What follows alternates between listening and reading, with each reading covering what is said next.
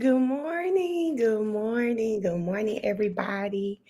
It is day six, and another day God reveals my haters to me. God reveals my haters to me. Good morning, Brianna. What excuse I was going to have, baby? I'm trying to see what you were talking about. Oh, Alice. Oh, Alice. Oh, okay. Okay. Good morning, Kay. Good morning. Shit. Good morning, Tia Tadil. See how y'all know one thing started. Good morning, Haley. How are you? Hey, Danielle. How are you? Good morning, Sherika or Sharika. Good morning, T. How are you, girl? Good morning, JT. How are you doing this morning, girl? Hey, Missy. Hey, Missy. Give me just a moment. I don't know why I'm not scrolling. There we go. Good morning, Alicia. Hello. Hey, Carol. Hey, Brittany. Y'all see, I wore my sweatshirt for y'all today. I moved the bag out the way and boom, there it was. I said I'm wearing it this morning. Good morning, Shay. Hey, TL Goldie. Hey, Bridget. How are you? Good morning, Vitra. Hey, Brianna. Brianna with an A-N-N-A, not that other one. Good morning, Yates. Hey, Gwen. Good morning. Good morning, Alice. Hey, Jasmine. Good morning. Good morning. Hey, Phoenix. Hey, Megan. Miss Dress. Good morning, Forrest. Jen is supposed to be today, guys. She's probably going to be later in the day, but I think we're getting Jen today, which is crazy that we're getting her this early, day 6, but good morning, Miss Sheila. Good morning, Gigi. Good morning. Hey, Cass. Hey, Sugar. Hey, Niara. Hey, Siobhan. Good morning. Hey, Jess.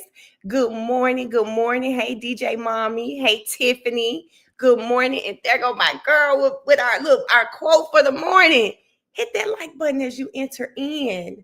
Hit the like button as you enter in. Good morning, Emmy. Let's see. Hey, Val Pal. Hello. Hey, Ashley. How are you? Yes. Good morning, Crystal. Good morning, Tati. How are you? Hey, Erica. Good morning. Good morning, Brashana. Good morning. 746. Proud of you. I hit the live button at 745. What they say? Clark that. Okay. Good morning, Jen. Good morning. Good morning, Mia. Good morning, Summer. Hey, Alex. Hey, Anna. Hey, Felicia. Let's see who else we got in here. Hey, Sierra. Hey, Melissa. Crystal Jackson this time. Good morning. Good morning. She said she found the sweatshirt. We're about to have a good day. I'm actually a little hot in this sweatshirt. I need to check the air, baby. I might come out of this sweatshirt. Good morning, Miss Renee. Good morning. Good morning, Summer with an O. How are you? Yes, time for the good mornings. You ready for Jen and all her lives this morning? I don't think Jen's going to be right in the morning because remember, we stopped the cross on Within. So they're going to finish the cross and then Jen coming. Jen is coming, and that is crazy to me. Hey, T. Townsend, Mel, why did I have to buy the same sweatshirt and I live in the D? Child, I told y'all this, Mariah's. I said, Lord, I feel bad because people seeing me out if I go out in it, and they'll be like Detroit, and I'll be like, I'm from Memphis. Sorry. Yes. Good morning, Claudia. Good morning. Good morning, Sleepy. Good morning, Megan. I don't know if I spoke already. Good morning, India. Good morning. Good morning. Hey, Bia. How are you this morning? Good morning, Nisha. Good morning. I think I'm down to the good mornings. Good morning, Annette. Hey, Kristen. Good morning, OLM. Good morning. Hey, Gina. Hey, Amir. How are you? Hey, Lena. Good morning. Let me make sure I didn't miss any because I think that wraps it up. Good morning, Tracy. I didn't see Jaleesa. Good morning, Lexi. Hey, Tasha. Hey, Rita. Hey, T. Lynn. I'm at the end. Good morning, everybody. Good morning. I hope you hit the like button as you came in. It is day 6 of this foolishness. day 6. I don't know what's going on. Y'all know the lawyer, I follow him on almost everything. And I saw him say he thought Ian Whiffen was better this time than last. I do not have the same opinion. I thought he was just as confusing as he was the first time. And I just shared something on X, y'all. Let me read it to y'all. Because I got this. And again, I never want to say I am knocking anyone that doesn't go to college, because you can teach yourself, you can be self-taught, all of that, right? My problem with Ian Whiffen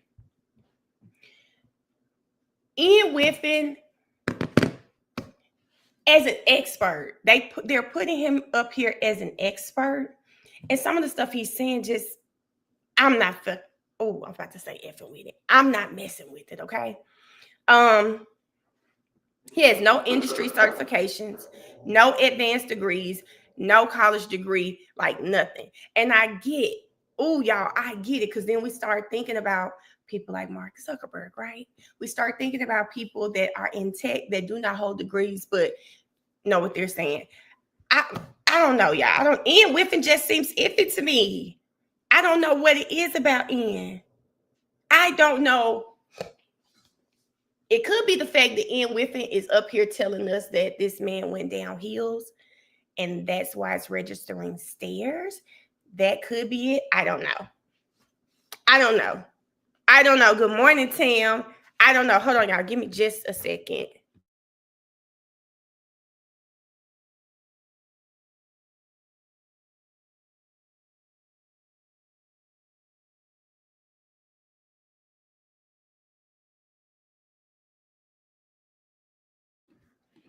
So yeah, I don't know if that's what it is about Mr. Whiffen, but Mr. Whiffen, I don't know. I'm not getting a great read on him. And we've seen a lot of the state's witnesses. The MEs, I remember that pathologist with the sleeve. Oh my God, we loved her. So it's not like you're trying to find something wrong with the witness. I don't know. It's probably the heels. It is probably the heels for me. I think there's a possibility that you can have a lot of experience to be an expert. I agree. I don't think that's the case with the experts I've seen from the CW so far. Maybe I think that's it. It's not the whole he doesn't have a degree thing. Good morning, Ash. It's not that. I don't know why I just don't believe him. Forrest says he lived in Britain, in Calgary. He's an ex-cop, and I think I remember hearing that he moved up the ranks. He was part of a big police scandal in the UK. Oh, wow. His involvement was fuzzy when I did a deep dive. Okay. And maybe it's because when I understand in government, you don't have to have the knowledge. You can simply have the time, and you'll pass along and you'll get these positions. I've seen it 100 times. You can be there for a minute and you'll get these positions. And that's what it is.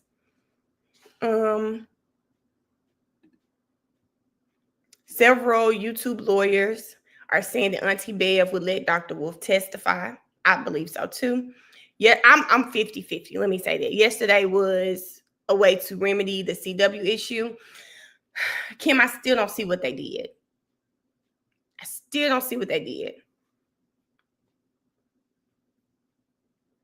Yeah, Gina, he did look a little tired. I saw that on X. I saw that on X too. Good morning, Tiffany. How are you? Good morning, Nikki. Hey, Georgette. I just think that's what it is. He's not believable. I don't know. It's something off with Mr. Whiffen for me. I was watching the rewatch of You with May and Star. Star said AJ and Wolf had some chummy pics after trial one. AJ and Wolf? Really? I don't even remember that. But I do remember Karen. Thank you, Lexi. I do remember Karen. They're saying it was Photoshop now, though. So I don't know. Good morning, Jaleesa. Hey, Kiss. Good morning. Not Kiss said, wait a minute, I'm late.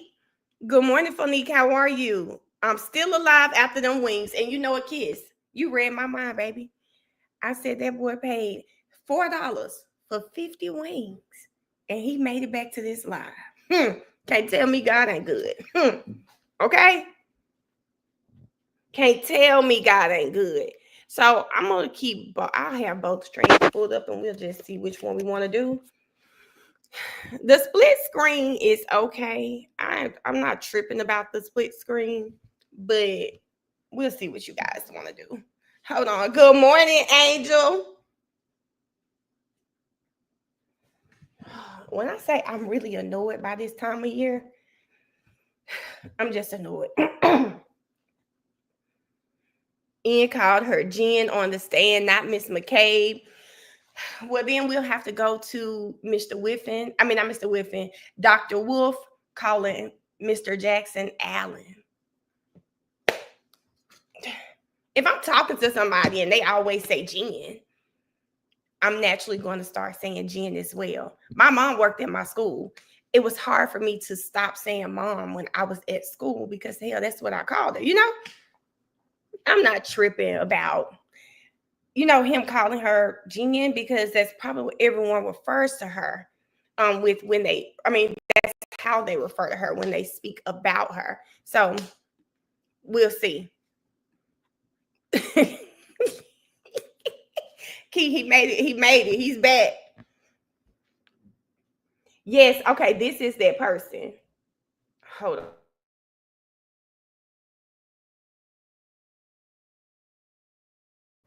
This is the same young lady. Hey, Tasha. That's the same young lady. So Bridget, we'll do that one. I'll do that one. I'll do that. That's the Lauren Crown one. I wonder when did they start that? The split screen.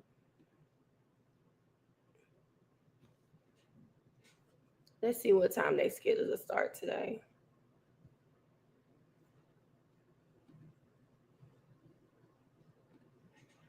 Just for the sake of this, I'm going to go ahead and have the screen up.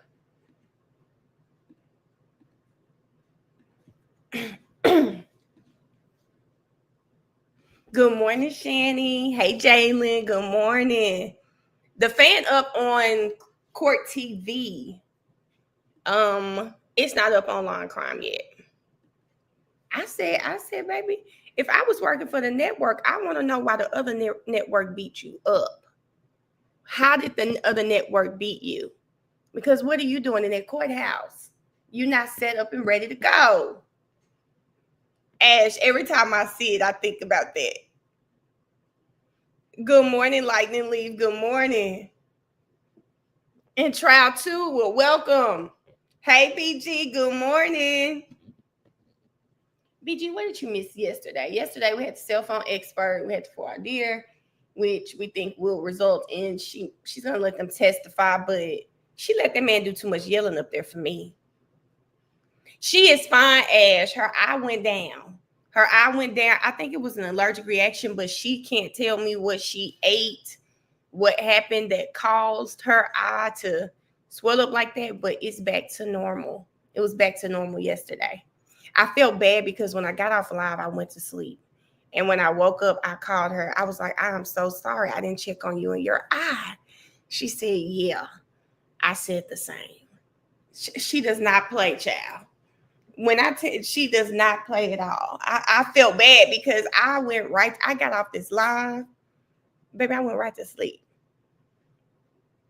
Actually, I don't want to mix them on here, but today my business is to go over his motion in another live and also update my TikTok because that's my friend. I just have not had time to sit down and just read it, consume it, and go over it.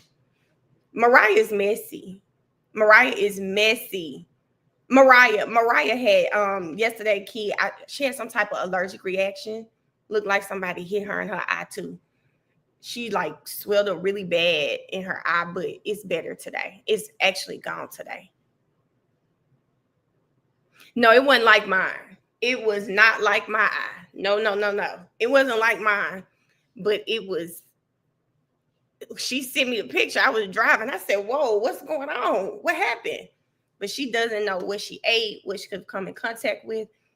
that could have caused her to have that allergy, but it's fine now. Key said, they said, niece, she my damn peer. And Key, she gonna remind me every time I say something about Key.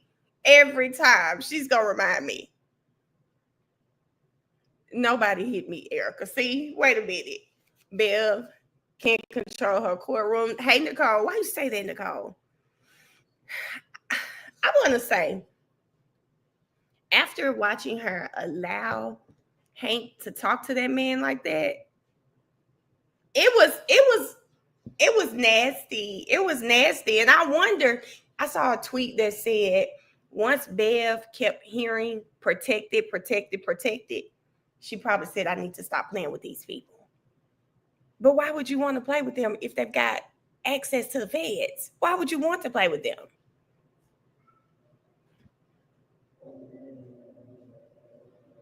What?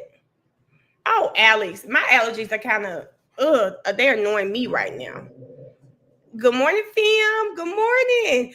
But Key, this is my thing. If if Bev does not allow Arca in, what happens?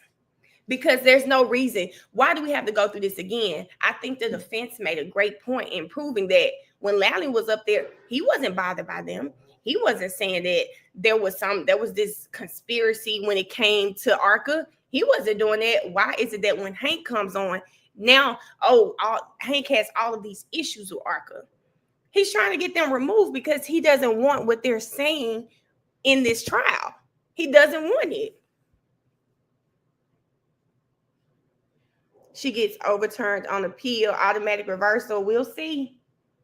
We'll see. I think the feds are watching the trial. Shay, to hear that the feds will be calling this man up. Okay, so they expert up here saying this. Like, I can't imagine what the conversations were. But to hear that they are actively watching this trial, they're paying attention, they're taking notes, taking it back to their expert. No, come on. If I were any of the McAlberts, because you know they're watching, and Mr. Higgins, I treat lightly because they're watching you. I think that was the reassurance that they are not done. That's why they were watching the trial and then calling and talking to you about it. Stephanie, I'm not doing I'm not doing that trial because I've already started Karen Reed. I honestly didn't even know he had a second trial until I was in Memphis over the weekend and it was on the news. And I was like, he has another trial. I didn't even know. So no, if I do that, which my sister asked me to, it'll be after this trial is done. Because some people can't. I don't like to mix trials just because it's hard to keep up. Trying to keep all the updates. Hell, it's hard now. I'm behind on Moontook motions. It's hard now trying to keep up because I am on live talking for 8 hours a day. Then you get off live. I'm trying to update my TikToks, sometimes I'm like, I just sit there. I just want to sit in the quiet. And now you'll probably catch me on X or something. But yes, the plan is after I'm done to get to that one to see it personally, but I cannot do it at the same time I'm doing this one. I just can't. I can't do it. Gwen, I need to see what that is. I'll check it out. But Key, and Miss Jefferson, this is something that bothers her. And the lawyer, he said what Miss Jefferson said, what Yates said as well. They should have just gone ahead, leaned into Proctor, not mentioning him at all, and giving the defense the opportunity to get up there and say, you see, they didn't mention Proctor. He was disgraced, investigated, suspended, fired, not from another case, but this case. They gave them that opportunity. The lawyer, said you've got to go ahead and show your bruises. I think that's how he referenced it. And it's probably going to come back and bite them in the ass for doing that. Key, please tell them. I just tagged you in Emotional X.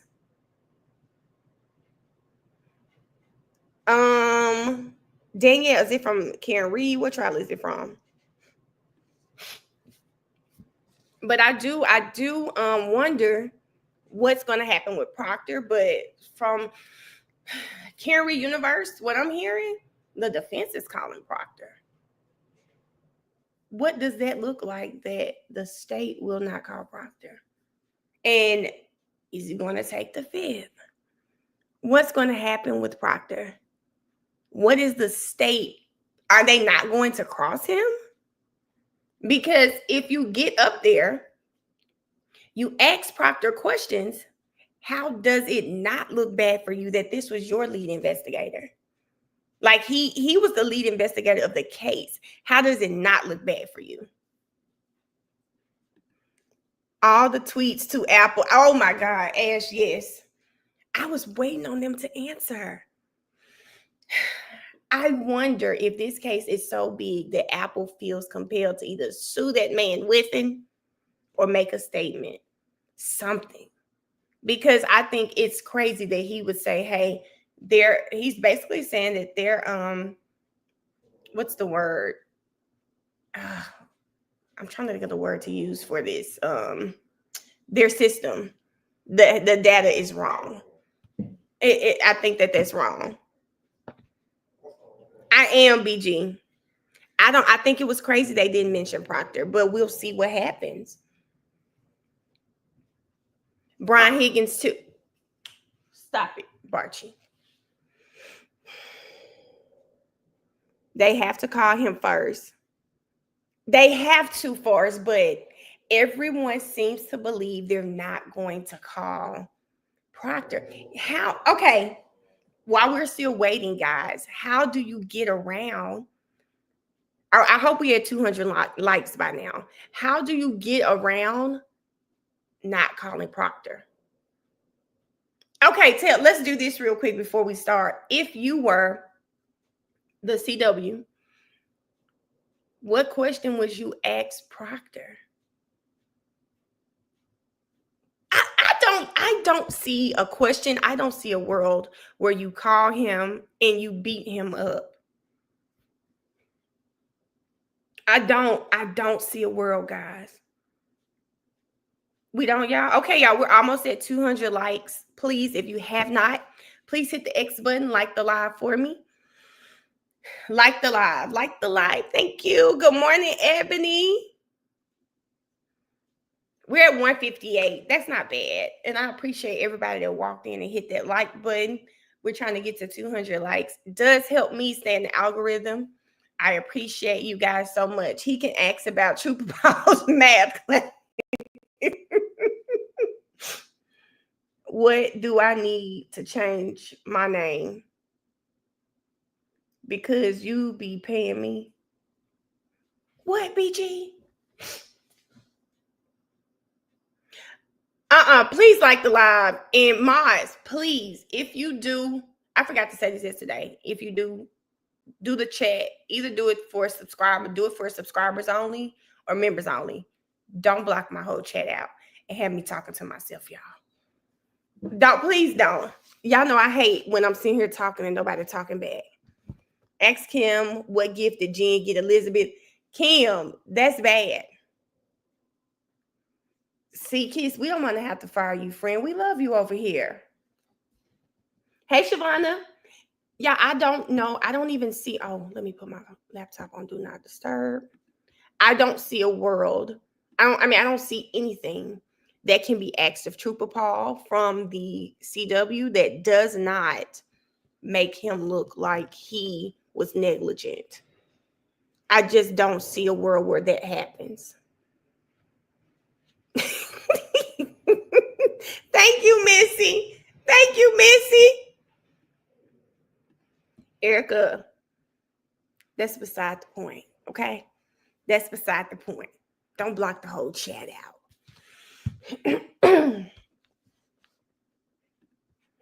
He'll call him. He would say his wife was going through hot flashes and menopause. He was under extreme pressure. He gonna have to explain it some way. He has to, y'all.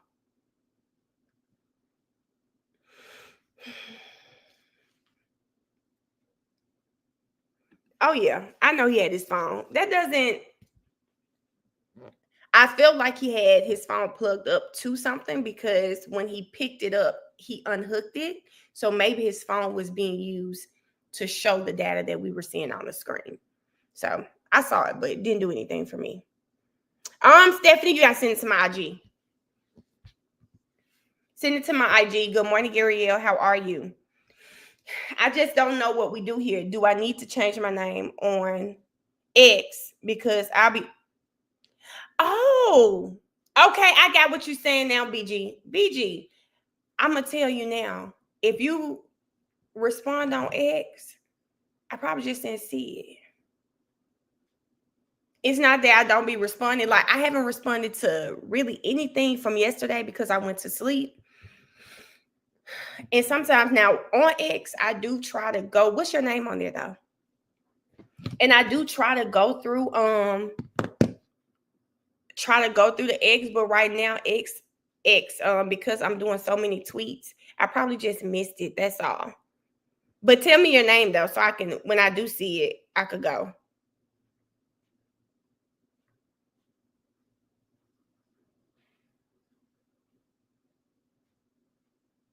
Oh God. Y'all know what? This girl XO Mills. Okay. I'm gonna make sure I follow you back too.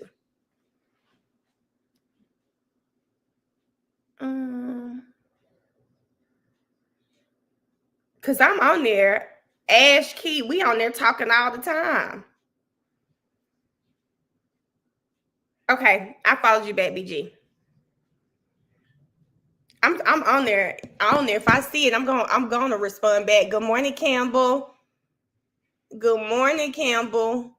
He had a text. You heard the sound go off. Oh, she said I think Jen was texting him. Girl. Okay, I'm let me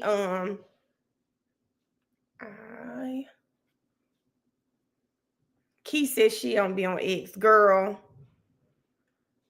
Key, we're not gonna talk about your show that you love to talk about.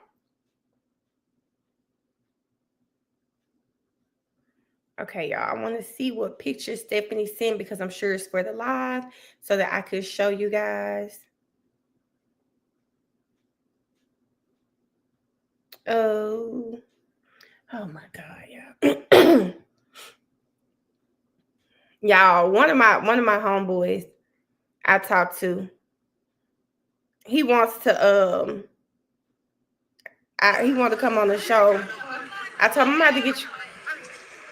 I told him I'm gonna have to get you on the live one day, but I don't know. Y'all. Oh, hold on. They're starting now. Let me see if they start. Let's see what we hear. Law and crime still haven't started.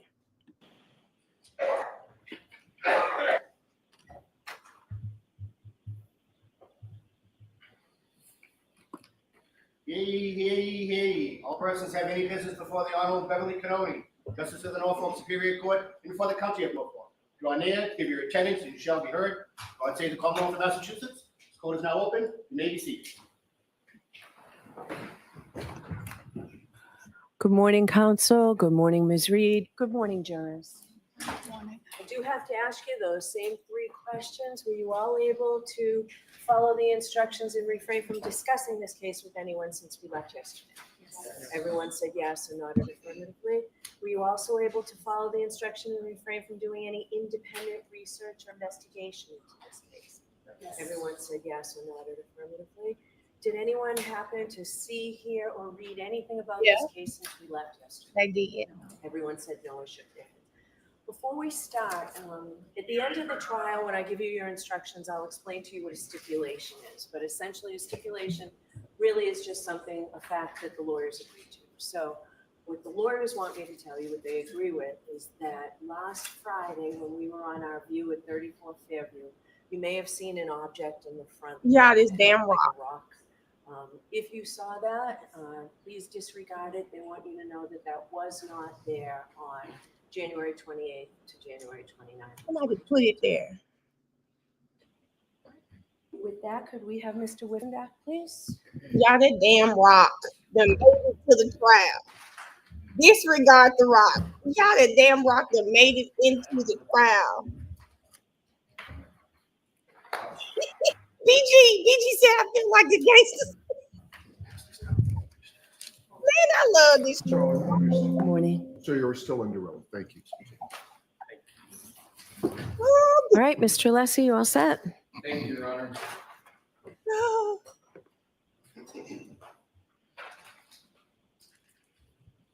May I approach? Witness? Yes. Thank you.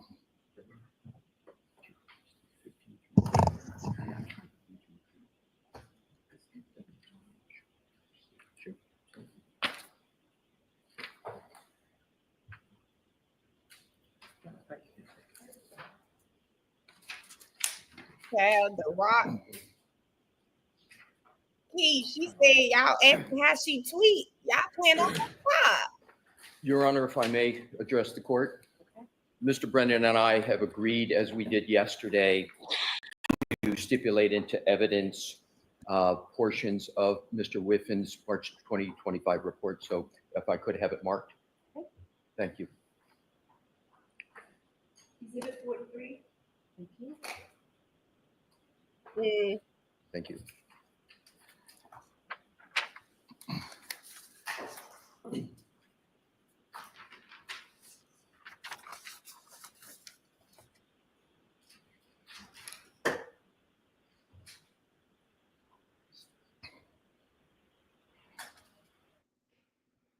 Man, social media undefeated because I bet that's why they. May I, Your Honor? Yes. Thank you. Morning, Mr. Whiffin, Good morning. and welcome back. Thank you. Hey, Isis.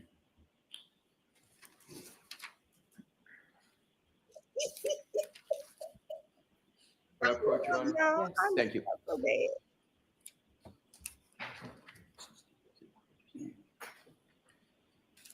No, that's why Molly. Thank you. Mr. Whiffen, I've just handed you, which is in evidence as Exhibit 43. And this is a portion of your March 2025 report. If you could just take a moment to look at it, and when you've had a fair opportunity to do that, I'd ask you to turn to page 28. And just if you could, sir, just pick up your head and let me know when you're ready to proceed. Okay, thank you.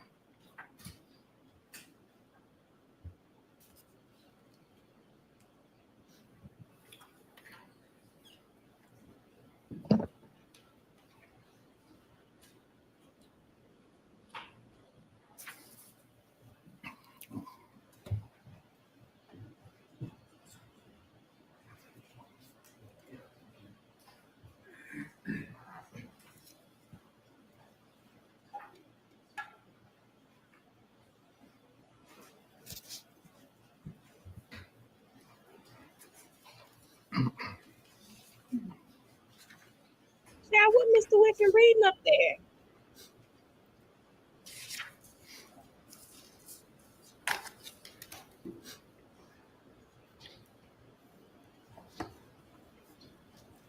He's stalking.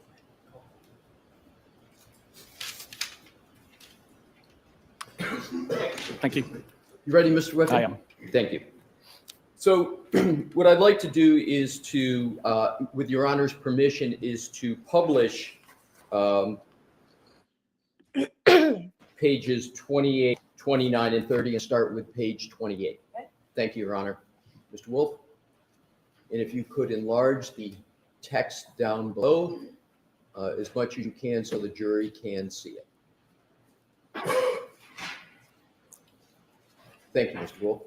So, Mr. Whiffen, this summary section of your report is a summary of the location section that you wrote in your March 2025 report, correct? That's correct. And it states The location data on this device contains a vast number of records while traveling between 12/19/33 and 12/24/38. These records all have a high horizontal accuracy value as well as bearing and speed information which conforms to the streets being traveled. Next paragraph. The device arrived outside 34 Fairview at 12/24/38. Yeah, I'm gonna swap. Where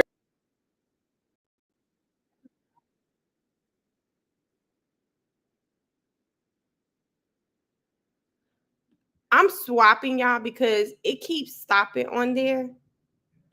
So I'm gonna go back 2 minutes. But I'll swap to y'all. the location section that you wrote in your March 2025 report, correct? That's correct.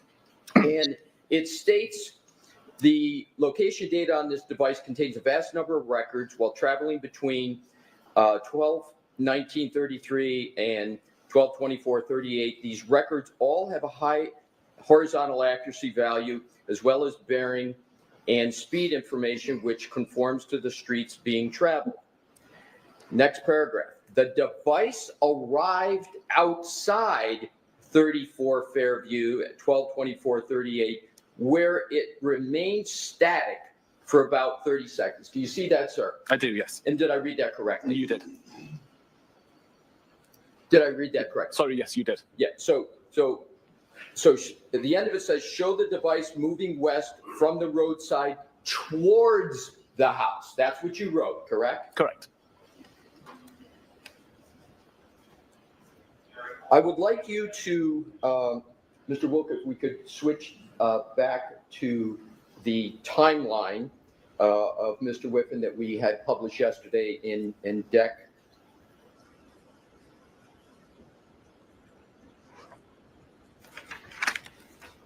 79.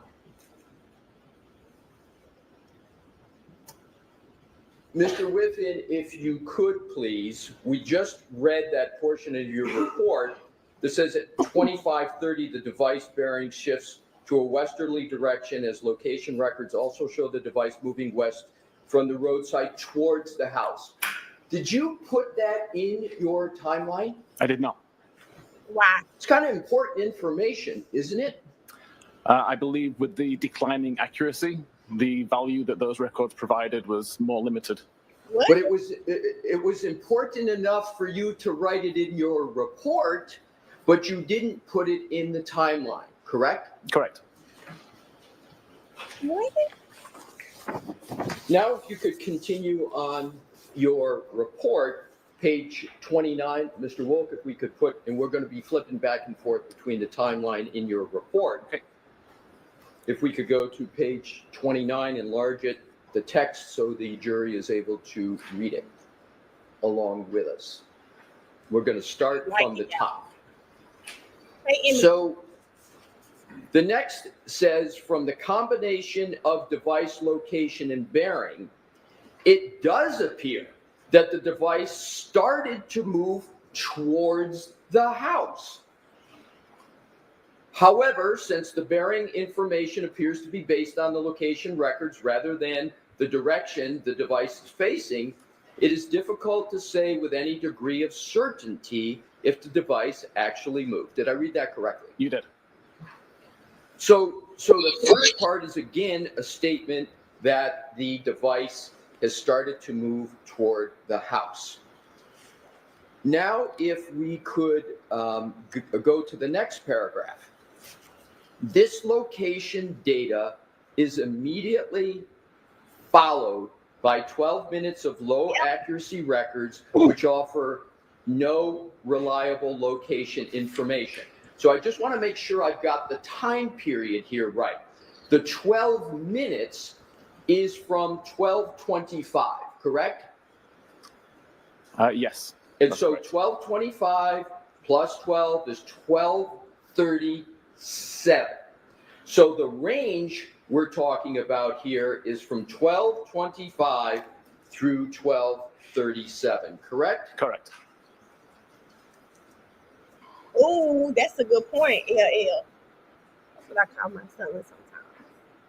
Then, If we could go to, Mr. Woke, please, back to the timeline, slide 82.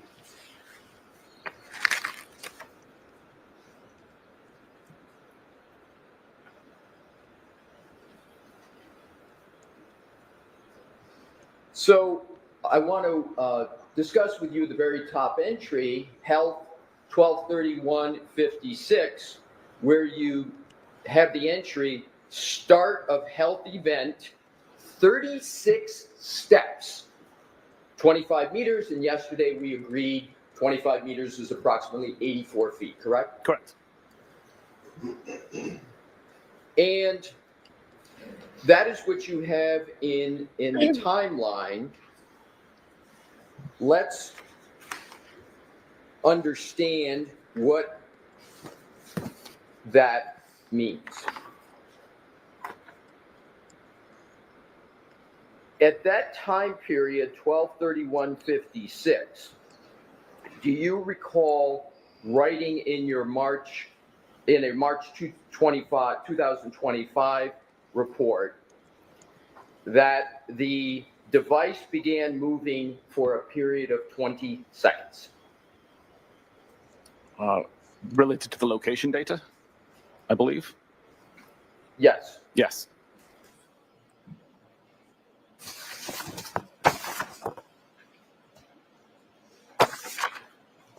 Now, if we could, Mr. Woke, go back to page 29 of the report.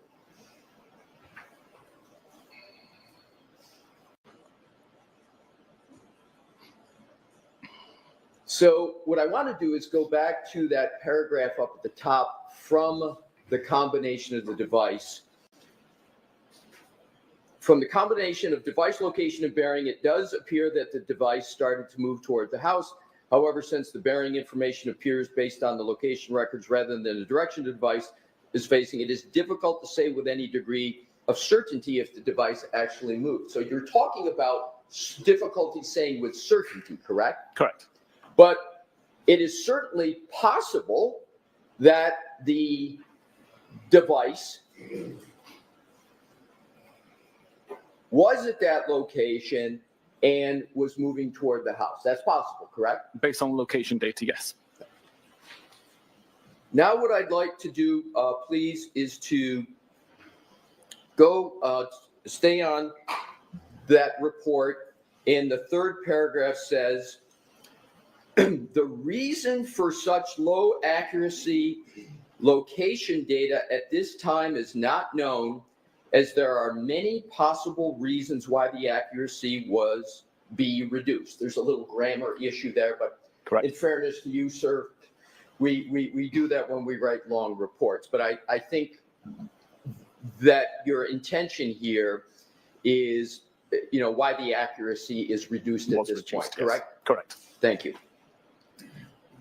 This could include reasons such as the device entered a building covered area, the result of weather conditions, geography, poor connectivity, or interference, to name a few. So those are the reasons you gave, which could contribute to some low accuracy, correct? Correct. And interesting, the very first reason you gave is that the device could be entering a building or covered area.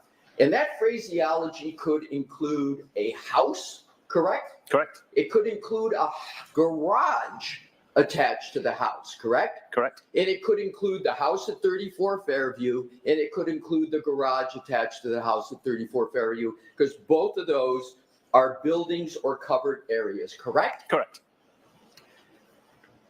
Then you go on in the next paragraph to say it is known that the device was not being used at this time, and is this time that include that 12:37, 12-minute range, 12:25 to 12:37?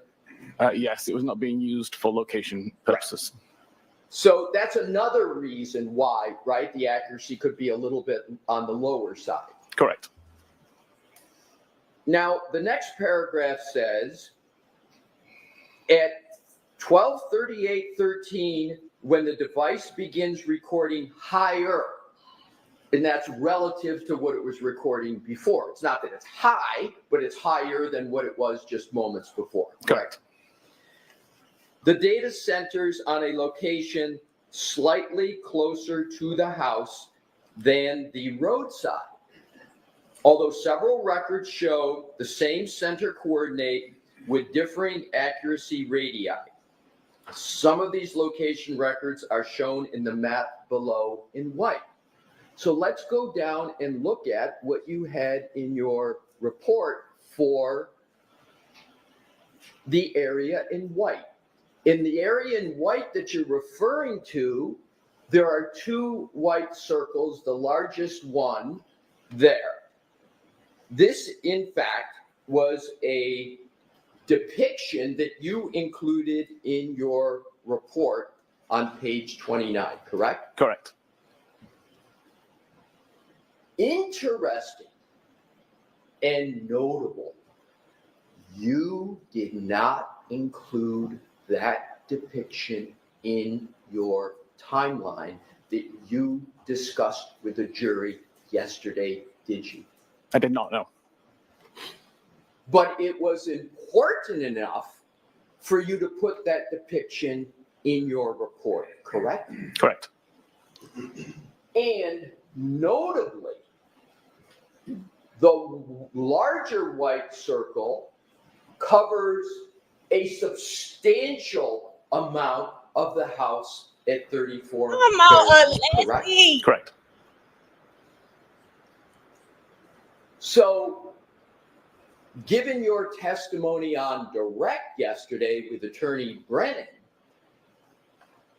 the phone of John O'Keefe, according to this depiction, could be anywhere within the largest white circle, correct? Correct. I'm sorry, did you guys hear what he just said? If you looked at the depiction that we just saw, you see the smaller circle, and then there's a larger white circle, which covers majority of that home. What they are getting at is that he very well could have been in that home. You can't say with certainty, oh, he was at the flagpole. No, he could have been in that home too, which I think is a great point. He was in the house. He was in the house. Come on now. And this depiction was not offered by you or the Commonwealth in your presentation to the jury yesterday, correct? Correct. Not in the PowerPoint.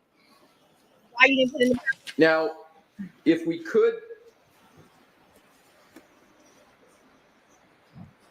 go back, Mr. Wolf, to page 29 of your report, into the text, and if we can enlarge the text just a little bit, please, for the jury, Mr. Wolf.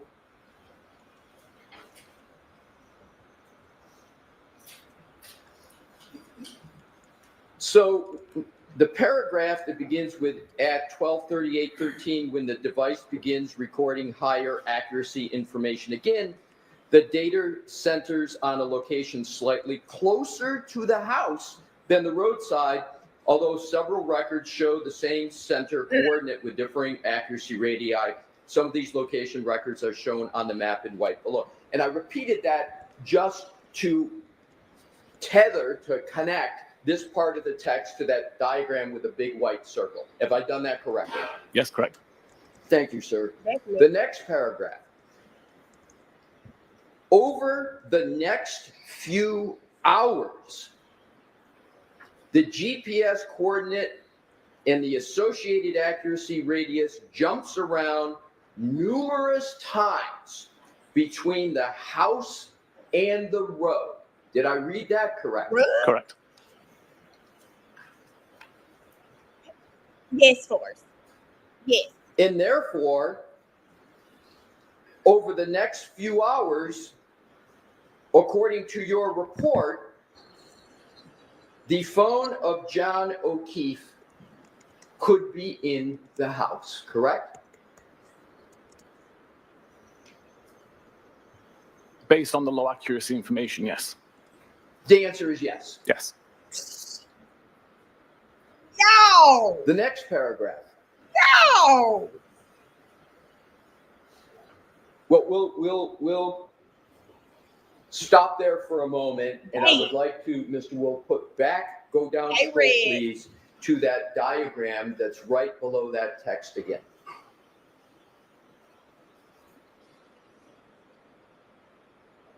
Damn, y'all.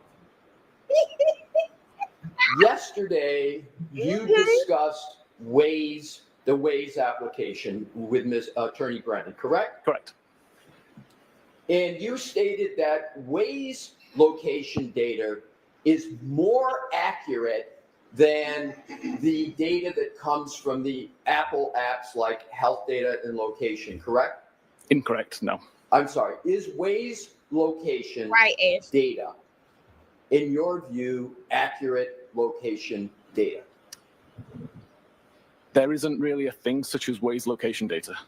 I'm having trouble hearing. Waze location data doesn't really exist. Waze is requesting location data from location services, and location services would respond with high accuracy information. Okay, I appreciate that correction. So, when someone is using a Waze application, is the information they get through that Waze app accurate? It tries to be accurate, yes. And as a general matter, is the Waze application more accurate than the Apple information regarding location? It's the same thing.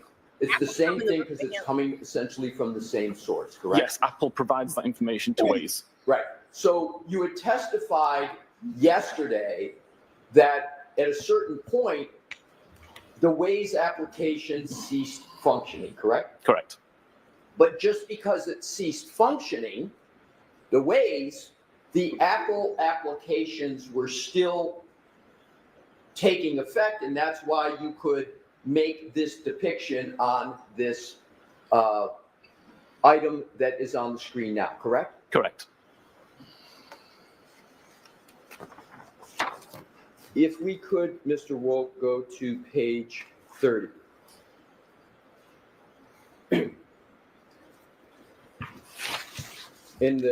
What I'd like to highlight, please, is the text. So if you can enlarge it up at the top. Y'all, do we need to be here any longer?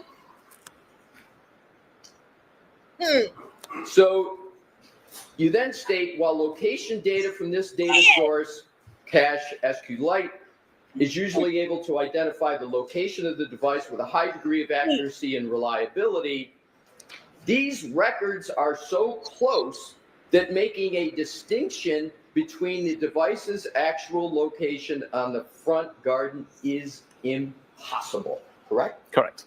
Your words, impossible. Correct. Your words, not mine. Did you provide any of the information in that paragraph in your timeline or to the jury in your direct testimony yesterday? Not in the PowerPoint, no. Next paragraph.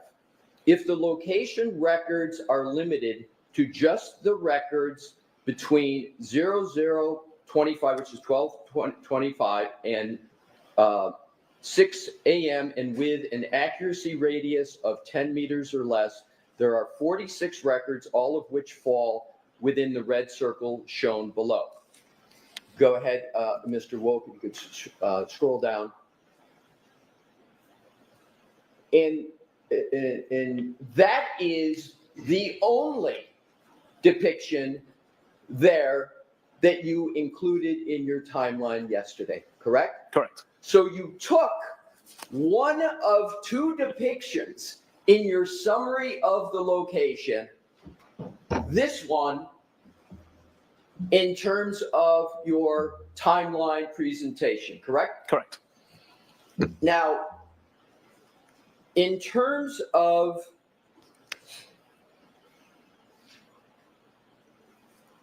the timeline, and Mr. Wolk, if we could go back to the previous with the other depiction.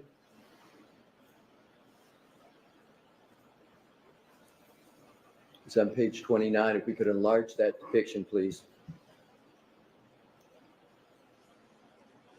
So you testified that the flagpole in the fire hydrant are more down toward the small black circle. Is that correct? That's my understanding, yes. And yesterday, you rendered an opinion that you believed that the phone was mostly in the location by the flagpole in the fire hydrant, correct? Objection. I'm going to see counsel at sidebar for a minute, please.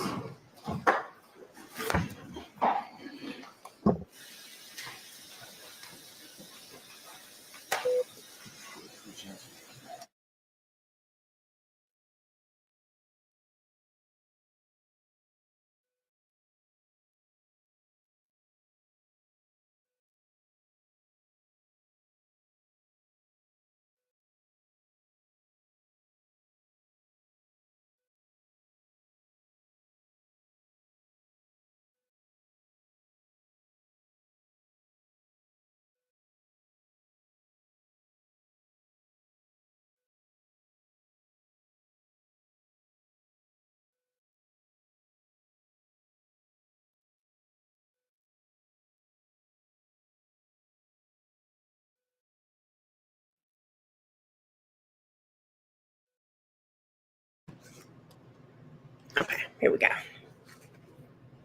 She said she know everything.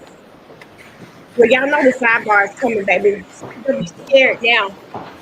Y'all know they are coming. May I, It's Your Honor? Jared's Yes. dad. Thank you. Here. Oh, I don't know if John's dad is here. If we could dim the lights again, please. Thank you. So if we can enlarge that depiction. So yesterday, Mr. Whiffen, you focused your testimony and your opinions on the smaller black circle, correct? Correct. And you didn't discuss at all or disclose at all this depiction, and therefore didn't discuss or disclose at all the larger white circle, correct?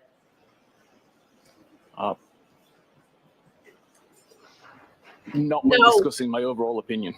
Right. Don't try to say that. So the answer Is no. right.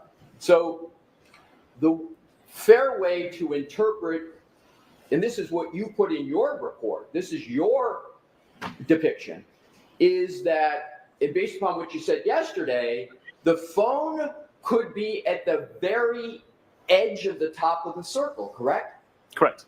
And the phone could also be at any point, so you can, in theory, put a phone anywhere around the very edges of that entire circle, correct?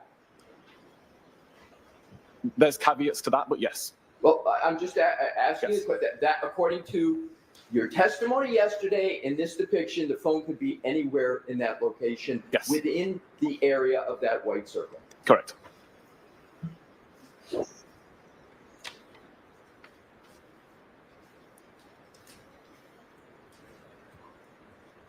I would like to now go back to the timeline, Mr. Wolf, where we had left off, which is slide 82. I know Ian Whiffen up there like talking about my overall opinion. How did your overall opinion leave out information? Come on now. And at the very top entry, you have health, time 31:56, and then the description, start of health event, 36 steps, 25 meters, and we agreed about 84 feet. And this is where the device began moving toward the house for a period of 20 seconds. Is that correct?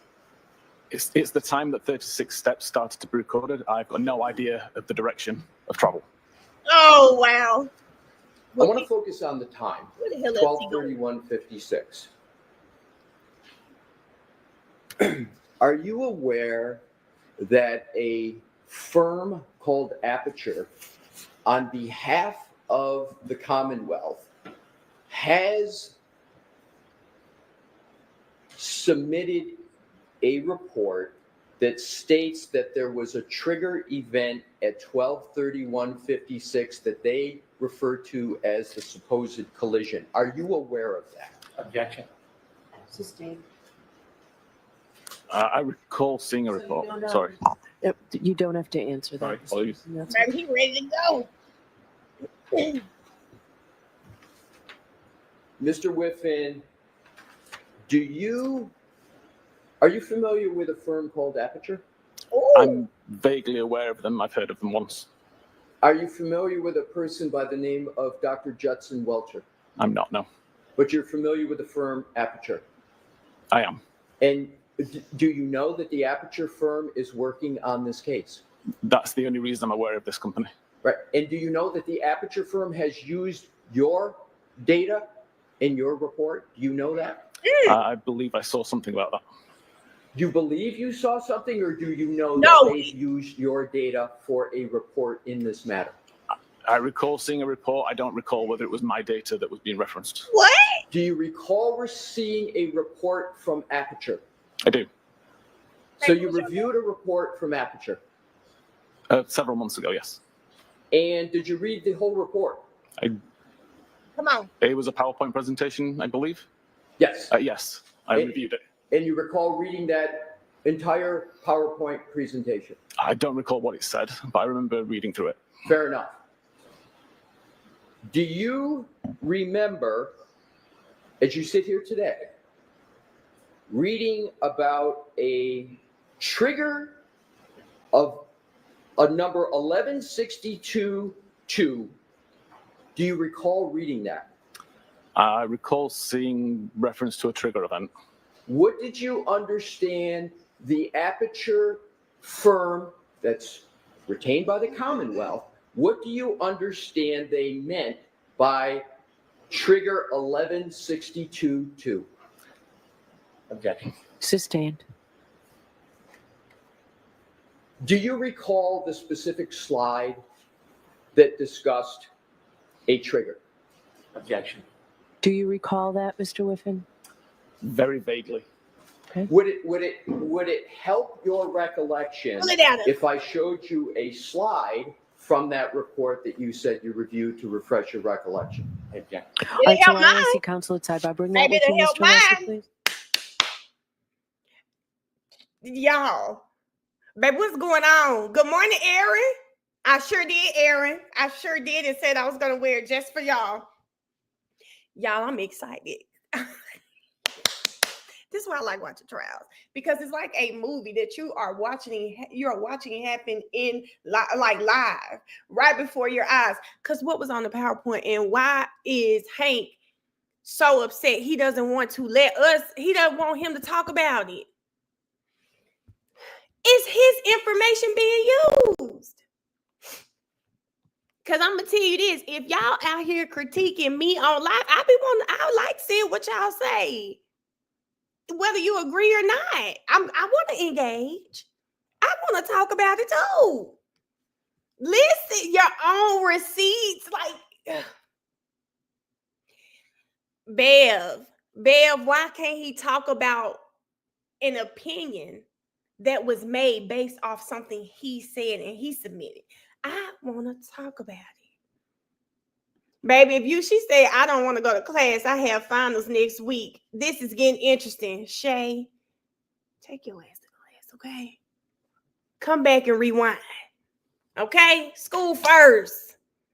They got their degrees up here arguing up there on this. Well, not Mr. Whiffen, but the lawyers. They have their degrees. Go get yours. Listen, Shanny, he wanted to tell us everything yesterday. Today they want to be quiet. Your boy Glitchy. They're going to have, I want to know what they're talking about. I want to know, tell them we don't play this. I want to know what they're talking about. I want to know what they're talking about. Me at work plus studying and in court.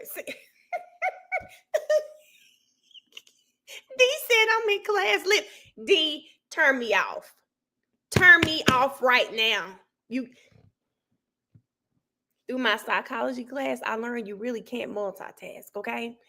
If you think you're multitasking, you are taking some of your attention away from something else. So if you're listening to me in class right now, you don't know what the hell your teacher talking about for real. Turn me off. Turn me off. Yo, the trigger event is when John was hit, but his data shows he was walking and taking steps down and moving. Baby, this is too much, y'all. This is too much. They said, yeah, Mel, please listen to us and don't judge. Tasha, did you say you in class too? Are you in class too? Because goddamn, are we going to have to start having some study groups? What are y'all doing? Good morning, Jan. Good morning.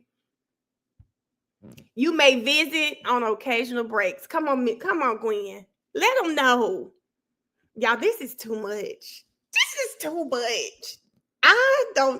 What was Hank thinking, y'all? What was Hank thinking? John's mom doesn't want the truth. She doesn't like, what's her face? Karen. She doesn't like Karen. Sorry, y'all. She doesn't like Karen.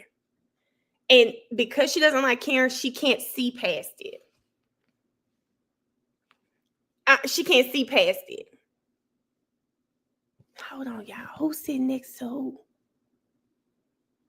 I can't really see them people like that. I was on my flight yesterday fighting for my life watching Arca. Oh, girl, that was terrible. Arca was... I still have to do my videos on Arca, which I'll get those out today. I got some more shit to say about that Arca thing because it was terrible. It was terrible. It was terrible. Hank's never getting hired again. I don't know what Hank was thinking. What the hell was Hank thinking? And Bev better not hold his hand. Hank is a big boy, okay? Hank put in whiffing on this stand, knowing good and goddamn well he used his information, gave it to someone else, and they came up with an opinion. Baby, what's the opinion? I think that opinion is about to mess them up because it's going to like lock them into something, right? There's no way. There's no way. We got Karen connecting to the Wi-Fi at 12:36. And y'all are saying, well, he was exactly hit at 12:31, 12:32. It took her longer than 4 minutes to get to that house. Can't do it. Ashley, Hank fighting for his life. Tasha said, I asked my professor for an extension. The reason I can't knock y'all is because I do understand what can happen in school. But if y'all done made it this far, baby, you got to finish out strong. I have other shit going on, but I get it. But if y'all done made it this far, we taking finals, baby, y'all better go ahead and lock in. Jen's two sisters are in the O'Keefe section. Good. Jen's gonna need some extra prayers in their courtroom today. Baby, she's gonna need some extra prayers, baby. She said, I work for a lingerie company. Okay, T. And I be clocked in the Millionaire every day. I know it's some people out there mad because their orders are jacked up, T. So now I can't be sexy for my man because you in here watching some dark skinned girl with blonde hair. Oh, they're gonna get you.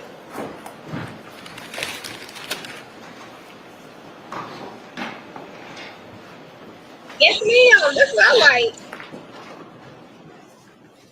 Mayor, Your Honor. You can approach. Thank you. Uh-oh. We won. Mr. Whiffen, I'm handing you this. I'm handing you this document. Thank you. May I stand by the witness? Sure. Tell me when you've had a fair opportunity to take a look at that.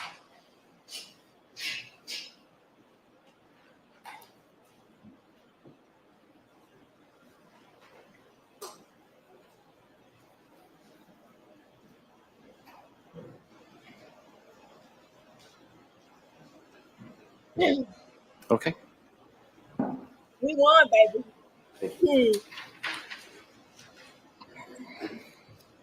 We won, baby. Mr. Whitman, does that refresh your recollection with regard to an aperture report that discusses a trigger of 1162.2? It does, thank you. Who the hell Pardon is me? It does, thank you. And how does it refresh your recollection? I remember seeing that several months ago. I'm sorry, Your Honor. There's a blower on here that I'm having trouble hearing Mr. Whitman. If you, sir, could bring the mic, it's not your fault. If you could bring it and speak a little louder, I'd appreciate Yeah, it. I recall seeing that as part of the report that I read 2 months ago. And you recall the time of 12:31:38 now, correct? Correct. Let's go back to your timeline.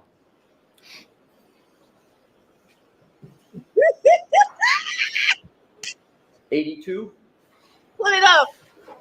So you just spoke about a trigger 1162.2 associated with a time of 12:31:38, and we are now at the timeline of 12:31:56, correct? Objection. Sustained. We are now going back to the timeline, deck 82, and you see up at the top where it says health 31:56. You see that, sir? I do. And then it says start of health event, 36 steps, 25 meters, which we have said is 84 feet or so. And this is when the device begins moving, correct? Correct. And that is after the trigger of 1162.2, correct? Objection. Sustained. Let's go to the next entry on the timeline, which is 12:32:03. You see that? That's Doppler. I do. And then you state pocket state cleared. Is the phone at that time in a pocket? It's impossible for me to say. I can say that the camera was blocked, but I don't know what was blocking it. You're saying at this point the camera is blocked? It had been blocked, and at that point, it became unblocked. So at this point, it became unblocked from a previous block status, correct? Yes. Does there have to be some human manipulation of the phone at 12:32:03 for that to happen?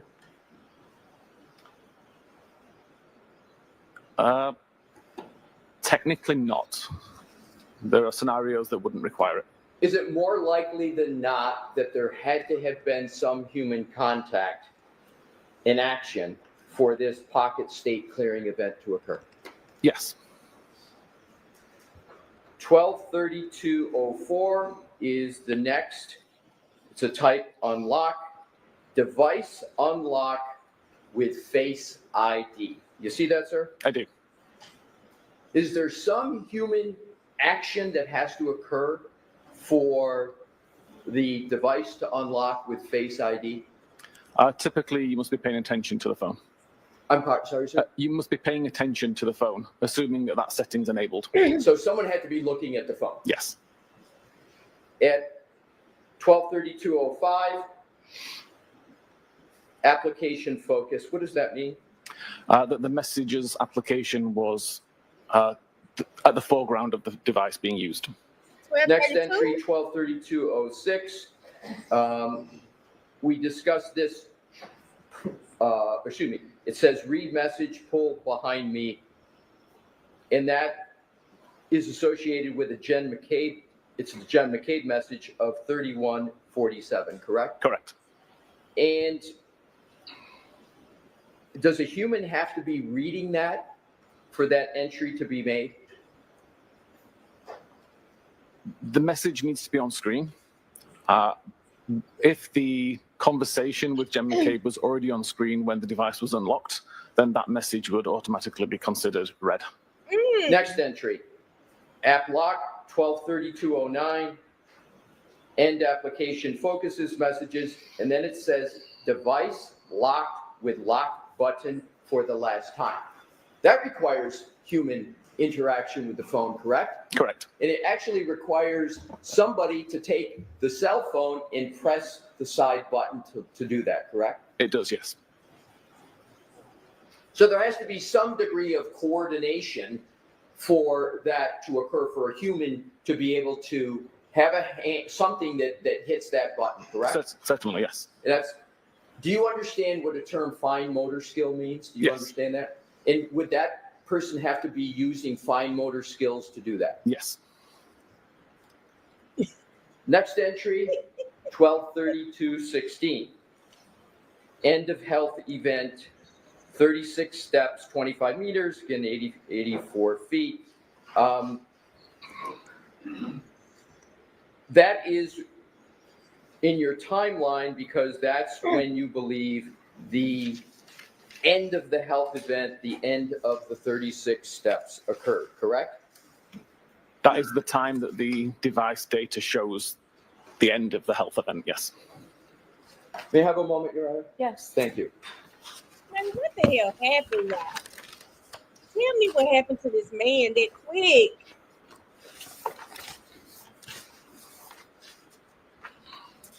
Unless he dropped his phone. Like, dude, what happened? He probably dropped their phone or something. And that's why they called him all those times looking for it. Do you need the light, Mr. Alessi? Yeah, that would be helpful. Thank you, Could we Your have the Honor. lights, please, Dave?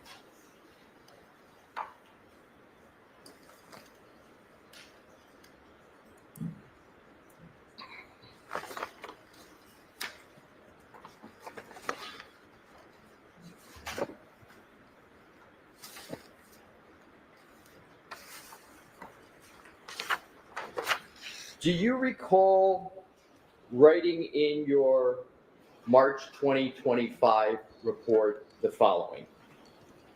The final health activity of note on John's phone can be seen to have occurred between 12/31/56 and 12/32/16, during which 36 steps were recorded, covering a distance of 25.4 meters, again, that 84 feet, according to healthdbsecure.db. Do you recall writing that? I do. 4 feet is far. And you used in your report 36 steps were recorded covering a distance of 25.4 meters or 84 feet, correct? Correct.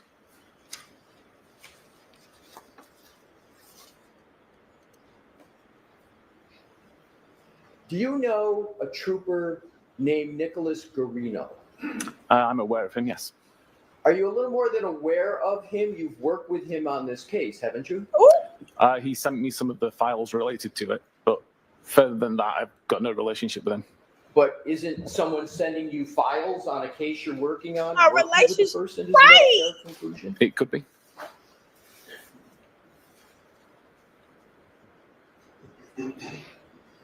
Do you recall reading any reports of Nicholas Garino? I don't recall reading a report by Nick. Does that mean you didn't read it, or you just don't recall reading it? I honestly can't remember if I did or not. I remember some of the reports that I read for this case. I don't recall if one was by Nick. Would it refresh your recollection if I showed you a portion of his report to determine whether you would have read it? Please. Thank you. Moment, Your Honor, please. Sure. Did you say Nick? Child, but he don't know him. Lord.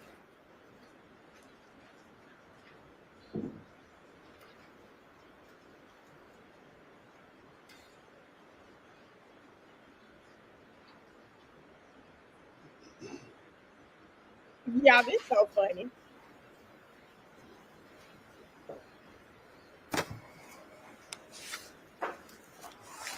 Yeah, this is crazy. Thank you, Your Honor.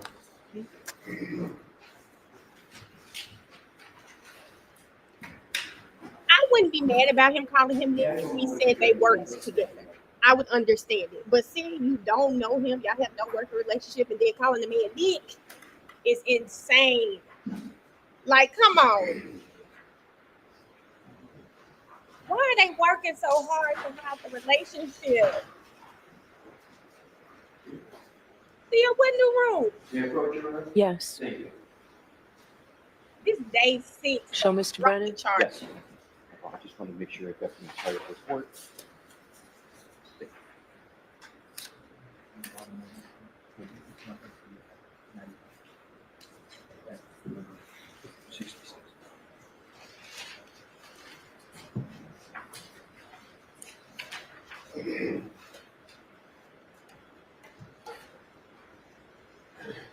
Mr. Whitman? Thank you. And may I stand by the witness, Your Honor? Thank you. I am providing you with a document, and I would ask if that refreshes your recollection as to whether you've read a report of Mr. Green. A report or this report? This report. Thank you, Your Honor. Okay. And don't be disrespectful. Don't be disrespectful. I understood him saying, Alan, if we're working together, I might shorten your name. Some of y'all in the chat, I shorten your name when I'm talking to you, right? But he just said, I don't know him. I know of him. We Don't have a recall work ever seeing this report.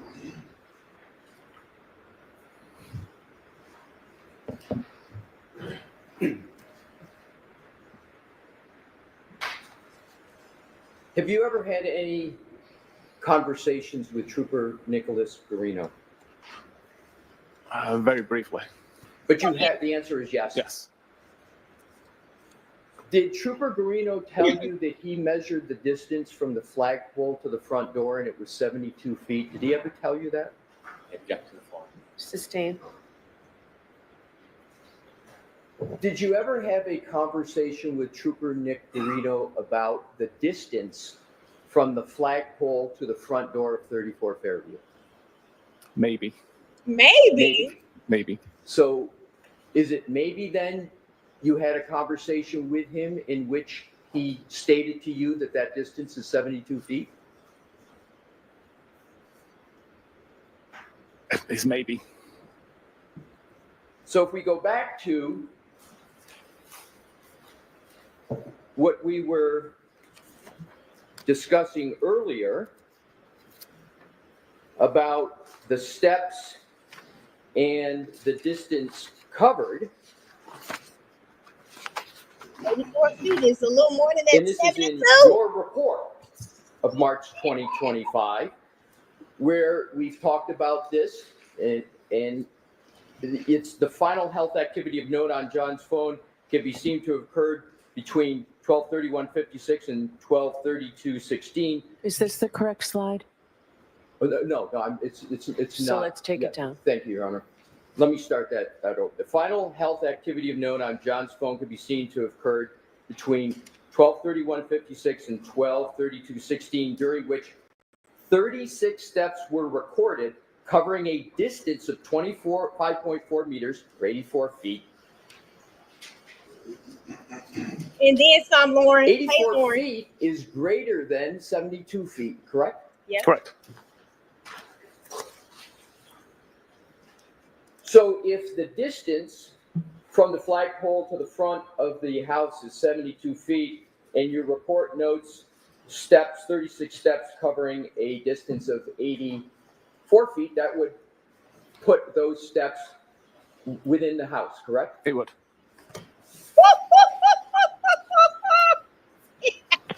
Let's continue on with the timeline. Oh my God! Oh my God! Yo! Deck 83. Y'all, I need a second. We now have Hold on, I need a second. Doppler 1233:14, and then Doppler pocket state. Do you recall in your report adding a word to this, that your report said pocket state detected? you recall writing that? More than likely, yes. But the detected word is not on that slide, is it? It's not, no. What does pocket state detected mean? There was an active check by the Doppler function, and it detected that it was in a pocket state.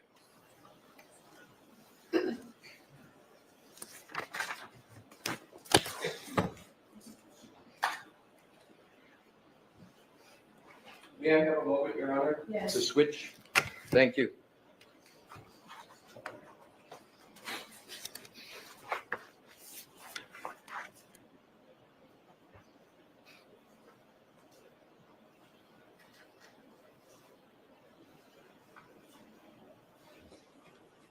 Thank you, Your Honor.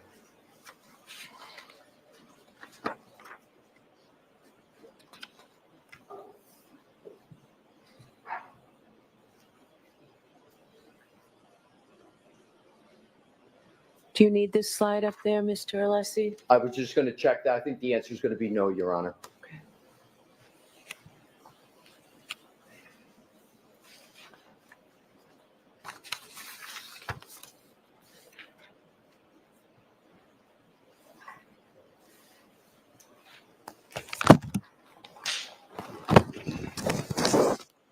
I would now like to change gears a bit and go to temperature with an iPhone. You recall that discussion in your direct testimony? I do.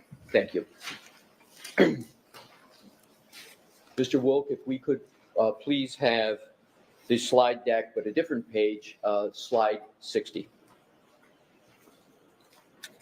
And just tee it up, but please don't put it on the screen yet. iPhones don't record ambient or the environmental temperature where the phone may be at any given time, correct? Correct. But the iPhones, including the iPhone of John O'Keefe, log the temperature of the battery inside of it, correct? Correct. And as a result of that function, examiners and folks like you can use the battery temperature of an iPhone to identify increases or decreases in temperature within the environment that the iPhone is physically located in. True? I believe so, yes. And that's right out of your report, right? Your March 2025 report makes that very statement, correct? Yes.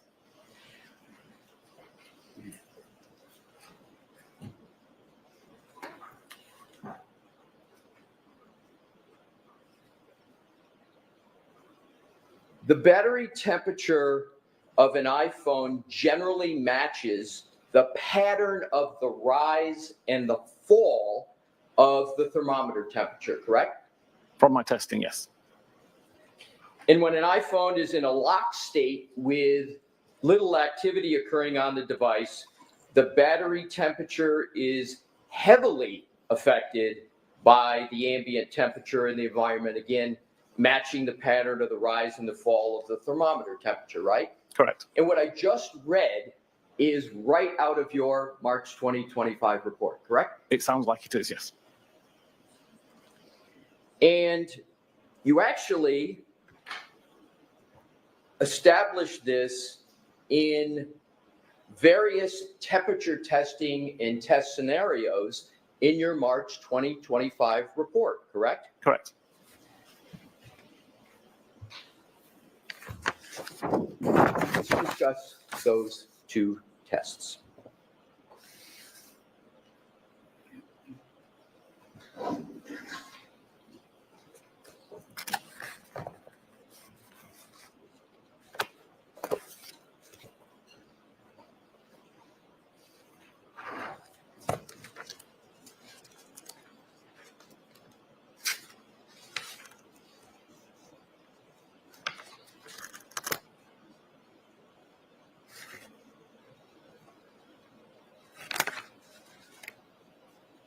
You had an appendix to your report that discussed two test scenarios with regard to temperature, correct? Correct.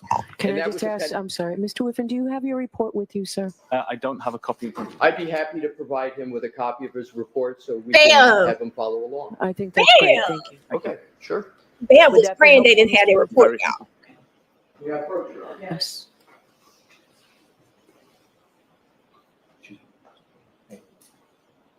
Yeah, Your Honor. Yes. Thank you. There you go. And Mr. Whiffen, feel free at any time to reference that report. Thank you. And if you could, turn to page 77.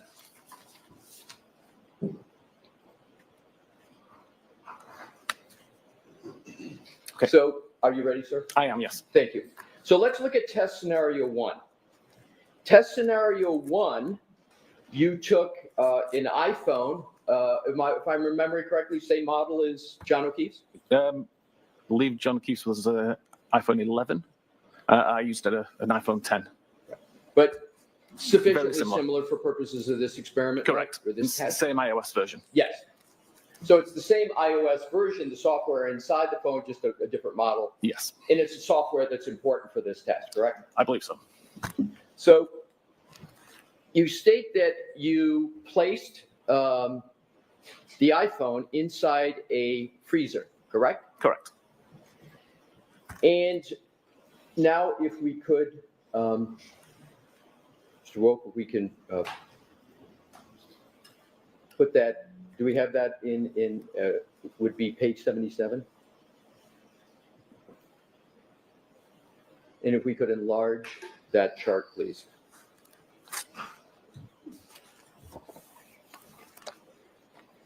Enlarge it just a little bit more. We're not concerned with the text at this point. So we can just get the chart as large as possible. Thank you.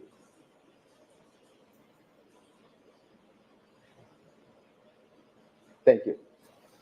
So what I'd like to do is focus on January 29th.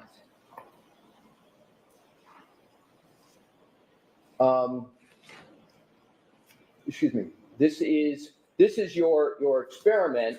When did you do test scenario 1, approximately, the date? This is a good question. It was sometime probably in December last year. I'm sorry, In December last year, I believe. December 2024. Correct.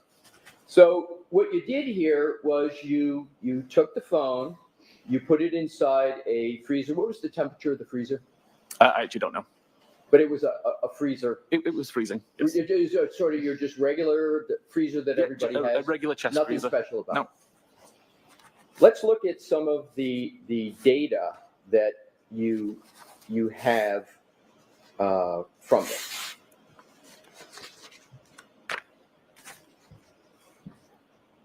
Y'all, Let's Ian Whippet start is at terrible. the 1710 time frame, Wait a minute. where it's placed in the freezer and you've got, and we're going to go with Fahrenheit, if that's okay with you. Of course, yes. Thank you.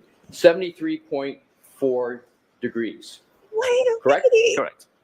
And then if you go all the way down to the 1725, which would be 15 minutes, correct? Correct. Crazy. I just learned. Can you state what the Listen. drop in temperature is of the battery temperature in just 15 minutes in a freezer? Approximately 50 degrees Fahrenheit. So it drops 50 degrees Fahrenheit. This is the first In thing you just learned about 15 biology. Correct. And is it fair to say that if you do the math, that's about a little over 3.5 degrees per minute? And if Your Honor, if you want to use a calculator, or just accept my estimate, whatever Your Honor thinks is appropriate. However you can answer the question, Mr. I'm Whiffen. happy to accept your answer. That's fine. Let me just make sure. I have a moment, Your Ain't Honor. nothing funny, Ian. Not funny at all.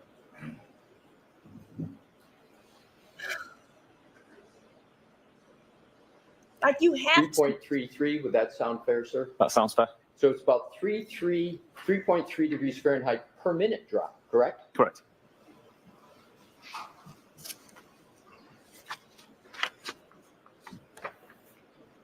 Now let's go to the next page of your report, page 78, where test scenario 2. And in test scenario 2, you took the same phone with the same software and you placed it outside at a temperature of 33.8 degrees Fahrenheit, correct? Correct. And we could enlarge that, please, Mr. Wolf.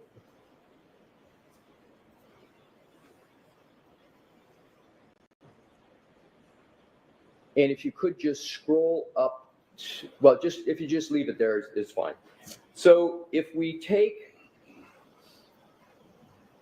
the time that we start out with a control temperature, and then we've got a battery temperature at 9:02, and this is the battery temperature of the iPhone, correct? Correct. And we've got 66.2 degrees Fahrenheit, correct? Correct.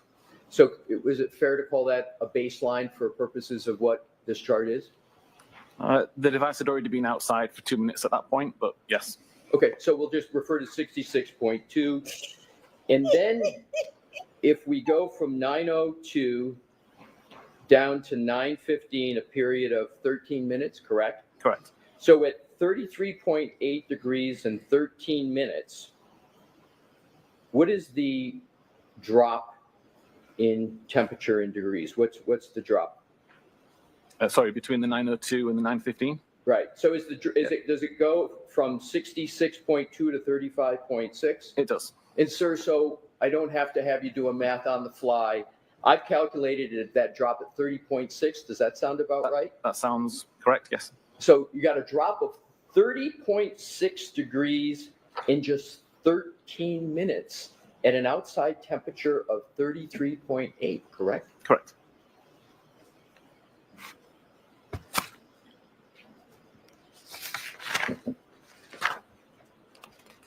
Superpower love this. Mm-hmm. Imagine. We're going to come back to this, but what I'd like to do is to compare these two test scenarios. Being uncomfortable up here. The one we just saw at 33 degrees Fahrenheit, where it dropped 30.6 degrees in just 13 minutes, again at an outdoor temperature of 33.8, and then test scenario 1 in a freezer, where it dropped 61.2 degrees in just 15 minutes. Now let's go to the slide 60, which was in your slide presentation yesterday, of what you stated was the temperature change in the iPhone of John O'Keefe on the morning of January 29th. You with me, sir? Yep. Thank you. So if we start out at 12:13, we see a battery temperature of 82 degrees Fahrenheit, correct? Correct. Then it drops a little bit to 77, a little bit to 72. And what I want to focus on is keeping the starting point for my questions here at the 12:37 time period on the morning of January 29th. And that's 72 degrees Fahrenheit, correct? Correct. So if you take the time period from 12:37 to 12:53, that's a 15-minute interval, correct? Correct.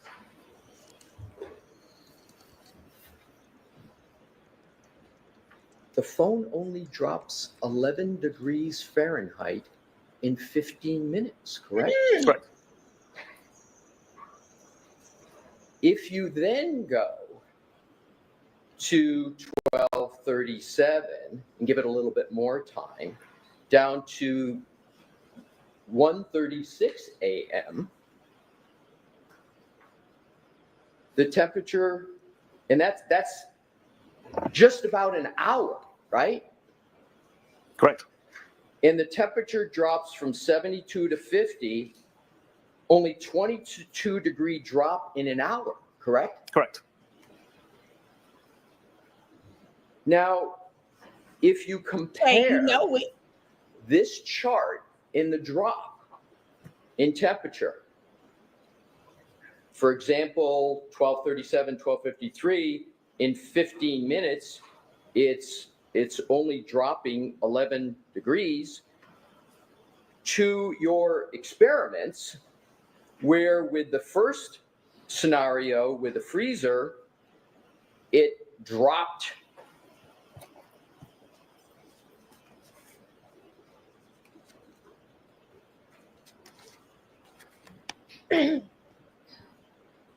50 degrees in a 15-minute period.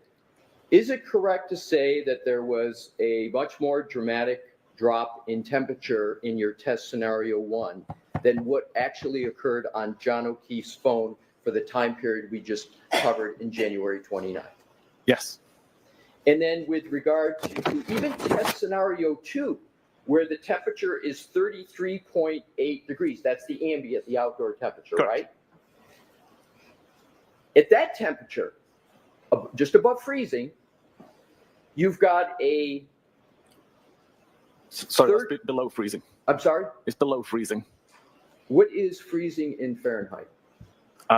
Don't know, but it's 0 degrees Celsius, Right. and it was -5 degrees Celsius at the time. Right, but would you agree that, and I want to be fair to you because I know you use Celsius more Yes. than Americans who use Fahrenheit, but would you agree that 2 degrees Fahrenheit is the freezing point in Fahrenheit? I honestly wouldn't know. Okay, fair enough. So, in any event, in your experiment at 33.8 degrees Fahrenheit, you're getting a drop in your experiment in 13 minutes of 30.6 degrees, right? Correct. Took an hour, only 20 degrees. Look at him. This time he should have left this damn science experiment alone. But much less drop in temperature In the actual on slide deck 60 of the actual iPhone of John O'Keefe on the morning of January 29th, correct? Yes, correct.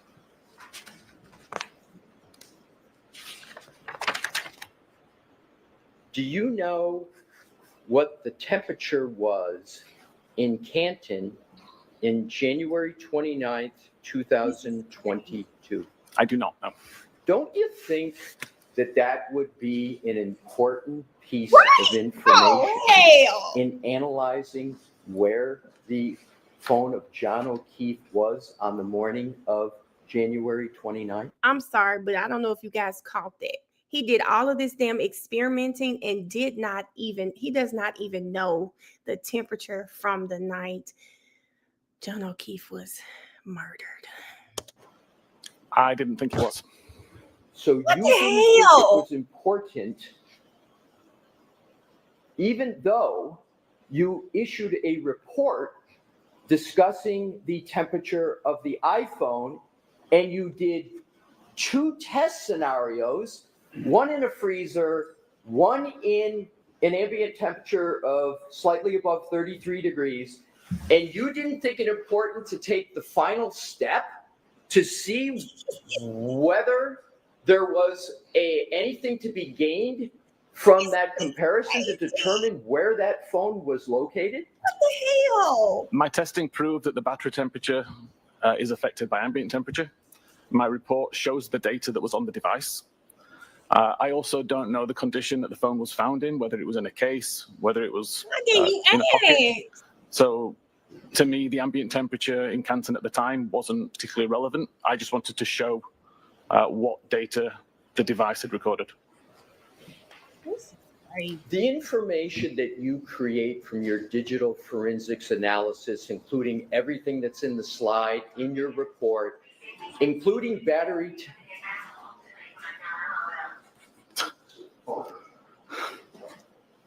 You all set, sir? I'll go back to the question. In digital forensics, you work with law enforcement often, correct? Correct. And you work in law enforcement in investigating cases, do you not? Yes. And so oftentimes, the law enforcement is using your digital forensics information to help them solve cases, correct? Correct.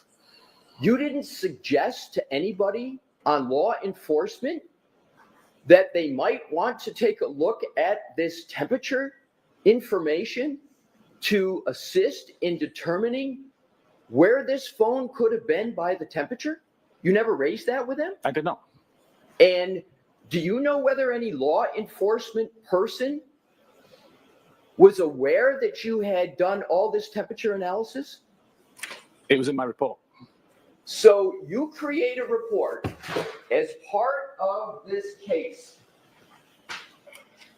and you deem the temperature important enough to do 2 test scenarios, important enough to put it in a slide presentation to this juror. Yet there's no discussion of that between you and any member of law enforcement as to what it means? The details were provided in my report, and there was discussions, but it never came up as to say what was the temperature in Canton that night. Oh, so there were discussions. Not with law enforcement. Oh, who were As part of my preparations for trial. Oh, tell me about who you discussed this temperature. Man, I love information this man. It was with Hank. You're hesitating, and I can't hear you. Who did you discuss with it Hank? Excuse me? With Mr. Brennan. Attorney Sorry, Brennan? Yes. You discussed temperature Man, with this is good. Prosecutor Brennan. It was in my report. It was in your report, but you said you discussed. Which is it? It's in my report, and the discussion was that it is in my report. I'm not in a position to suggest that investigations take place and change based on my report findings. Oh, sir, I'm not suggesting what you just stated. I'm just trying to get information about, you mentioned the verb discussed. Yeah. Didn't you, Hit the in your verse. answer moments ago? Yes. Isn't discussed a verbal thing? It's not a written thing? It was discussed in preparation for trial, yes. Oh, so there was a discussion, a verbal discussion with Attorney Brennan about temperature in your preparation for trial? Yes. Was there any interest at all as to what this could actually mean for the potential location of Mr. O'Keefe's phone on these very important time periods in January 29th that might assist to determine at various times whether Mr. O'Keefe is in a covered building based upon the temperature rather than outside in a nor'easter on January 29th? I'm sorry, what was the question there? Yeah, the question is, Yep, that's it. Yep. was there any discussion about the investigative value of what you had done in determining where that phone could have been on key time periods on the morning of January 29th? That wasn't part of the discussion, no. It wasn't part of the discussion. Crazy. We went through, you may recall in my questioning, in your report, where you stated that it was possible that the phone could be inside the house of 34 Fairview based upon that big white circle. You testified that the low accuracy at certain points could be because of it entering a covered building, correct? Correct. And you do a temperature experiment to track the very accurate temperature change of an iPhone, and it doesn't match up the actual data with either of your test scenarios, and you don't raise that with anybody. Objection. Sustained. You can ask it differently. Did you ever put together in any kind of form your test scenario 1, your test scenario 2, and the actual temperature chart of the iPhone of Mr. O'Keefe? So how do you mean put it together? As in compare the two?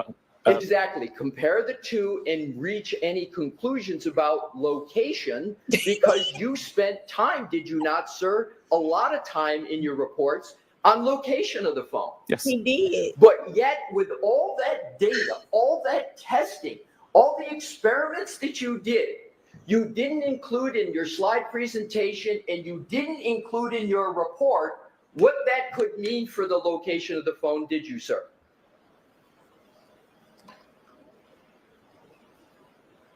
I'm struggling to see the comparison there. Let me see if Yeah, I you can ask struggling with it a lot. in a different Please. way. Shit, not just that. Nowhere in your slide presentation did you have any discussion yesterday about how your test scenario, did you bring up, by the way, in your slide presentation yesterday, your battery temperature at all, your tests? Not the tests, no. Right, so you didn't even raise yesterday in your presentation about where the phone might be located.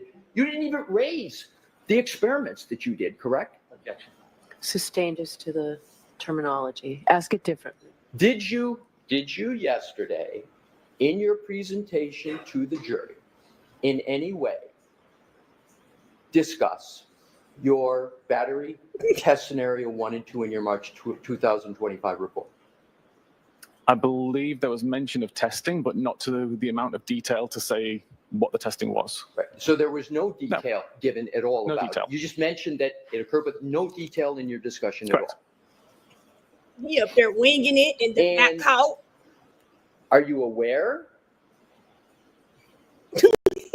with regard to the battery temperature, that battery temperature in investigations Man, can be used to determine locations of phones at certain times? Are you aware of that? No. So you have never used battery temperature information in all your years in any way for any investigation of a case in determining location of a phone? Again, I don't see how you can determine location of a device from a temperature reading, other than to say whether it was inside or outside. So battery temperature come on. and the chart that you gave that is up there, in your opinion, has no relevancy to the topic of where a phone might be to investigators in a case? Is that what you're saying? Objection. That's what he said. Is that what you're saying, Mr. Whiffen?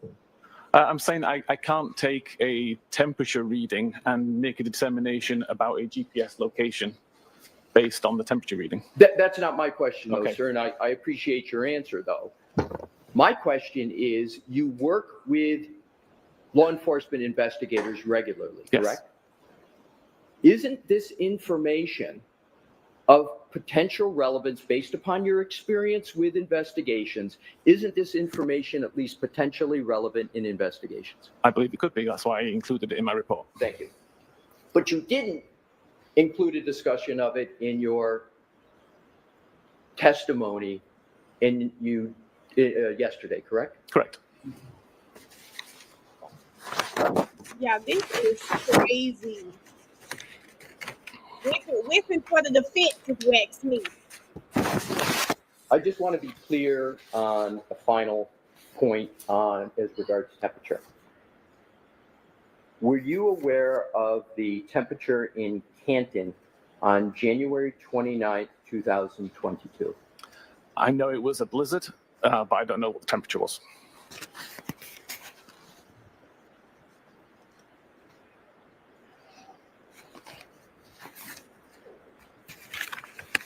May I have a moment to switch Sure. topics? Thank you, Your Honor. Thank you, Mr. Whippen. I'll be right back. It's good.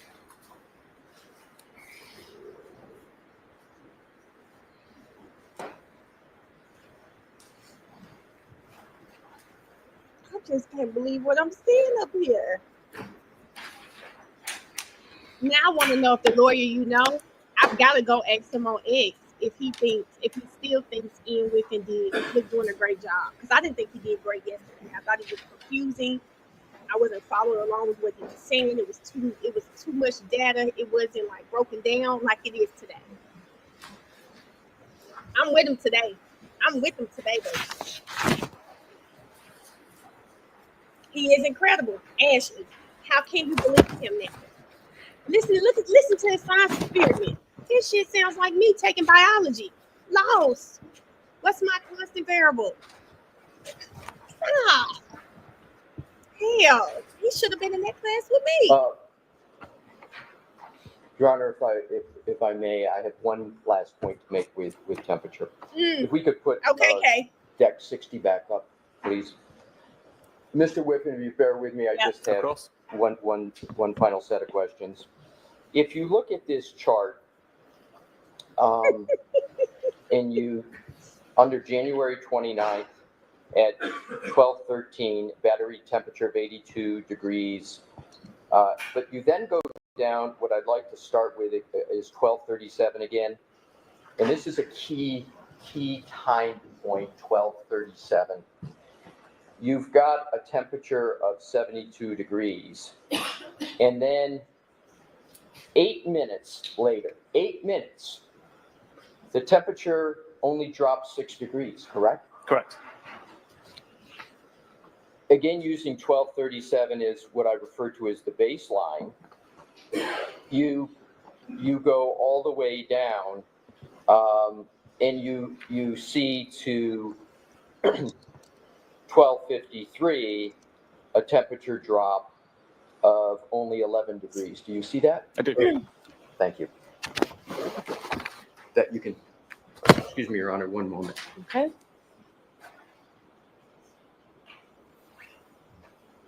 Baby, is he talking to Karen? Baby, is that Karen? I know the hell that's right. Baby, that's gonna be me, co-counsel. Over here. I'm mad at Karen. Look at Bam. Bam probably. The final data point on this slide, Mr. Whiffen, and thank you for bearing with me on this. At 1:36, there's a temperature of 50 degrees Fahrenheit, correct? Correct. I swear you leave. Several hours later, at 6:06, 4.5 hours, the temperature drop is only 7 degrees, correct? Correct.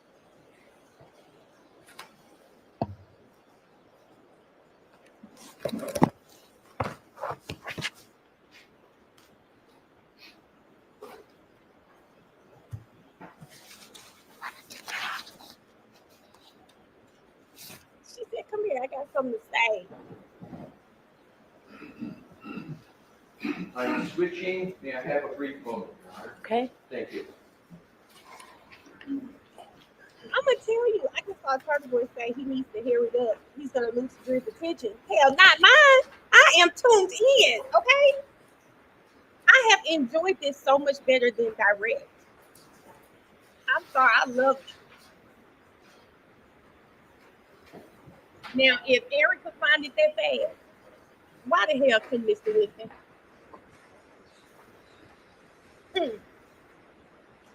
Ebony, Erica said, listen. Kira said, come here, I got something for you. I need you to ask him this. I'm not bored at all, baby. Ashley said, who had that phone? First of all, they May I put you on? under his back. Somebody had it phone. May I have exhibit 42, please? Me, the Lynn. Hey, Lynn.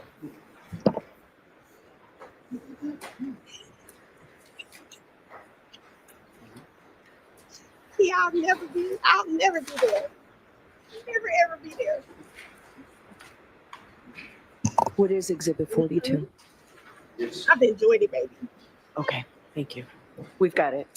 Thank you, Tori. May I hand this to the witness? Yes. Mr. Whiffen, I'm handing you exhibit 42. Yes.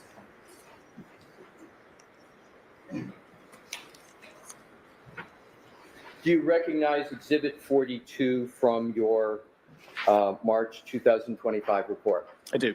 And sir, just take a fair time to familiarize yourself with the exhibit before I start asking you questions. They're going to be very brief. He's stressed. And I'm going to be, you look what you need to, but I'm going to be focusing on just under detailed analysis communications on paragraph 3, on page 43, the top 3 or 4 entries. Okay. Tell me when you're ready, sir. 4 is ready to get up there or redirect. Okay. Thank you. Your Honor, may I have 43, which is in evidence public? Yes. Thank you, Your Honor. Mr. Wolf, please. And if you could enlarge, you don't need the text, so if we can just go to detailed analysis, communication, call history, and now if you could just super enlarge the first few entries. Yes, that is great. So what I want to do is just cover the information here.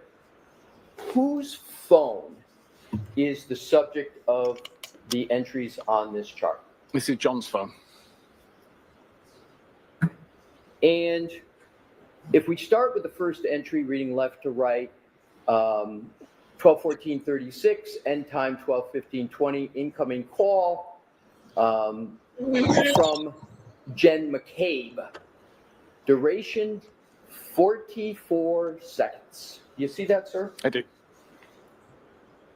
You see, and is that a call that is answered? Yes. If you go to the next entry, 1847, just 12:18:47 to 12:19:23, outgoing call duration 36 seconds to Jen McCabe, duration 36 seconds. Do you see that, sir? I do. Is that a call that is answered? Difficult to say. That could be a outgoing call that lasted 36 seconds of ringing. Hell I no. believe it was answered. Well, how is it that you Hell can tell the first one was answered but not the second one? Because it's an incoming call. Okay, fair enough.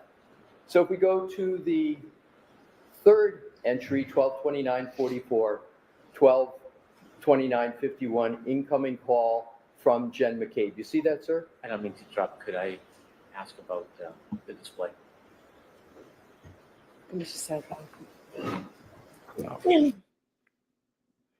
I thought he was gonna say, could I ask for a break? Because y'all know they love to break when it's getting good. Nino, go do your visits, friend. Come on back. Jen will be after lunch, I'm sure. I can't see redirect taking a very long time. So I don't think we're going to get Jen before lunch.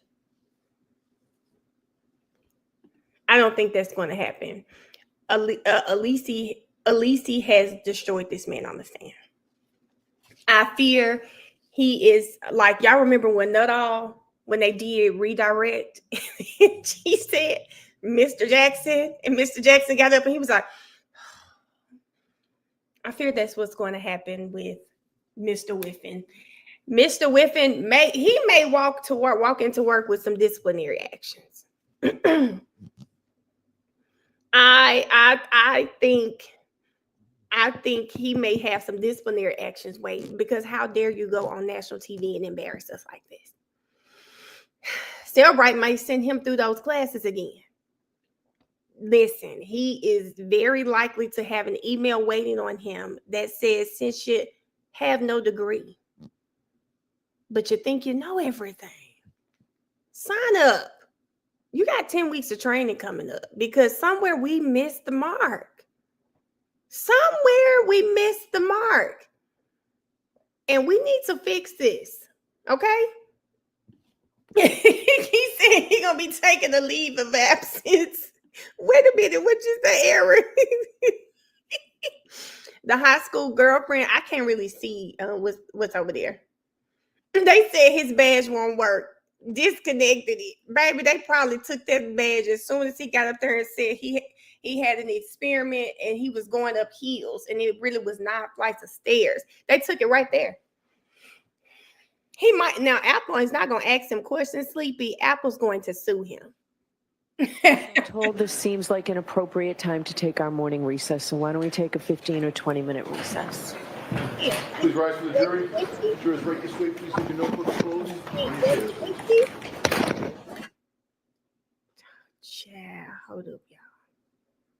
I just know her face over there stuck. No, Jaleesa, we are still on this. This is the state's case in chief. He is not for the defense. I know it seems like that, but he is not for the defense. Okay? Hold up, y'all. Oh, there she go. Oh, I see you wore your black. Why you should have gave me the memo. It's Jen's funeral day. I should have worn my black too. That's a good reason. I should have put my black on too. Y'all, my friend got the black on with the middle part. Hold up. Hold on, listen. I gotta go take another ID picture. They said my Oh, you finna go to work? Oh, you gotta go. You gotta go take it now. In a little while, in a couple hours. But I got a meeting for Denver is having his transition to kindergarten Today? But yeah, it's virtual though. They had a school May 19th or something like that. Oh, but okay. His preschool is pretty big. It's inside the school, so Denver's is today, and then so I got that in about half hour. Then, but y'all know it's about to be in my ear because I got to watch this. And then, yeah, you know, out here, I didn't have my ID for like 7 years, and it still don't expire till 2050. But the travel ID. Oh, you've got to get that new ID. I gotta get my photo updated. My photo is too old, so I have to go today later on to get my photo updated. But I got too much going on. What I'm not about to stop is this trial. I'm like, have you? What's been the aha moment today? Let me say, you know, I get done. You know, once we get done watching, I go on break and I go make my video. I've been recording the video while we watching. I've been trying to go make some because some stuff I can't wait on. I've been screaming this whole time because what you not finna do is tell me, hey,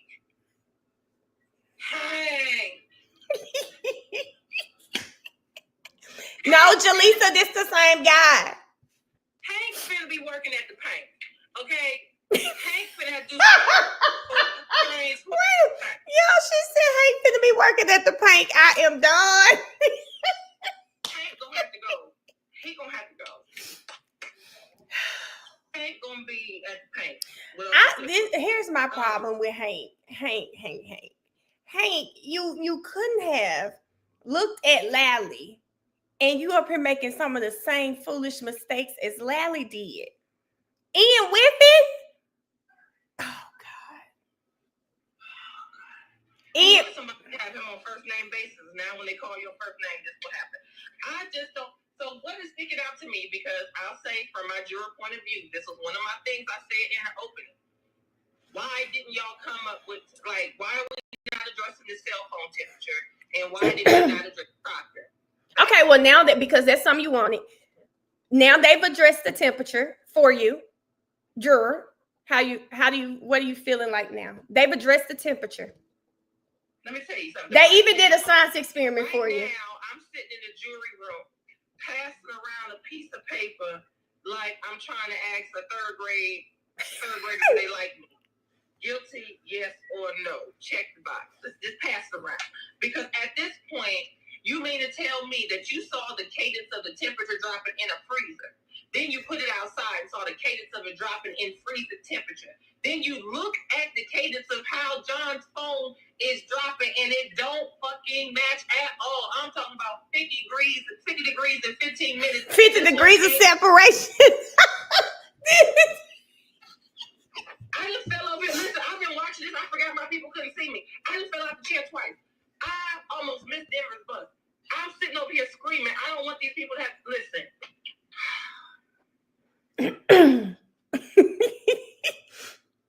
Here's the thing. Wait a minute. How do you conduct that science experiment and not even ask or even check what the weather was in Canton?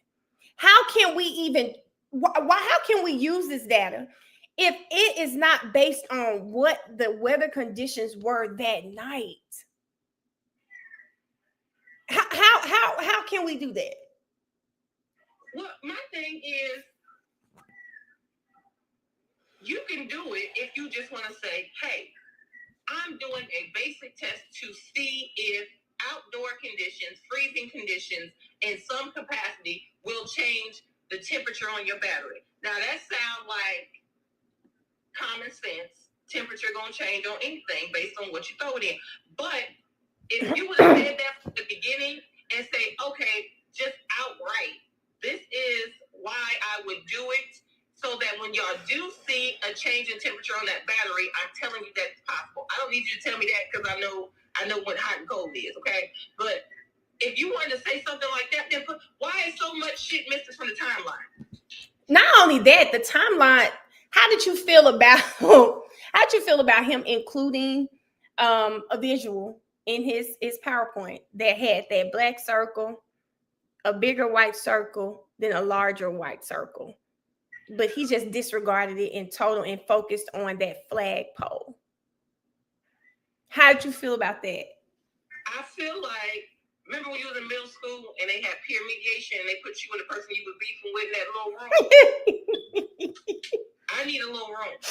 And whether we scrap or give a hug, don't worry about it. Just don't open that door for 5 minutes. Because motherfucker, you had me all day. You had all these people all day thinking that Waze was elite. So accurate. If they using Apple GPS or if they using Google Maps, baby, they was in the trenches in the ghetto and might as well be using MapQuest directions they printed out. You made people think that Waze was the way, the truth, and the damn light for you to get up there today and say, oh, it's just using Apple location services. Yesterday, you made us think that the Apple location services was equivalent to a cockeyed dog with 2 legs throwing dice and rubbing stuff together and throwing it into an iPhone. They did. They did. Like this, I deserve to swing. One of them jurors that took that home last night and went and downloaded Waze and threw away their Google Maps and everything else yesterday based off this man's testimony, came back today just to find out Google Maps, same thing. Yeah, they deserve to swing. I think for me, and I get it. We're going to get the evidence and we have to make it fit our story, right? However, with the Commonwealth, my issue is, again, it's not about justice. You're just trying to convict Karen. Because if this man is saying that it was lower accuracy because it was in a covered building, what covered building could this man have been in? He pulled up to 34 Fairview. Everybody in the home was expecting him to be there.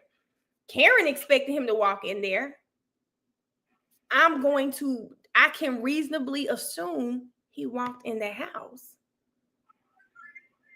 Point blank, period. That he stayed by the flagpole. He just stayed by the flagpole. It was lower accuracy because it did not have the Waze behind it because the Waze eventually stopped.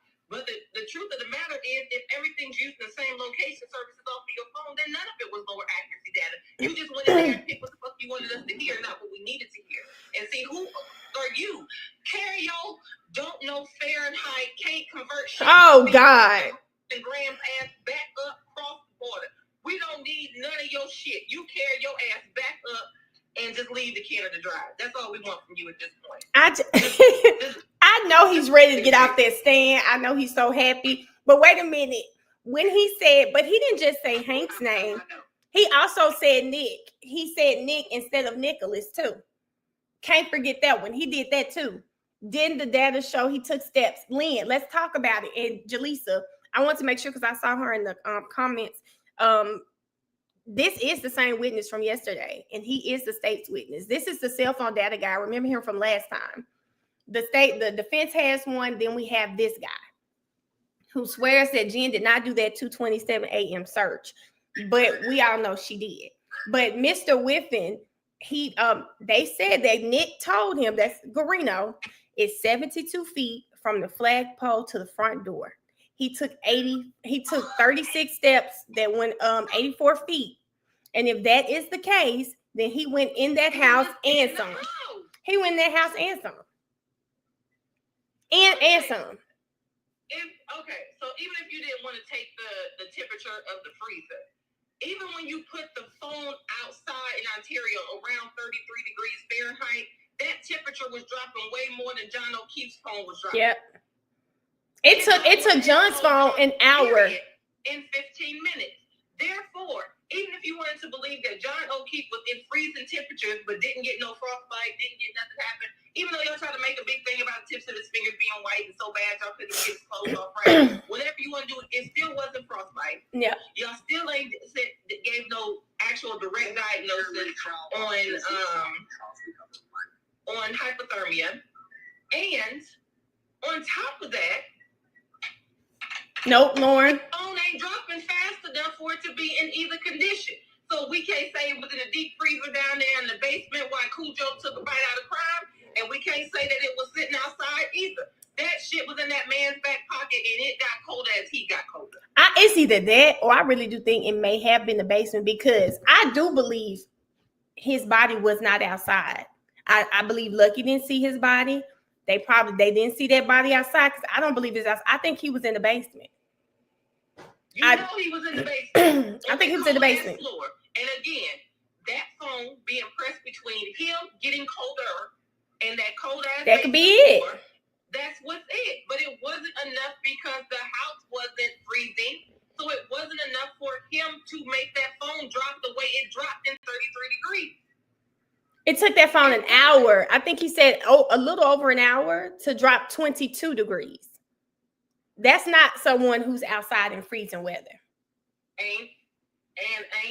And then they talking about G and ass. They just sent somebody home because they confirmed G and ass is next. Let me tell you something. You said they sent someone home? Yeah, I saw it earlier. It was two people that were supposed to be there today, and they said they ended up sending one home because Jen has been confirmed to. Hey there, Karen Reed trial watchers. You know what a lot of the trials we cover remind me of? I don't know what is going to happen with Jennifer McCabe once she gets on that stand. What I do know is that I know she's anxious.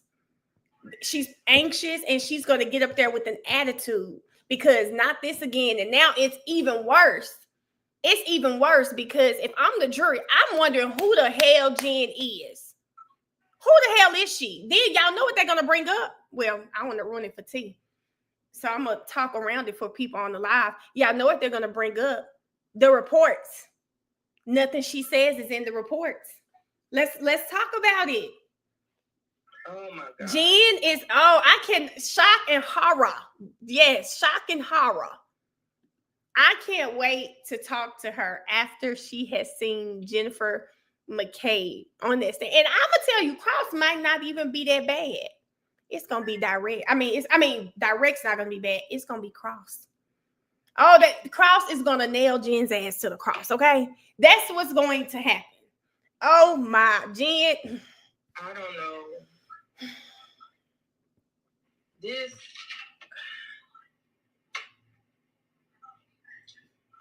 The way Teresa, what you talking about, friend? Here today.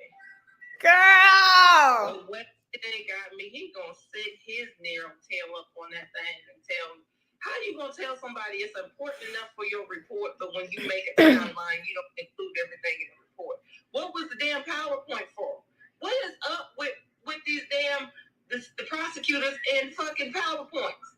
I don't know. It's a lot of PowerPoints, isn't it?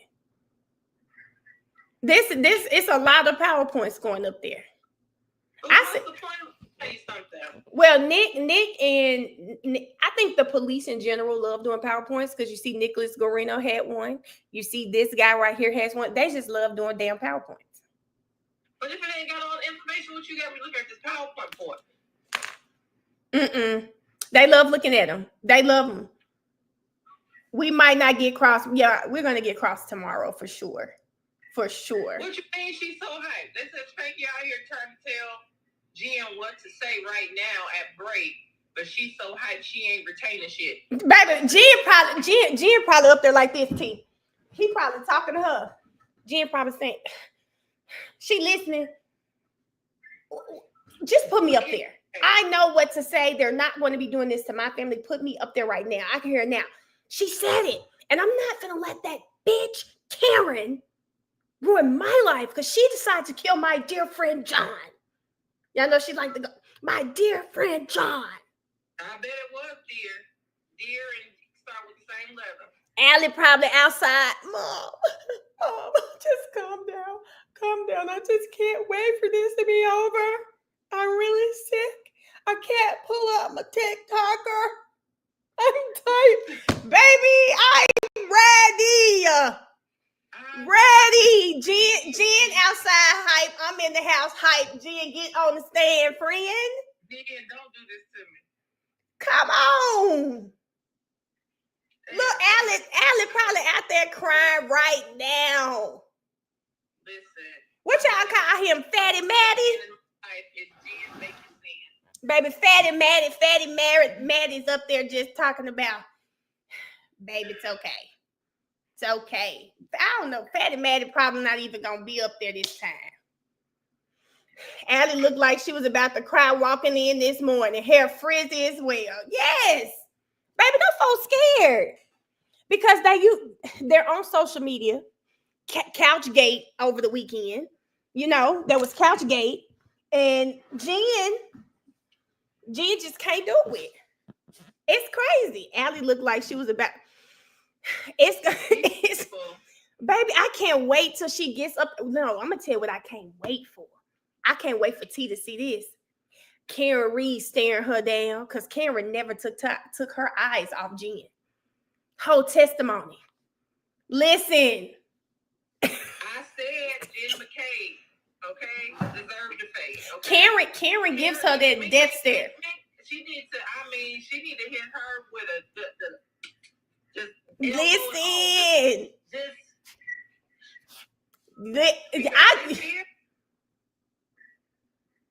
Y'all, but here's the thing. I think was gonna mess. Now she act like a crackhead on the stand. Now hold on. Who they talking about, Jen? Yes, they said just excuses and hard blinks. Yeah, that's it. Look at me. Yeah, she gonna be blinking her eyes and doing this. She loves to talk like this. Well, yes and no. I don't care. The tooth is not fixed, Emily. The tooth is an added extra. Okay. Jen is going to get on that stand with a chip on her shoulder because now more than ever, we've watched the trial. People have ripped her through the mud. Now she has to do it again. No. I'm trying to figure out. Y'all just wait. I feel like I'm about to scream and these people here. Oh my God. I just can't wait for you to see Jen. I can just see her when she gets on the stand. I can see her now. What's your name? Jennifer McCabe. Because she always moving her head when she's talking and might differ in John. This time I would like and I don't know why they didn't do this last trial. I think it's pretty relevant to ask her. Damn, my phone died. To ask her, I forgot my phone was dead. To ask her if she went to his funeral. Can somebody tell Miss J my phone died? We want the tooth and nothing but the tooth. I don't know if we're going to get. Yeah, I think the tooth. Y'all, this is too much. It's too much. It's too much. Listen, y'all. Allie, they saying she got two sisters in the courtroom with her. Fatty Maddie up there with her. I want them to ask about their couch. I don't think they probably gonna do that because they're probably not gonna allow it. But I do want them to ask if she went to John's funeral. Like I would love for them to ask. I think that's a fair question. This was her friend. And at the time, guys, let's talk about it. At the time, John had his funeral, which had to be a week after he died, it didn't seem like people were saying they did anything, right? This came out, you start hearing that more so the next year when the FBI, when they had everything. You didn't hear all of this. So why didn't y'all go to that man's funeral? I think that's a fair question. Please keep your phone charged. Well, my iPad, my MacBook is on, and I can make phone calls from my MacBook. Sorry, y'all. That is ignorant math, but I can make phone calls from my MacBook to everybody that if I had an emergency that I would call, they have an iPhone. If I need to reach people on this chat, like I could call Jaleesa, she has an iPhone. Brianna, I could call Ash has an iPhone. So if I need to reach people in this chat, I can also text them from my laptop too. So I know, but Ebony, I do need to keep this phone charged. And I'm right by the charger, y'all. I'm right by my charger. I just didn't charge it last night when I went to sleep. Okay, I will. Thank you, Brianna. Well, what if they got a flip phone? Like, if you don't have, like, the people with iPhones, I can reach them. My sisters, I can reach all my sisters. They all have iPhones. Yeah, I got it on the charger now. I didn't put it on the charger last night. I've been doing really, really great. Aaron, I could call Aaron. So yes, but yeah, I didn't put it on the charger last night. I went to sleep. No, we're not finished with Dumbo. We're not. Brian, oh, Forrest said Brian went to the wake. Okay, well that's enough there. We were not being messy when we told her, stop. I got an iPhone, never use an Android. I love iPhone, especially now that I have like all of the Apple products. I love that it's all synced. What did it say, Sundrop? Sundrop said, did we see the closed caption? What did it say, Sundrop? Oh, I could call the other Erin too. I just saw her pop up. I could call her too if I needed to. The McCabes went, the Alberts did not. I just think it's weird, you know, to get up there and call him your friend. It looked bad not to go to the funeral. It looked bad not to go. Kids, my phone been on 6%. My phone's been, I probably started this live at about 15%. And then I got up when it got the charger. Yeah. Happens often. It happens often. But you know, the important thing is on the charger now. You know? It's on the charger now. And now I'm talking to you guys, so it's okay. Jen had to go, or she'd lose Carrie. Brianna, the charger's right beside me. That's what's sad about all of this. It's right beside me. And that's what I'll never understand. How are you guys feeling if you've watched the trial already? Because most of you guys watch with me. If this is your first time watching the trial, day six, we haven't done this yet. Are you guys guilty? Let's see, guilty 1, not guilty 2. How are y'all feeling right now? We're at day 6. I think some pretty crazy stuff has already developed 6 days into this trial. It also makes me feel like we might not be here as long. We might not. Okay, I'm seeing a lot of 2s. I'm seeing a lot of 2s. Hey, Nene. I am seeing a lot of 2s in the chat right now. Gwen put about 10 2s in hers. Erica, there is no 8. What do you think Jen would have to say when they ask about the butt dials? She's just going to stick to butt dials. She's going to stick to butt dials.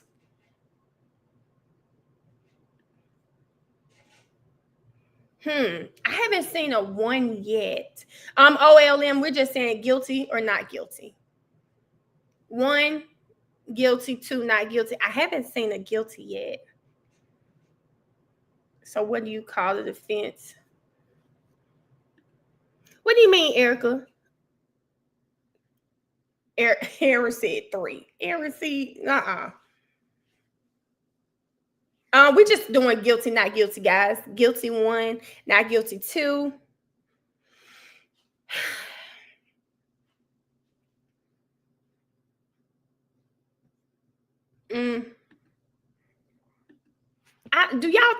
Do you guys think, hold up, let me see. Then they said,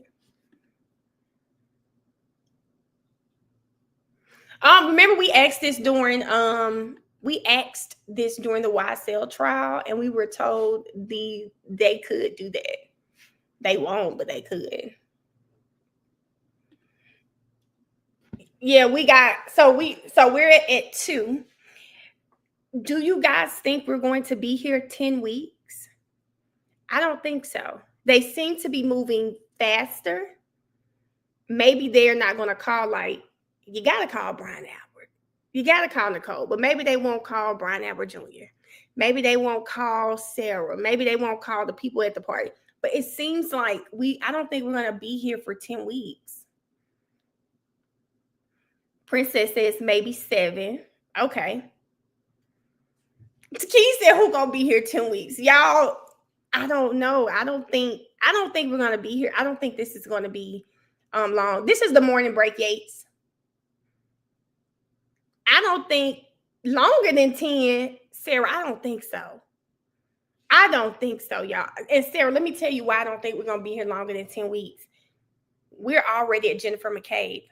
If you guys remember that watched the trial with us last time, remember we would be asking, well, when are we going to get to this witness? Because we knew some of the big players. Jennifer McCabe didn't come until day like 12, 14, 15, somewhere like that. Trooper Paul Proctor came like early, like day 20. Paul may have came like day 27. So I feel like, I don't know. I don't think we're going to be here. We're already at Jen. We've already seen Carrie Roberts. Keep that in mind. Carrie Roberts was your second witness. We haven't seen Flamati.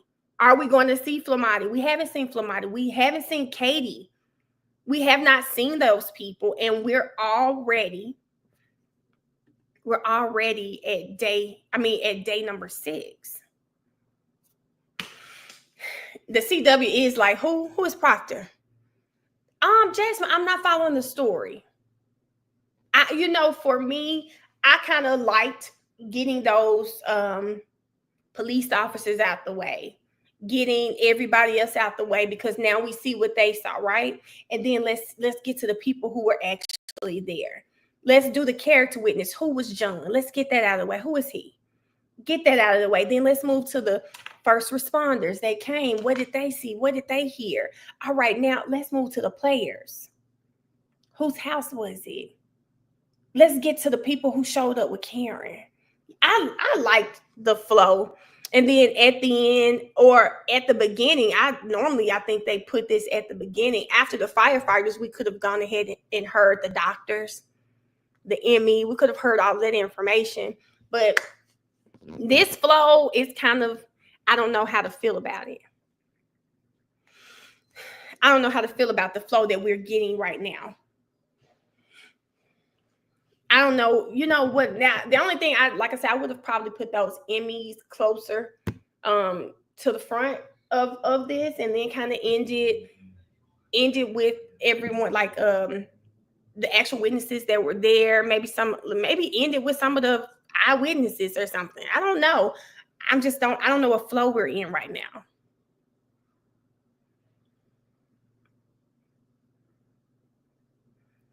It's all over the place. I don't know if they're trying to confuse the jury. Maybe their plan is, if we put like Jen and Carrie on early on, maybe towards the end of the trial, people will forget them. But that would have worked if Carrie would have stuck to the same script she had last trial. Last trial, you were kind of like, Jen might be playing Carrie, but Carrie just dumb. Carrie just dumb. She doesn't know. Now, this trial, Carrie admits that she lied on the stand. Day two, she gets up there and says she lied on the stand. So it's kind of like, damn, okay, Nuttall gets up there, he lied. Like it just hasn't been good for their witnesses. It really hasn't been good. Mel, my coworkers called you the black version of Emily Baker. I told her you want to be Melly Winfrey. Okay, you better tell them it's true. Tell your coworkers I said, hey. Yes, please. Vigil's going to be ID. See. Thank you. See.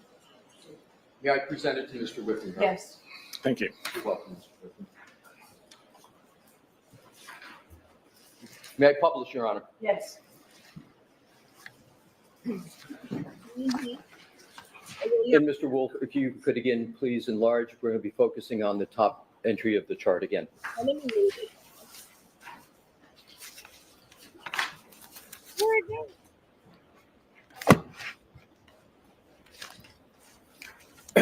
May I, Your Honor? Yes. Mr. Whiffen, we had started going through the top three entries. The first one you had indicated was answered. The second one you, as I understand it, could not tell. Is that correct? Correct. And then the third entry, which is reading left to right, 12:29:44, end time 12:29:51. Incoming call duration 8 seconds from Jen McCabe. Correct. That's the third one. So because it's an So, incoming. Mr. Alessi, we need to enlarge this. Okay, Your Honor. Mr. Wolf, can you enlarge that pursuant to the judge's order?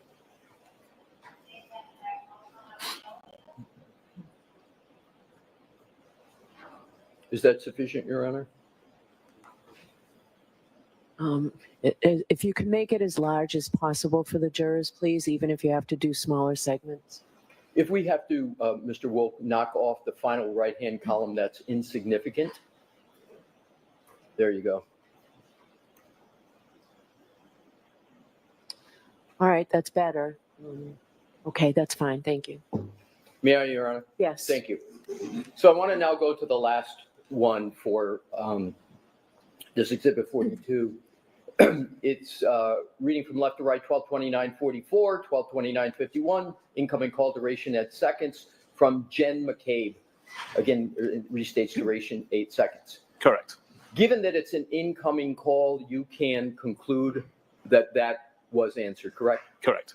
Now, if we could go back down and focusing on just the first three by way of example, Mr. Wolf, do just as Her Honor has requested, enlarge it as large as possible. Those three, after the first three, yep, starting there, just take the first three by way of example.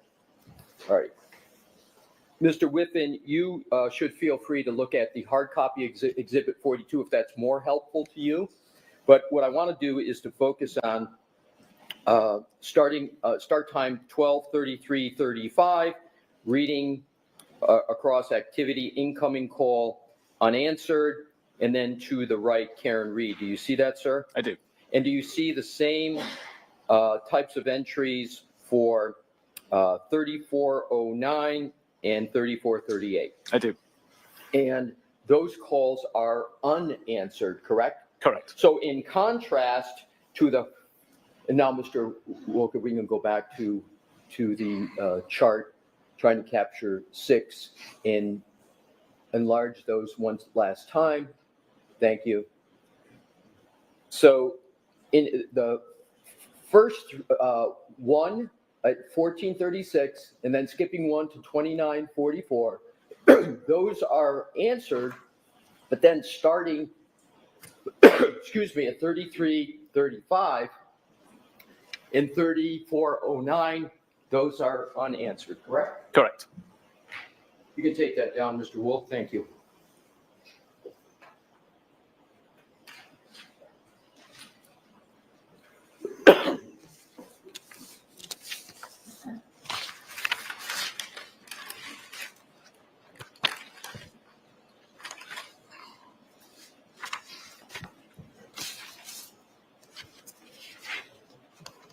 We have a moment, Your Honor, to switch topics.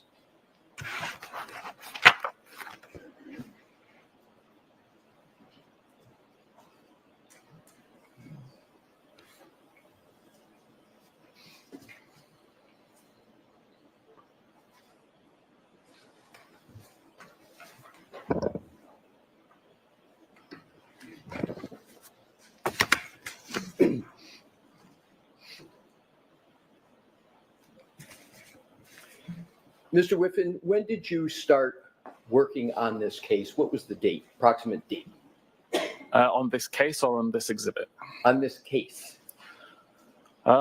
Approximately September 2023. So over a year and a half. Correct. How many times have you been in Norfolk County? This is my second time. So you were here once previously. Correct. Do you recall yesterday discussing what you had done with an iPhone, driving around and then moving it with your hand? Correct. Yes. In the year and a half that you've been on this case, did you ever take an iPhone and do the same activity on the route that you were discussing yesterday between 34 Fairview and One Meadows? I actually did it on Sunday night. I'm sorry? I did it 2 days ago on Sunday night. And with regard to your time on this case, what was the results of that? I object, Your Honor. I'll need to be heard briefly. I'm sorry? Why? I object that needs to be heard briefly. Okay. Why? Point over. What y'all think? I just want to see if we're on the same type of timing because normally the chat, we're kind of thinking the same. What do you guys think? What? Look at Paul, dumbass. What do you? I mean, I feel bad for Paul sometimes because I think what's Peggy said she left with just him. No heels, Brianna. No heels. Not only heels, I know he traveled that route and it did not show that he was going up and down stairs. I hope the defense took the time to do that. You think Paul lost weight? Oh, Daddy's there today. We hadn't seen him in a while. Let me tell you something. Forrest Gump. That movie haunts me because I believe it's a little truth to that movie. I'm sorry. It's some truth to The Hills Have Eyes. Never catch me in Mexico, in no deserts, wherever they were. Count me out. I don't think Carrie was involved. I don't either. But Jen surely manipulated her. She did, and Carrie's just too slow to recognize that. They said he's here for Jen. I just don't understand how they sit there and hear all of this and believe Karen hit that man. Key, I believe it's some truth to it, baby. I still haven't seen Sinners. I can't wait to go see it. I've heard really great things. Hopefully now that Mariah's back, me and my baby will go see it together.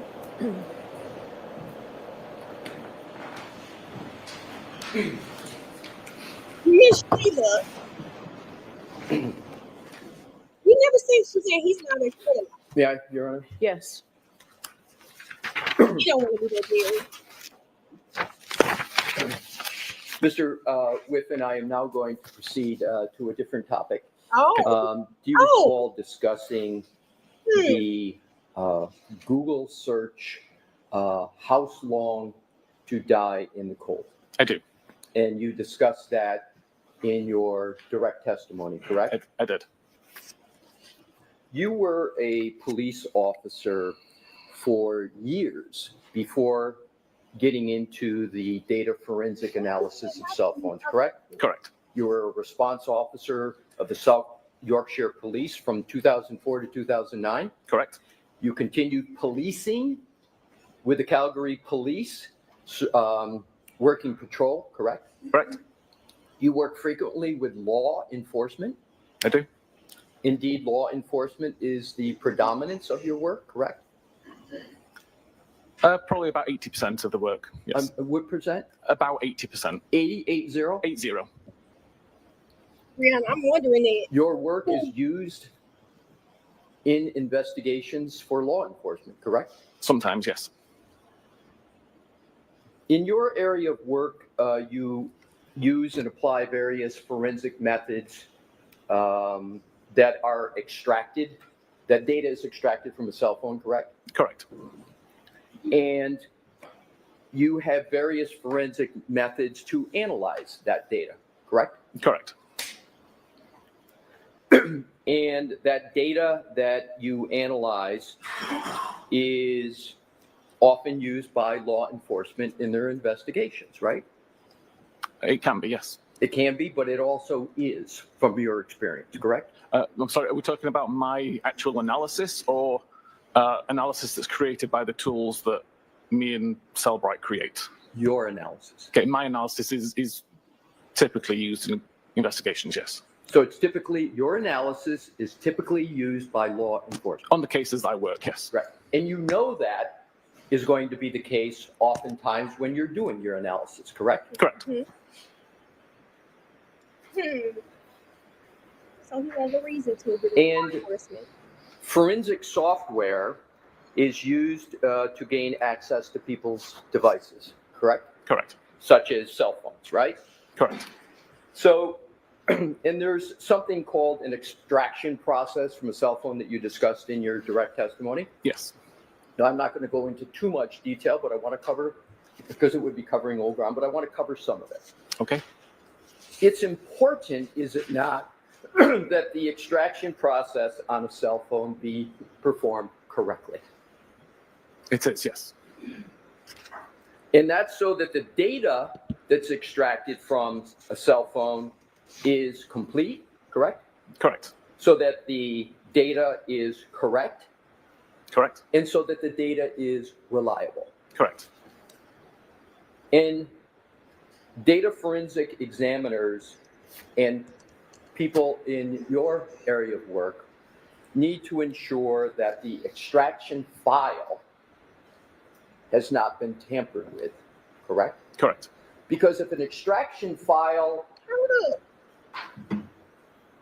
has the possibility of tampering, then the information and data from it can be unreliable, correct? Correct.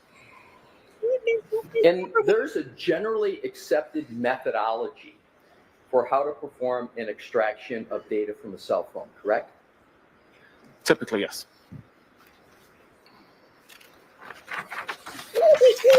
One of the key ways to determine whether the data extracted from a cell phone is valid and has integrity is to evaluate whether the extraction process created what is called a hash value, correct? Correct. And a synonym for a hash value is a hash signature, correct? Correct. And a hash value or hash signature, I'm just going to use hash value. Is that acceptable to you? I'm fine with that. Thank you.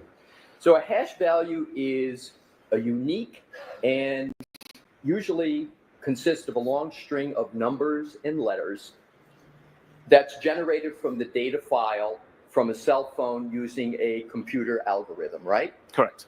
And one of the computer algorithms is SHA 256, right? Correct. And is it a fair analogy to state that a hash value can be thought of as fingerprint for a data file from a cell phone? Yes. And is it also a rough analogy that a hash value can function like the seal on a milk container? In other words, if you open the milk container and the seal's broken, that the same analogy can be provided that if you don't have a valid hash value, then there is a question with regard to the contents of a cell phone, just as there might be concern about contents of a milk carton. Is that a fair general analogy? Yeah, if the hash doesn't match, then something has changed in the data. So if the hash doesn't match or you can't determine a valid hash file, it's sort of like opening up a milk container and that seal cap is off, correct? Okay, I'll accept that. Thank you. Now, if a data file is altered in any way, the hash algorithm is going to produce a different letter and numeric string than the previous hash value for that same alleged data, correct? Correct. So that alpha numeric number is important because it can, if it's different, then it means something happened to that data, correct? God damn it. I see where he's going. And isn't it important for examiners, anybody in data forensics, to know whether or not the data they're looking at has a valid hash value? It would depend, in my opinion, on the origin of the data. What? But you would agree that it's much better to have a valid hash value for data than not, correct? I'd like to see the hash value match, yes. You would like to see the hash value match, Yes. correct? Now, once data from an iPhone is properly extracted and you get a hash value, then the examiners of the data seek to pass and decode the data to try and make some sense of the data in a more user-friendly format so that a report can be created for investigators, correct? Correct.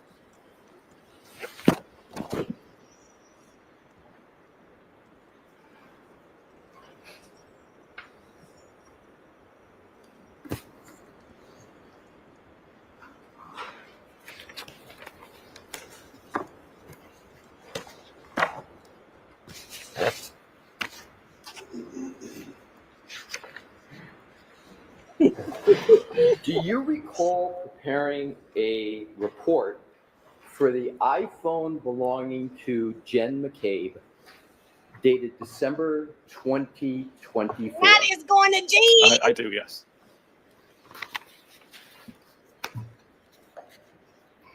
I think I remember the hash value conversation. And I don't remember specific. in that report, you discussed your views of a Google search of How Long to Die in the Cold, correct? Correct. And in that report, you rendered various conclusions about that Google search, correct? Correct. And you rendered various conclusions about what is called a timestamp.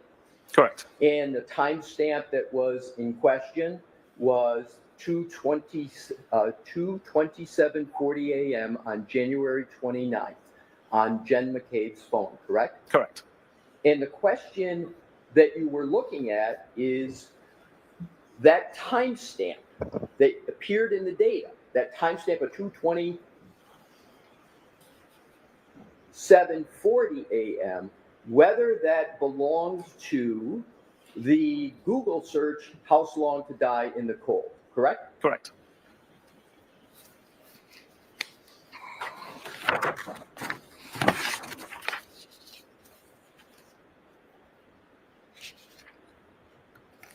And you testified yesterday with regard to that very issue, correct? Correct. Now, in your report of December 2024, you discussed the hash value of that cell phone, correct? I believe so, yes. Yesterday, in your direct testimony, you didn't mention anything about the hash value Ooh. with regard to Jen McCabe's phone, did you? Not in my testimony, no. The answer is no, correct? No. However, isn't it correct that in your report of December 2024, you had an issue with the hash value from the data from that phone? I didn't have an issue with the hash value at all, no. So you didn't note that it was not possible with the gray key extraction as the PDF containing the extraction has its value, that it was unsigned? That was not an issue in your report? The hash value matches, but because I didn't do the extraction, I'm unable to actually validate that was an original hash and hadn't been modified. Exactly. So That's you what he's didn't saying. do the extraction, but you couldn't validate the hash value, could you? No. So you couldn't determine whether or not any of the data on that cell phone of Jen McCabe had been tampered with, correct? I take a holistic view of the data and try to find anomalies and didn't see any that raised any flags. That wasn't my question. That's what sir. I did, baby. I'll try it a different way. Please. You have no dog in a fight. You concluded that the hash value was unsigned, correct? Correct. They were always unsigned. Okay, that- apologies. You concluded that the hash value was unsigned, correct? Thank you. And you went on, did you not, in your report to say that this hash value could be used as a suggestion of authentication, but cannot be guaranteed 100%, correct? Correct. Did you discuss any of that doubt, that suggestion of authentication, but can't be guaranteed 100% at all in your direct testimony yesterday? I didn't know. Couldn't validate. So what's the And again, hash values are very important concepts for data forensic examiners, correct? For integrity, yes. Not for integrity. Do you know the chain of custody of Jen McCabe's iPhone? I don't know. So you don't know the chain of custody of her iPhone. You have an unsigned hash value, and you can't guarantee the hash value authentication, correct? No. The objection's overruled. Not from the hash value, no.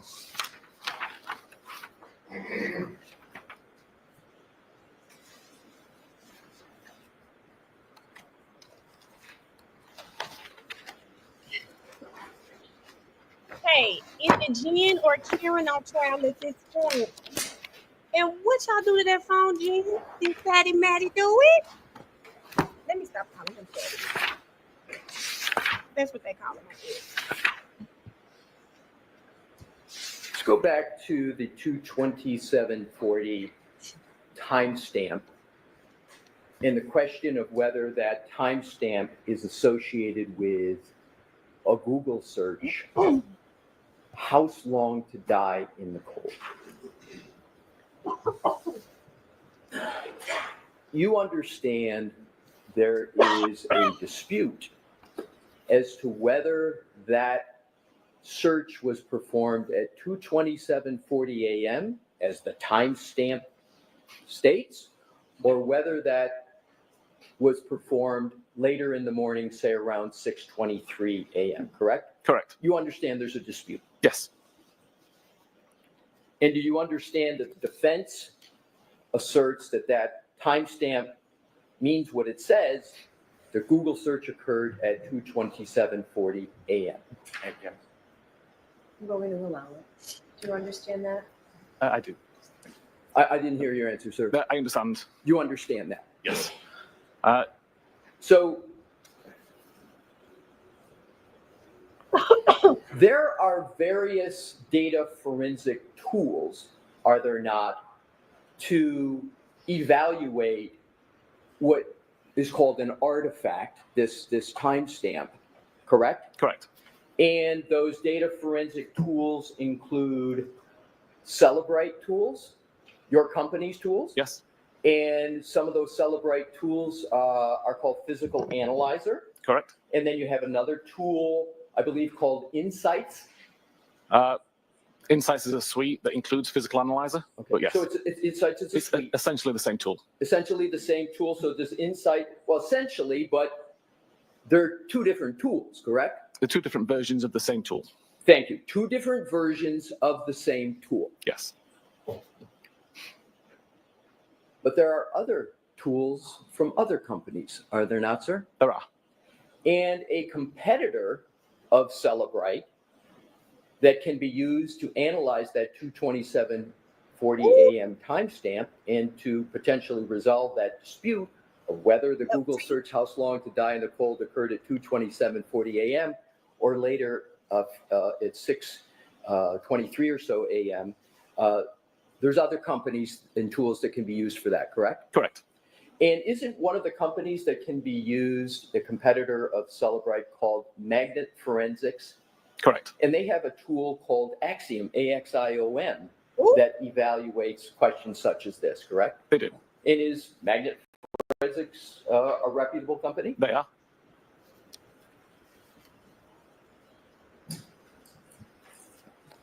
Am I correct that yesterday you essentially said that as of today, no Celebrite tool, no Insight suite such as Physical Analyzer, today shows that 22740 AM timestamp?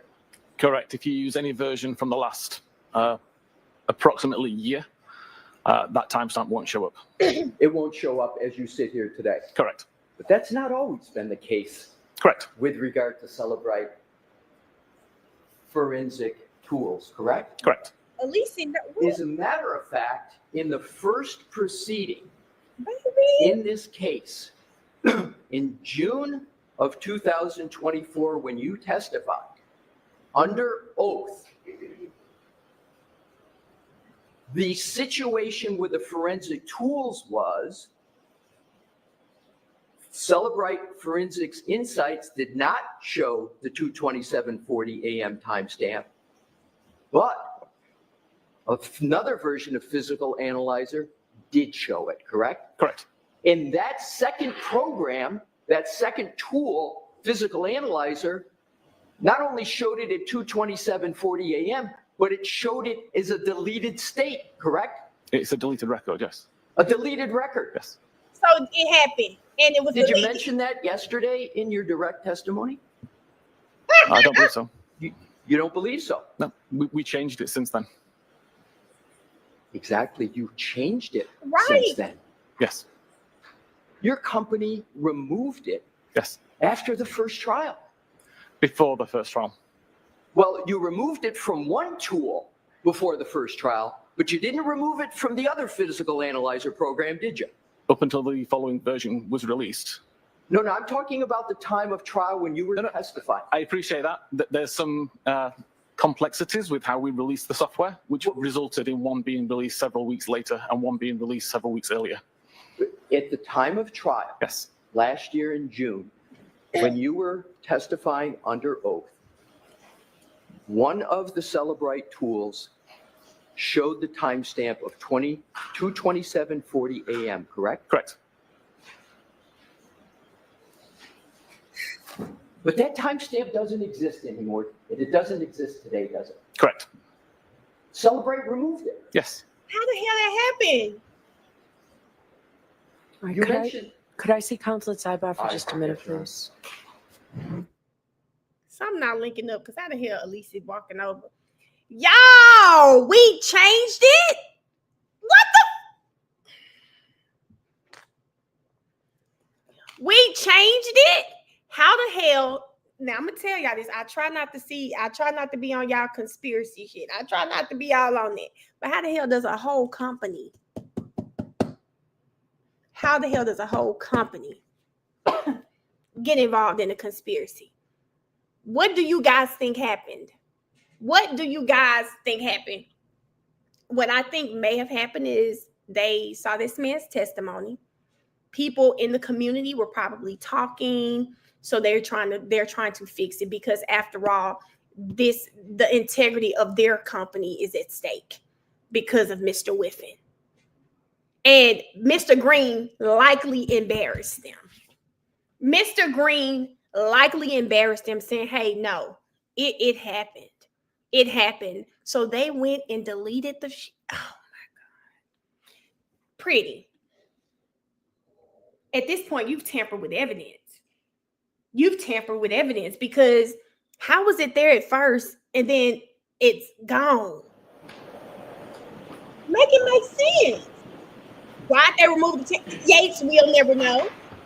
And I want to know. Go ahead, Mr. Lesson. Thank you, You Your Honor. ready? So with regard to the first proceeding, there was one Celebrite forensic tool that still showed the 2:27:40 a.m. timestamp, Correct. and it was shown in a deleted state. The record was deleted, yes. The record was deleted. And then after that, Celebrite outright removed the timestamp from so none of its programs had, correct? Again, if I could explain a little bit about how it works. No, I'm sorry. Okay. If you could just respond to my question. Is that correct? The timestamp's been removed, yes. However, the competitor of Celebrite that we just talked about, Magnet Forensics Axiom, Yes. that program at the first proceeding showed the 2:27:40 a.m. timestamp, correct? Correct. And as a matter of fact, as you sit here today, the Magnet Forensics program, Axiom, still shows the 2:27:04 a.m. timestamp, correct? As far as I know, yes. And Magnet Forensics Axiom is a reputable company, correct? Correct. Celebrite removed that 2:27:40 a.m. timestamp, which was in a deleted state, in response to issues raised in the first proceeding, correct? It was changed because of the research that I did, and that was verified by the forensic research group. But the issue arose because of what had come up in the first proceeding, correct? In the first investigation prior to the proceeding, yes. In the first investigation in this case, correct? Yes. So Celebrite, after the first proceeding, after the investigation, just outright went and removed the timestamp. It's not unusual to change the I code. didn't ask if it, I just asked whether Yep, they we removed it. But Magnet Forensic Axiom still shows that 2:27:40 a.m. timestamp, right? Again, they refer to it differently, which is why they can But they do that. still show They do still show it. Can you just finish the answer? So- Sorry.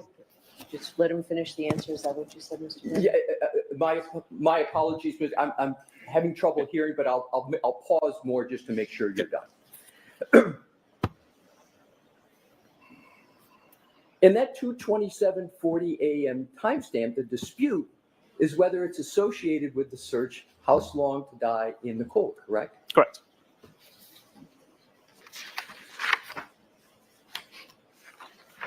Let's talk a little bit more about the first proceeding in this case.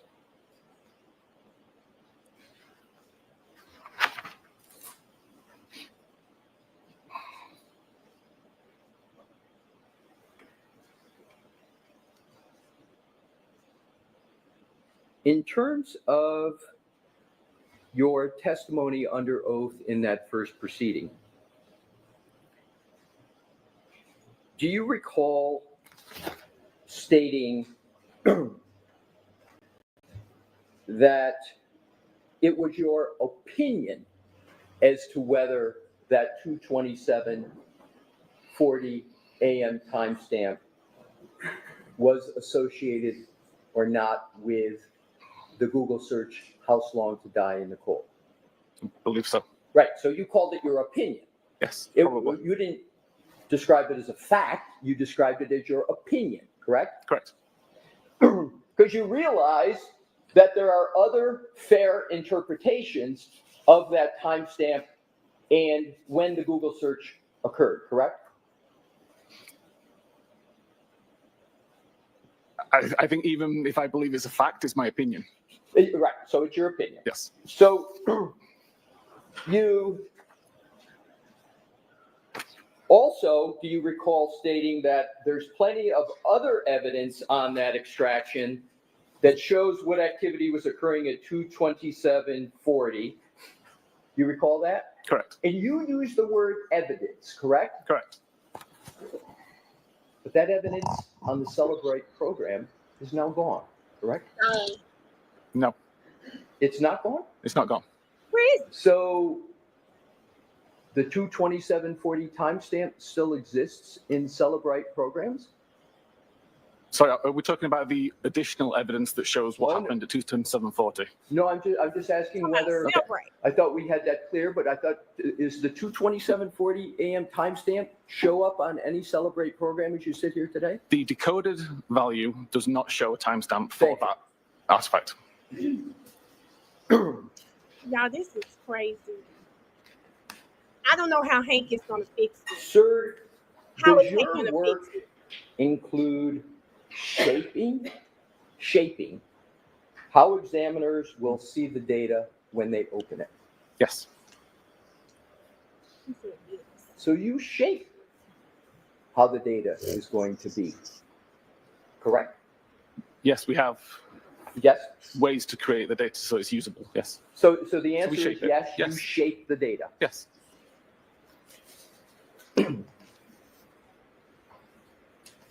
Hey, he can't fix it for me.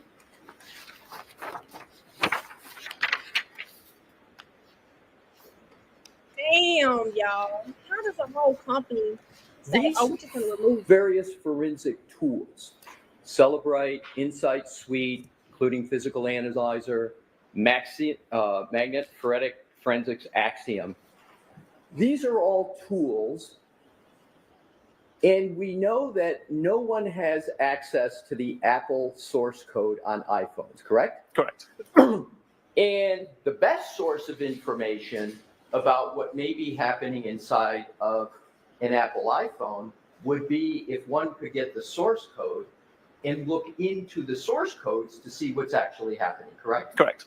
So what happens is in data forensics, because Apple considers it proprietary and people can't access the source code, there's these various data forensic tools that in some ways try to serve as a surrogate, given the fact that there's no access to source code, correct? Correct.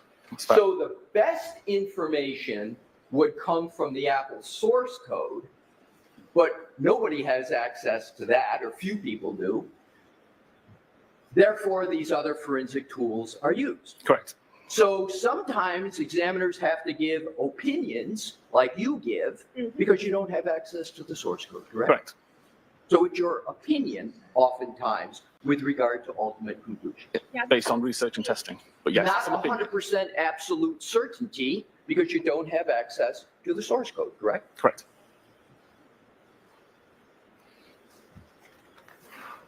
Damn.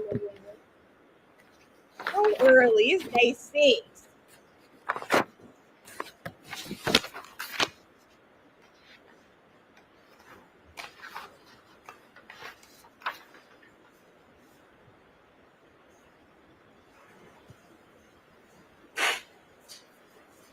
You have a moment, Your Honor, to switch topics, please? Yes. Thank you.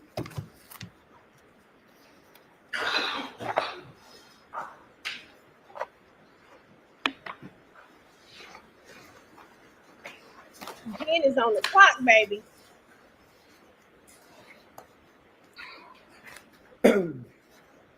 Before I do switch topics, a couple points on the 22740 timestamp, if I may, Mr. Whiffen. The Google search in question associated with that timestamp, the dispute over that, is house long to die in the cold, correct? Correct.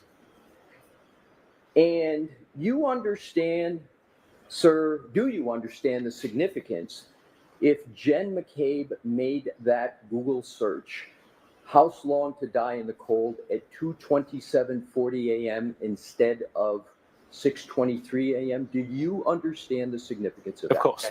Sustained. Hey-ho. He said yes, Your Honor. I'm sorry? I said sustained. Oh, thank you. I didn't hear that. Jurors, strike any answer that may have come. What do you understand to be the significance of the dispute over 22740 timestamp? Sustained. Mr. Whiffen, with regard to the 22740 a.m. timestamp, have you looked at any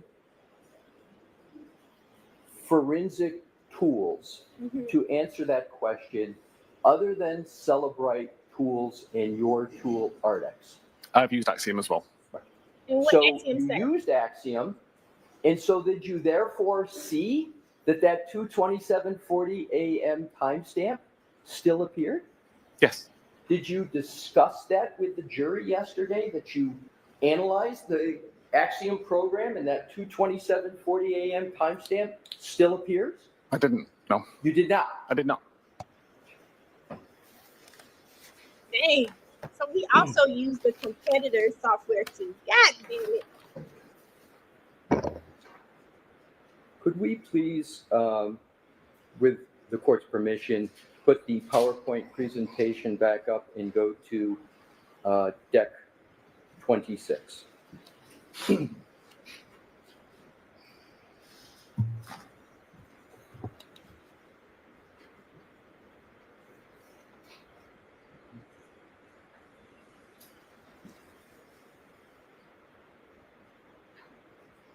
Mr. Whiffen, does an iPhone discriminate between whether it's in a car, a bus, a bicycle, y'all, this is or crazy. walking? It can, but I don't have the research on that. Right. So as you sit here today, you can't say that an iPhone can tell the difference between a car, a bus, bicycle, or walking, correct? The iPhone can, but I don't. Well, I haven't researched that data fully enough to understand it forensically. So you as you I sit here, can't, but you the phone can. Does an iPhone merely register movement? Let me rephrase that. Does an iPhone register movement? It does. Do you recall yesterday discussing movement at a speed of about 1.4 miles per hour at 12:24:37 a.m. on Yes. January 29th, 2022? I do. A person walking at a normal to even a slow pace can walk at approximately 1.4 miles per hour. Is that correct? It sounds reasonable. And does it sound reasonable that a normal speed of walking is between 2 and 4 miles per hour? Reasonable.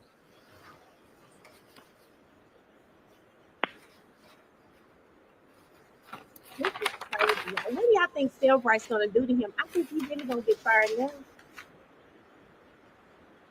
He just said that these people altered their data. Changing topics, Your Honor, if I could have a moment. You can take that. Okay, thank you. He did add. He has done that.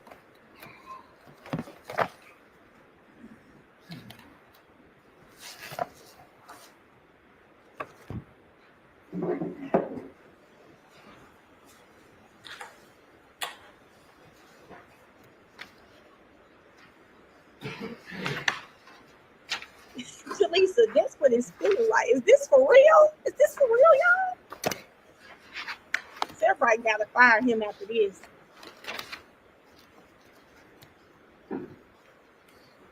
Ooh, Barry, I know they tear his ass up. When you were examining Jennifer McCabe's phone, Damn, man. you used an operating system called iOS 14, correct? That's one of the versions of iOS I used, yes. That was one of the versions. Yes. Do you understand that Jen McCabe's phone was actually using iOS version 15? Yes, I do. 15.2.1. 15.2? 2.1. Thank you. And do you recall saying, with regard to iOS 15.1, etc., that the iOS operating system, your words, had fundamentally changed, correct? Correct.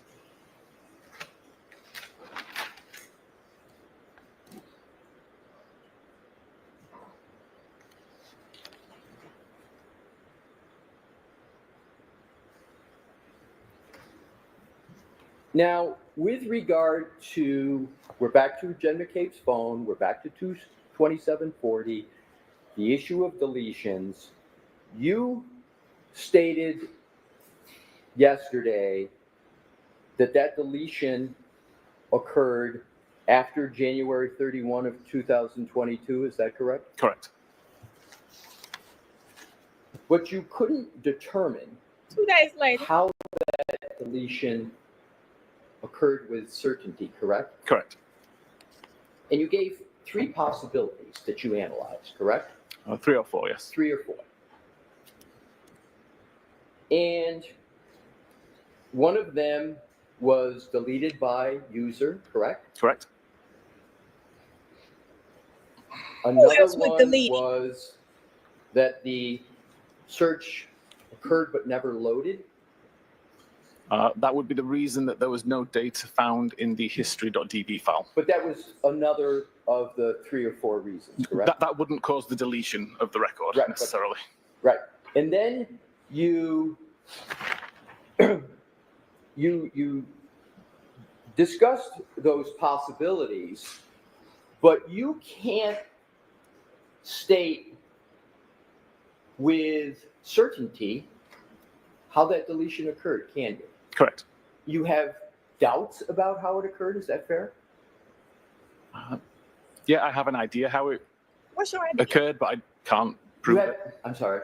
Yeah, no, it's okay. No, please finish. I want to make sure you finish. I have an idea of how it occurred, but I've not been able to replicate it. So my idea is unsubstantiated. So your idea? is it fair to say you have some doubts Yes. about how the deletion occurs? That's fair. And you believe your doubt is reasonable Yes. under the circumstances? Yes.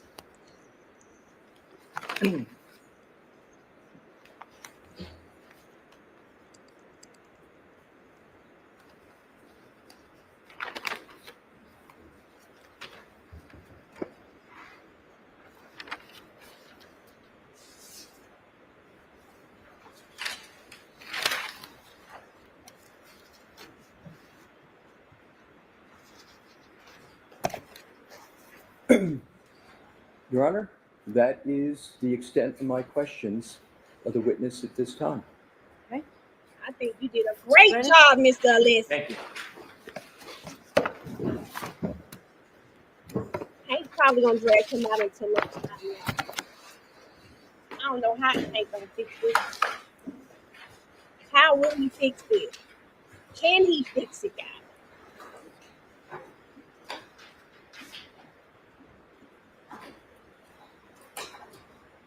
Can he fix this?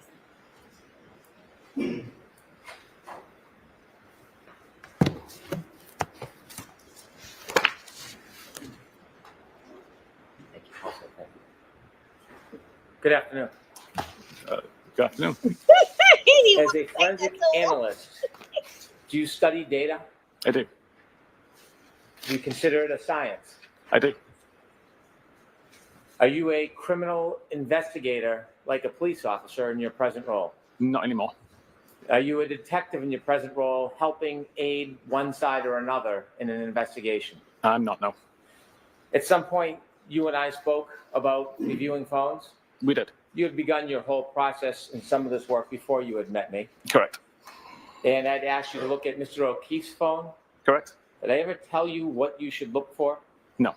Did I ever tell you what I wanted to see or what I wanted the results to be? No.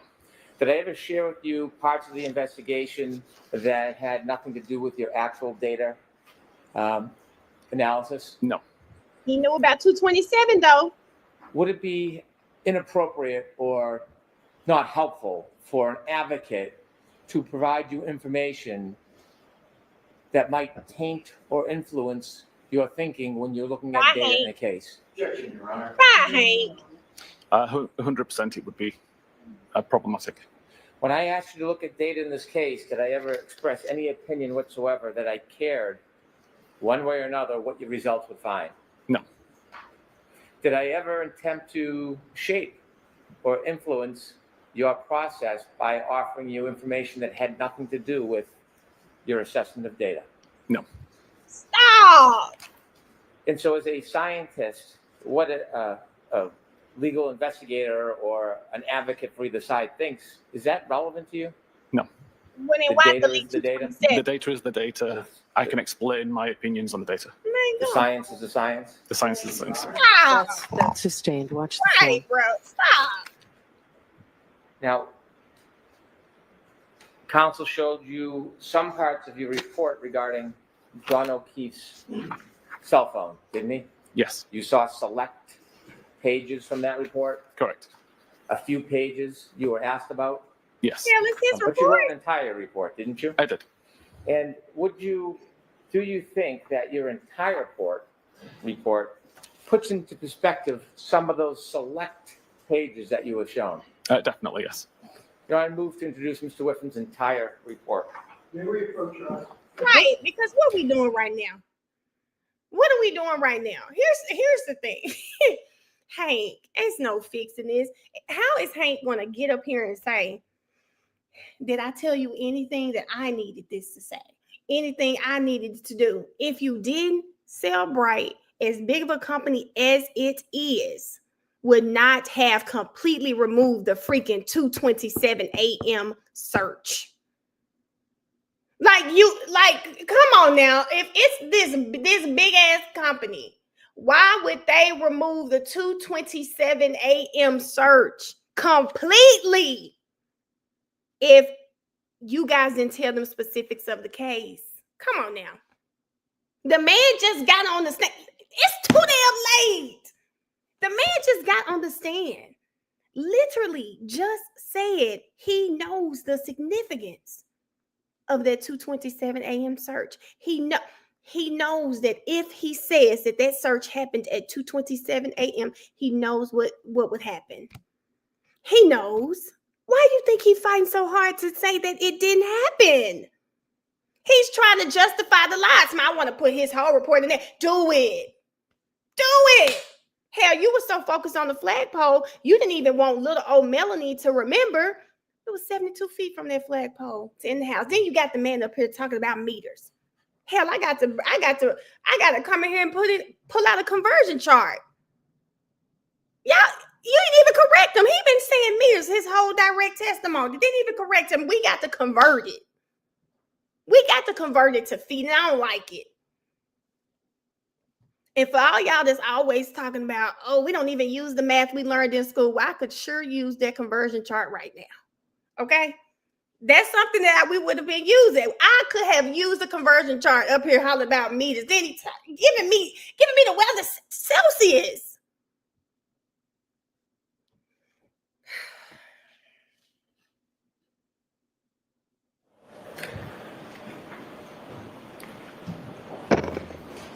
I'm sick of Hank and I'm sick of Ian with me. I done got mad all over again. Got me up here. I'm sitting here like, okay, how far is it?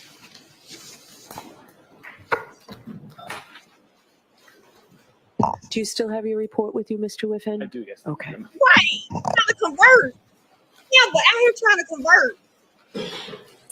Let's start with questions that counsel asked you about Shannon, the battery. yes.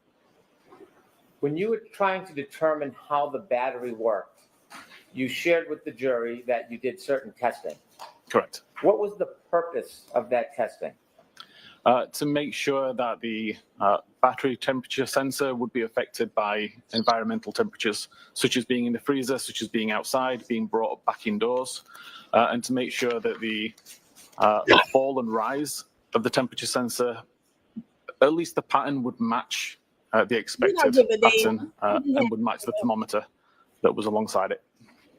When you put the batteries or the phone in the freezers, did it matter what the temperature of the freezer was when you put it in it? I didn't believe it did. What was the purpose again of putting it in the freezer? Just to remove the device from the warm environment, which was outside of the freezer, placing it inside the cold environment of the freezer and just seeing how the temperature dropped. As you mentioned, you look at data through science, correct? Correct. And so, He does not. did anybody ever share with you the important points of the decrease in temperature of the cell phone battery to try to influence your results? Objection, Your Honor. I'm sorry, could you Did Rephrase. anybody try to tell you important points of the evening on January 29th, 2022 in an attempt to influence your studies on the fact that a battery or a phone, when it gets colder, the battery temperature decreases? No. So when you developed the graph I of love the it. battery temperature and you followed the progress of that temperature declining through the night, was there any other scope or focus of yours other than to simply track the data? Just tracking the data. Similarly, when you looked at healthcare data, were you asked to try to see if the healthcare data could fit a certain theory or argument? No, I was not. You were looking at the healthcare data, were you looking at it independently? I was. Now, it's not your opinion, or you're not taking a position what the meaning of that data matching up is, are you? No. No one's asked you to give an opinion about the coordination of data, have they? No. So if the data just coordinates on its own, that has nothing to do with your opinion. Objection, Your Honor. I'll sustain it as. You mentioned when you put a cell phone in a colder environment, like a freezer, you noted that the temperature goes down. Correct.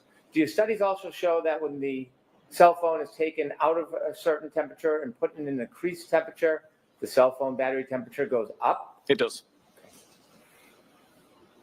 Do you have available for the screen the battery graph that we had on your PowerPoint? I do. 2 seconds.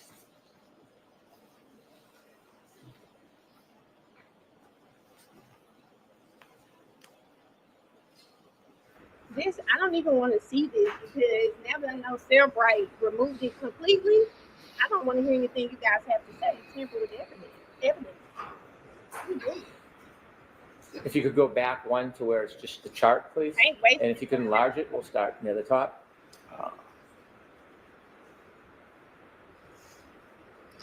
2 seconds. Mm-mm.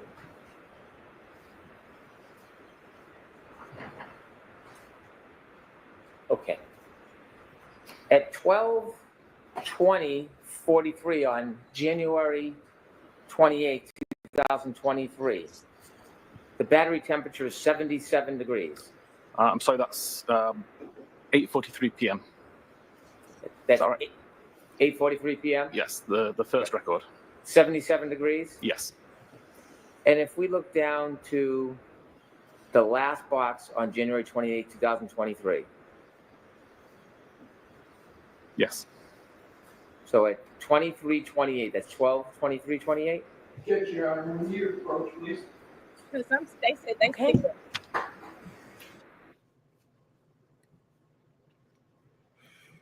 This is just I don't think there's any coming back personally. Look at Lally. Look at Lally. I don't think there's any coming back personally, but y'all know what, oh my God, y'all know what this reminds me of? When Miss Love got replaced, when Adam Abadi had to come in there and babysit her. At least she still was able to get up and say something. Lally just sitting there.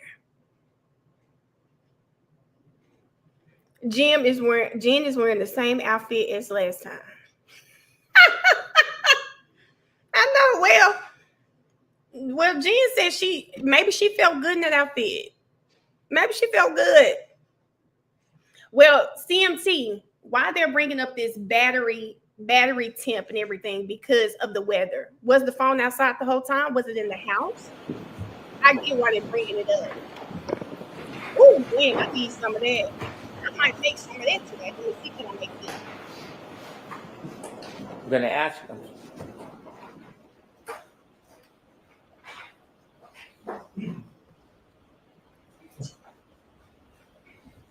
Mr. Whiffen, I'm going to ask you to start at 12:13 on January 29th, 2022.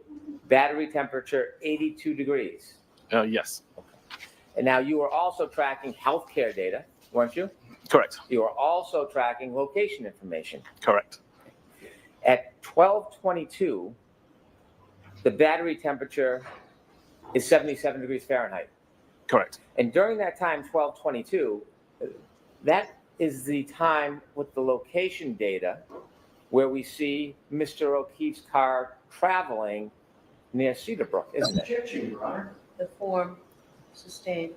And at 12:22 on January 29, 2022, where does the location data show Mr. O'Keefe's phone in progress? It's around Oakdale Road, I believe. And the travel that you're noting, is that consistent given the speed of being within a car? I believe so. And do you know whether or not that car had heat on? I've got no idea. You have healthcare data that the phone moves for a 20-second period, right? I believe so, And yes. That is after the Waze information stops. Correct. Objection, Your Honor. So you have to watch the form. I know it's hard to orient, but you have to watch. In your PowerPoint presentation, you are tracking the Waze information, aren't you? I am, yes. And at some point that switches to more local location data? Again, Waze is not recording the location data. Waze is requesting location data from Apple's location services, and location services is doing the recording of the location data. So if we're following the phone through Waze, I'm sick of it. at 12:24:25, is it in the car moving at 16.6 miles per hour? According to the data, yes. And at 12:24:26, according to the data, is it still in the car moving at 17 miles per hour? Objection, Your Honor. Sustained is to forms. Can you pull up your PowerPoint and we'll start at 12:24:25? We can show the jury the progress of that phone. Right. It doesn't Okay. matter. I think, hey, And at 12:24:25, how fast is Mr. O'Keefe's cell phone moving? The data on the device says that it was moving at around 16.6 miles per hour.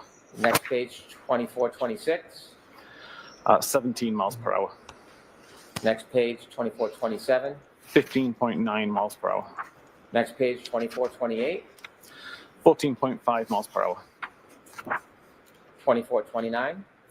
12.1 miles per hour. 24:30. 11.5 miles per hour. 24:31. 10.4 miles per hour. 24:32. 8.9 miles per hour. 24:33. 7 miles per hour. 24:34. 5.2 miles per hour. 24:35. 3.5 miles per hour. 24:36. 3.2 miles per hour. 24:37. 1.4 miles per hour. And 24:38. 0 miles per hour or 0 meters per second. And at 24:38, that phone is stopped near the flagpole. I would say so, yes. Then the location data gets more broad. It does. There is no movement at that time after the car stops. Is there any movement when the car stops at 24:38, between 24:38 and 24:30? Is there any movement indicated on the healthcare data? Not from the health data, no. At 12:31:57, does the phone demonstrate any movement? If I may just look back at my report, course, just please. to recall.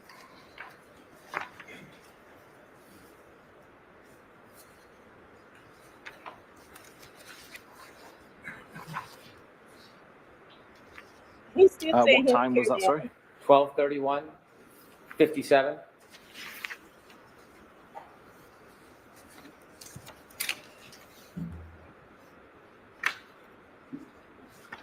Yes, around 12:31, 56 or 57 is the start of the health event, 36 steps. How long? How many seconds does that phone move for?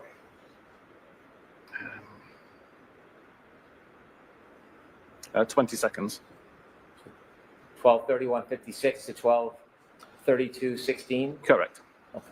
And that is that the only time that the phone moves from the point it stops at the flagpole until the next morning? Correct. The only time? Correct. Come on now. 12:31:56 to 12:32:16. Yes. And when that phone moves, you can't tell if it's walking a straight line or in a circle. Correct. You don't know if the phone is pacing back and forth.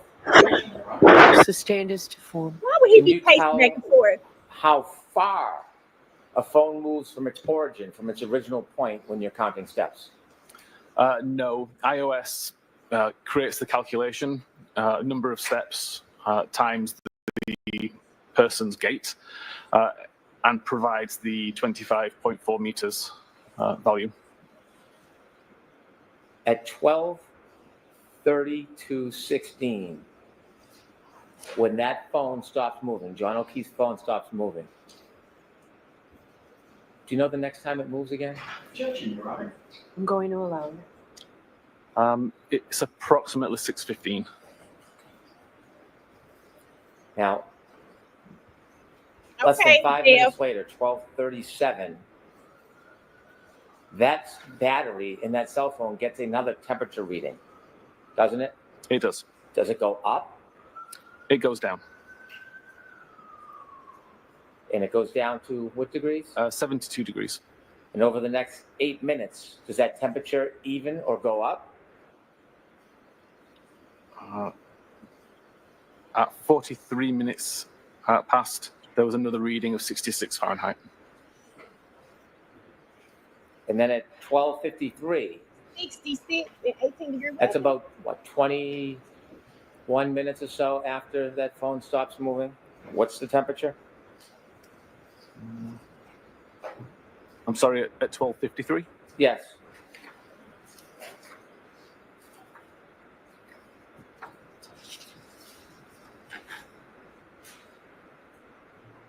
Oh, 61 Fahrenheit.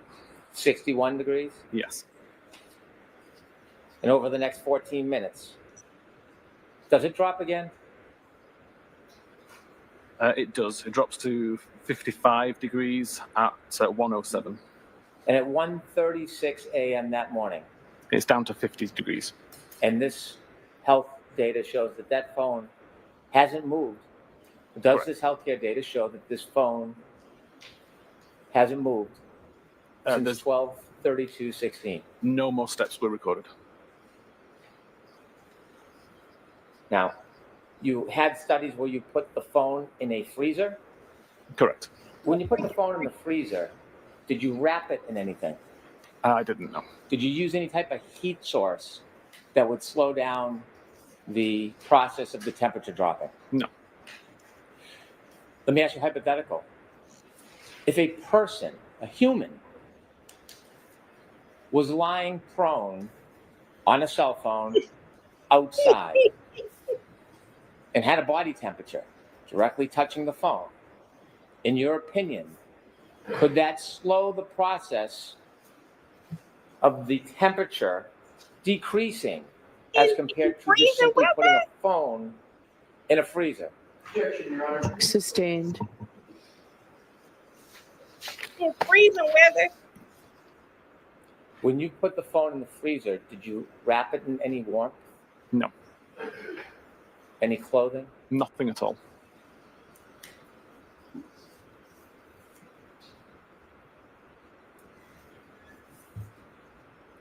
Now, you don't know the temperature, but you said there was a blizzard outside? That's my understanding, yes. At 6:06 a.m., is there a change in the battery temperature of John O'Keefe's phone? Yes, the temperature has dropped to 43 degrees Fahrenheit. So there's a 7-degree drop in temperature at 6:06. Correct. Were you shared any of the facts or information that has nothing to do with data and science? Were you shared any facts or information about what may have occurred to that cell phone and its exposure to colder air that morning, minutes prior to 6:06 a.m.? I may have heard that around that time is when John was found. Objection, Your Honor. Strike. So could you answer the question, yes or no, that Mr. Bennett asked you? Nay. Do you have? Did anybody Yeah, share information with you about that, sir? Nobody shared it with me, no. If the phone was in an environment and it was exposed to further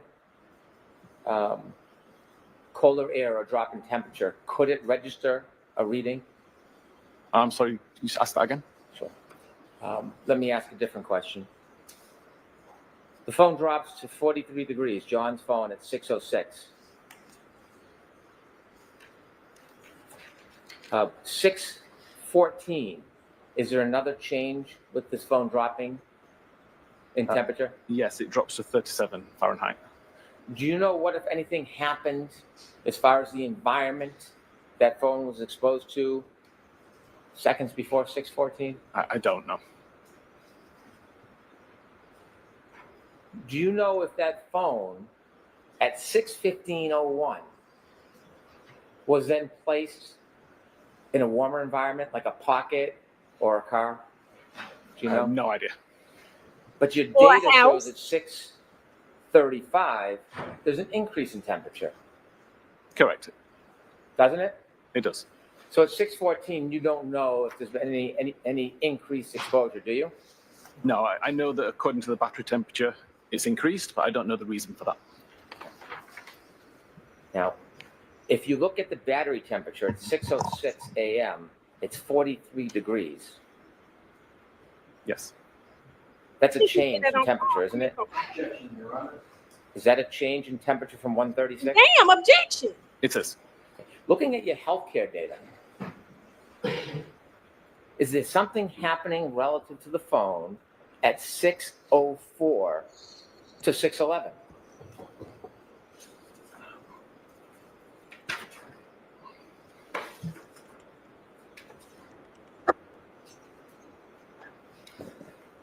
That is 432 steps were recorded at that time. Can a phone record steps if it's being moved back and forth? It may record some. It's difficult to say how many would be misunderstood as It's being awfully steps awful. taken. I feel like If you're shaking an object that moves the phone violently, could it record steps?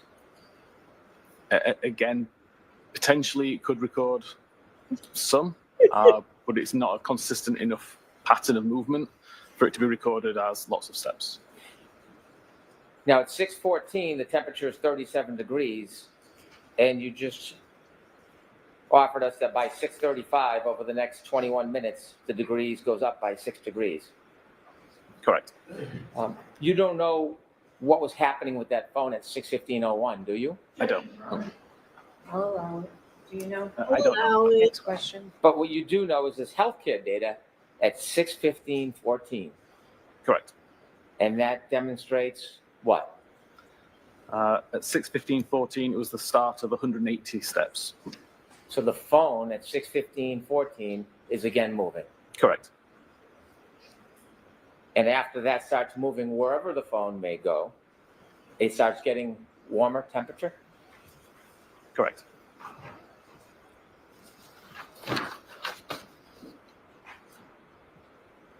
it's not gonna touch that 227, y'all. Now, you shared with us location data, and you explained the difference between Waze and other types of location data. I had asked you an opinion about where the phone was located based just on location data, nothing else. And when I asked you that opinion, I didn't ask you to a reasonable degree of scientific certainty, did I? I don't recall.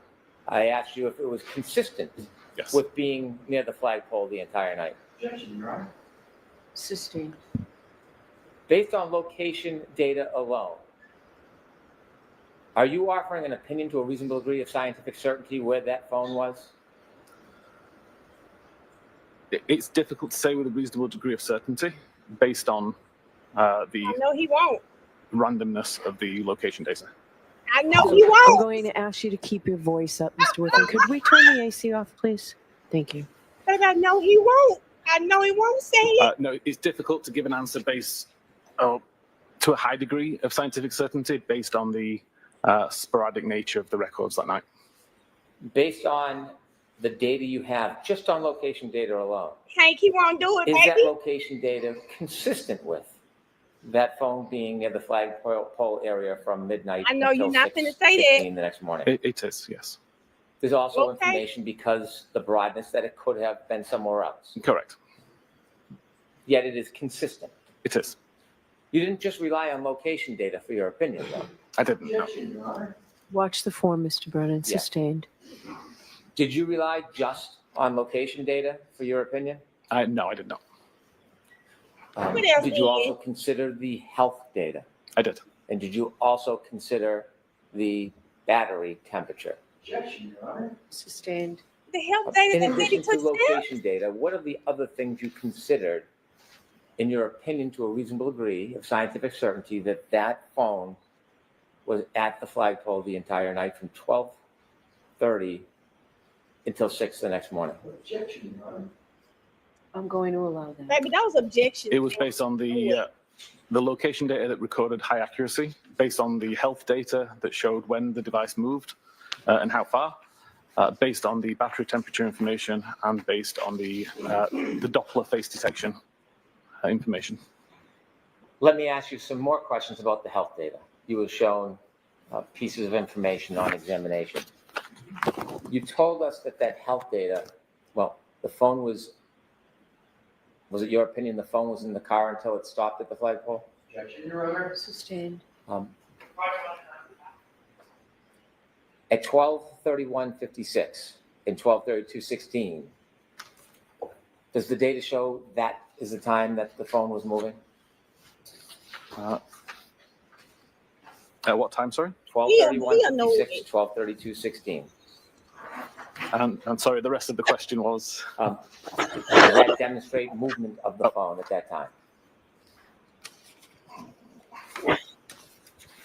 He's really doing is allowing him to do right now. You can tell by every objection. Objection, Your Honor. Yes. Allow it. Sick of it. Yes, it Sick did. of it. You shared that you can't tell the direction or the distance of steps. Objection, Your Honor. If, I'm sorry, go ahead. no, please. Pardon me.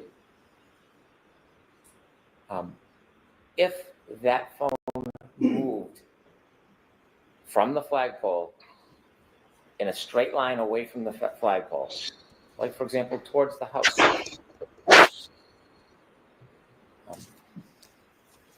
wouldn't it have to move again before 6:04 to get back to the flagpole? Objection, Your Honor. I'll allow it. I would presume so. All right, you asking me to strike that, Mr. Yes, Your Listy? Honor. I'm going to strike that. Does health data register when a phone moves? It does.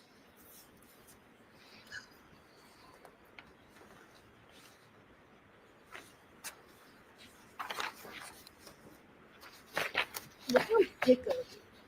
I am sick of I'll ask you some more detailed questions about your research into a phone that's been attributed to Jennifer McCabe. Oh, let's go. Let's go. Thank you, Forrest. Let's go. You looked at one piece of your report on the screen, and that was a phone call register. Yes. Could you turn to that phone call register, please? What are we doing with the slide that's up there, Mr. Brennan? I would like to change it to the phone call register if possible. Oh, it's not me.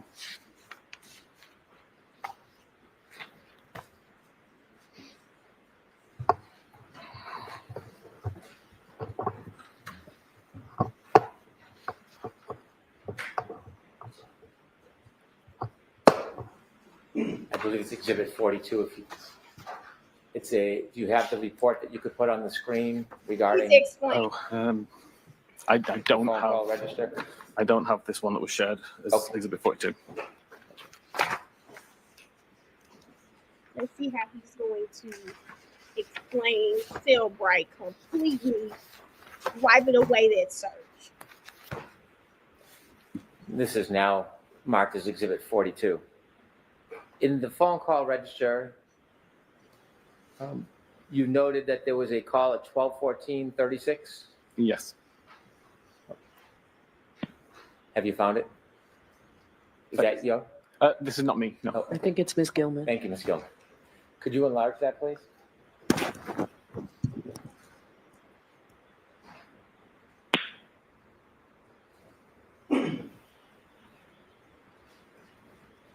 Why? Which portion of They it? get to Up the act, they top get to part. tear up stuff on LL. The first 4 or 5 calls. Yes, Thank you. he has to. And we need it larger, Ms. Gilman, please.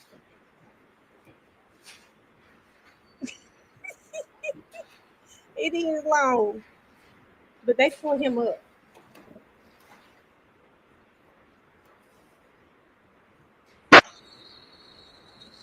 They honored him. They tore him up.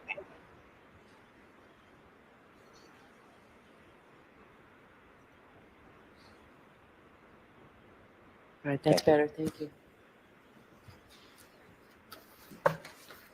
On examination, you read that at 12:14:36, there was a phone call incoming Yes, that appeared to be from Jennifer McCabe. correct. At 12:14:36, the location information is the John O'Keefe's cell phone at Fairview by that point? Objection, Your Honor. So the question, is it? Yes, is it? No. And then at 12:18:47, there's another call, and again from Jen McCabe. That's an outgoing call to Jen McCabe. It's an outgoing call to Jennifer McCabe. Yes. 12:18:47, the location information, does that place Mr. O'Keefe's cell phone at Fairview? No, it does not. Then at 12:29:44, there's an 8-second call that you said you believe is answered. Do you know if there was any conversation in that call? How would he No way to know? know if there's any conversation. And at 12:29:44, does the location information place John O'Keefe's cell phone somewhere It does at Fairview Road. at the flagpole? Yes. At the flagpole. I'll strike that. Oh, Now, there is not a call. Well, let me ask you the next come call. on, man. What time is the next call? 33 minutes and 35 seconds after midnight. And who's that call from? From Karen Reed. Is that before or after John O'Keefe's health data stops? After. Well, that's dumb. Why would she call him if she right there with him? Hey, shut up. At 12:37, you offered us that the cell phone battery's temperature is decreasing. Yes. How many calls have been made from the defendant to John O'Keefe by the time that cell phone battery starts dropping in temperature? Me too. Me 7. too, T-Friend.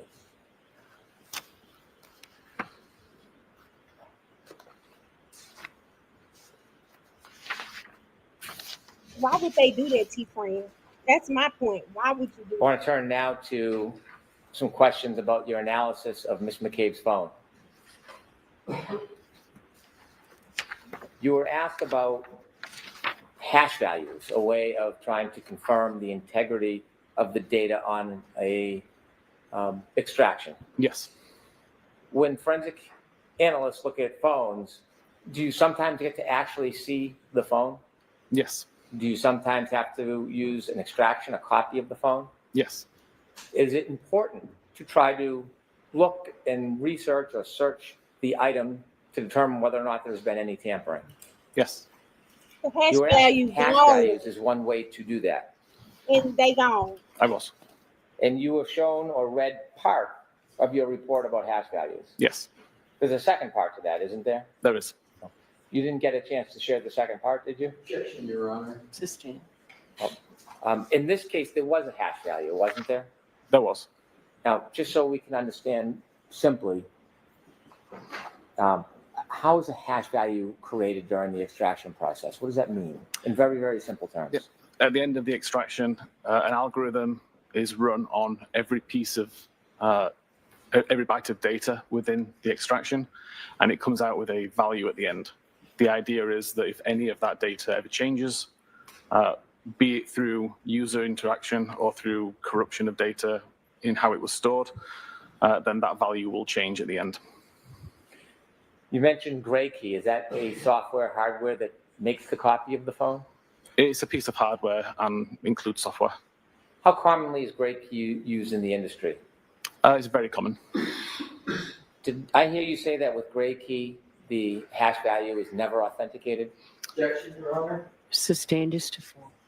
Does Gray Key authenticate the hash value? The hash value is placed inside a PDF, which is not signed. And is that common or typical in the industry? That is the way that Gray Key do it. Was there anything anomaly or untoward or different about the way this one was done? No. Did the hash value from the Gray Key extraction match the hash value? It did. Anything irregular whatsoever about it? No, not that I can see. Now, you don't just read software programs when they spit out reports, do you? No. As an analyst, as one of the leaders of Celebrite, do you have a history of being a researcher? Yes, Oh, hell A no. history of study? Yes. Hell no. He didn't even research Have you together. written reports and papers for people to learn? I've written multiple blogs, done multiple Wow. presentations, webinars. Some of my blog posts have become peer-reviewed articles. Okay. Is it sufficient to simply look at a report that is generated by Celebrite or Axiom or any other service and make conclusions just on the report? I don't believe it is, no. Why do you think that's imprudent? Sorry? Why do you think that is not I'm prudent sick to again. simply rely on a report? Objection, Your Honor. I'm going to allow him to answer. The tools are very good at surfacing data, but I believe it's up to the examiner to understand what that data means and to provide context to the information which the tool itself can't give. And when you were considering the hash value and determine whether or not you thought there was anything wrong with the data, aside from the hash value, how do you do that? How do I do How what? do you make a determination whether or not this has integrity, the data hasn't been tampered with, so to speak? Okay. So notwithstanding the hash value, I'd be looking for issues with the data that don't make sense. In this particular case, there was lots of data points that all appeared to work together. Like you would see one artifact change in one database and an artifact would change somewhere else. And it all just made perfect sense in how it was functioning. That kind of leads you to believe that it's not been tampered with, or the person tampering with it did an exceptional job to be able to cover all of these different tracks and make it undetectable. Did you try to summarize that perspective in the part of the report that wasn't read to you on examination? I did. Do you have an opinion to a reasonable degree of scientific certainty if there was any data integrity issues in the information you He reviewed? just said I it. don't believe there was any. He said. He just said it on oh God. It was Yeah. characterized on examination. There was a dispute about the time origin of the search, how long to die in code. Do you remember being asked the How question long about a so funny? dispute? Yes. Have you, in your studies and in your position, is there any viable dispute in the forensic data scientific community about that issue? I don't believe there is anymore. Now, you got involved in this case because you received a complaint from a consumer. I received a question from a consumer, yes. And you attempted to resolve that? Correct. He did. Sustained is to fall. Other than that source, have you received any information, feedback, opinions that would make this issue in any way a dispute? Objection, Your Honor. I'll allow that. I'm sorry, could you rephrase the question? Other than that one person, that one consumer, have you received any information in the forensic community which you're part of? Oh. Any data, any information They that would probably suggest laughed that at him. your conclusions are in dispute? Yeah, I received a very similar question from an examiner in Europe. In America. Fairly similar circumstances with a case and with a timestamp that didn't make sense, that was originating from the same database. I applied the same logic and theory to his question, and he confirmed it solved the issue for him. It all made sense then. And since then, has in your world, academic and research world, forensic data science, other than the person who originally raised the question, has there been any dispute brought to you by anybody about your conclusions about when the search actually happened? No. If anything, I've heard people who have confirmed the research that I did. Who? Do you know Jessica Hyde? I do. Is she well known in the forensic community? She is. You were asked questions about your law enforcement background and the fact that Celebrite is used as a forensic tool, oftentimes by law enforcement. Yes. Did you go into your company's software and change it to accommodate law Somebody did it. enforcement? No, Somebody did definitely it. not. Would you ever do such a thing? No. Why wouldn't you do something like that? Someone did it. Aside from being unethical to change the data in that way, this is an artifact that is easily validated by any examiner. And if I was to tamper it for the purposes of changing the outcome of a case, it would be detected by all of our customers immediately and would destroy the reputation of Cellbrite, which I've got no intention of doing. Before a prior proceeding, the printout from the software, when it was showing the timestamp of the Safari search, was it labeled something in particular before? The Cellbrite search Yes. was labeled last visited time. Last what? Last visited time. And when it was labeled last visited time, did it show 227 on the report? It did. Cellbrite, after research and consideration, removed that label? Research and We removed the consideration. timestamp when we determined that it was not relevant to the last time that that page was visited. Why was it important to remove that timestamp from the program and the software? It was clearly causing confusion. What? Does the company have concerns when consumers are confused about information? What? Of course, yes. Do companies have concerns if a consumer tries to manipulate the use of that information? What? Of course.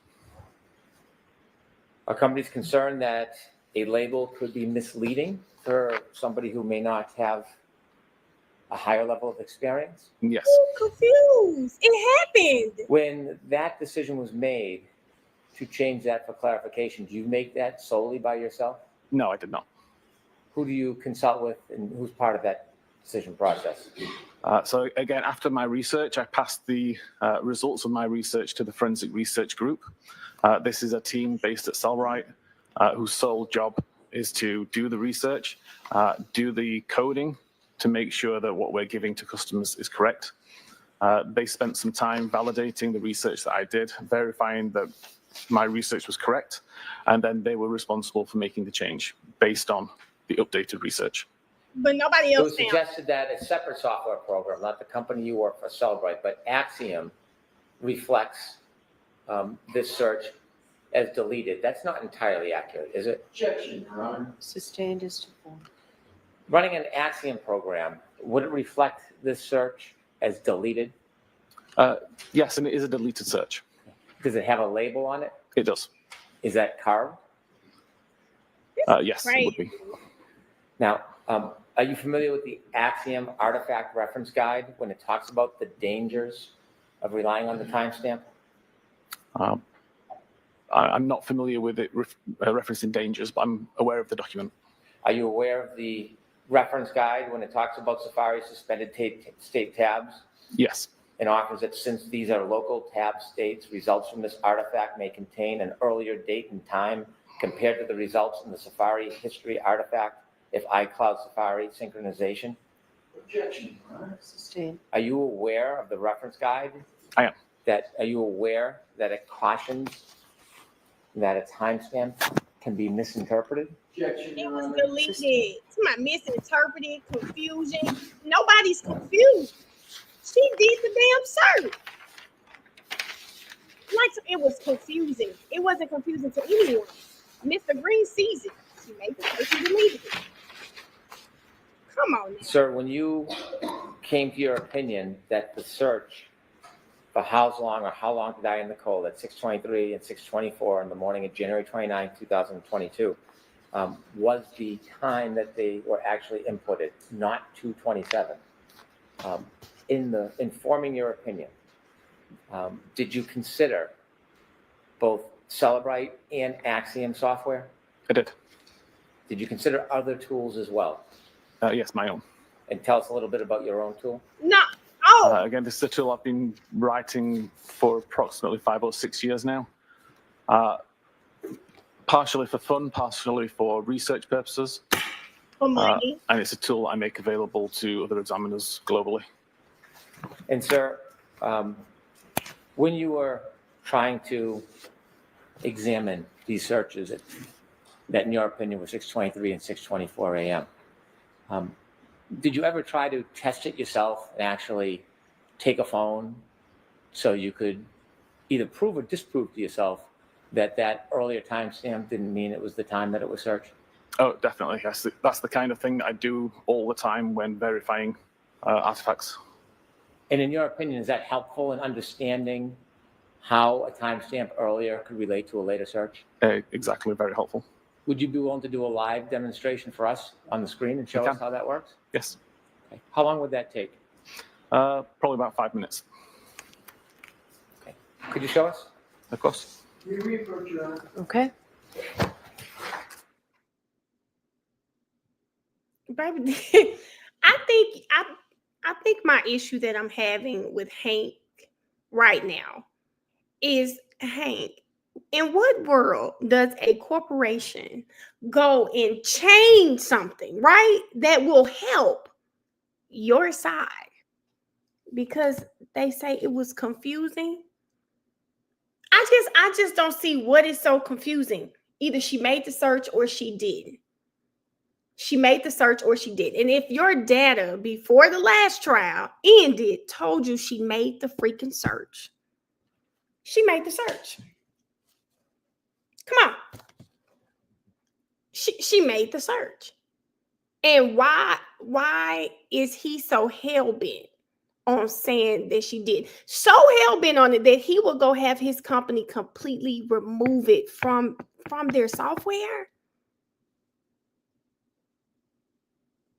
He was on Cross saying that he could not the hash values show the integrity of what he's looking at, right? He couldn't validate the hash values. He couldn't validate it. This is like a fingerprint, right? He said, he described it as like a fingerprint from a data file. Hers had no fingerprint. He couldn't validate it. Now he's saying it had integrity. Like, come on. Well, you know why. They completely removed it, talking about it was confusing people. I want to know the people that were confused. Who are the people that were confused? Because the defense didn't seem confused. They saw what was going on. Who was confused?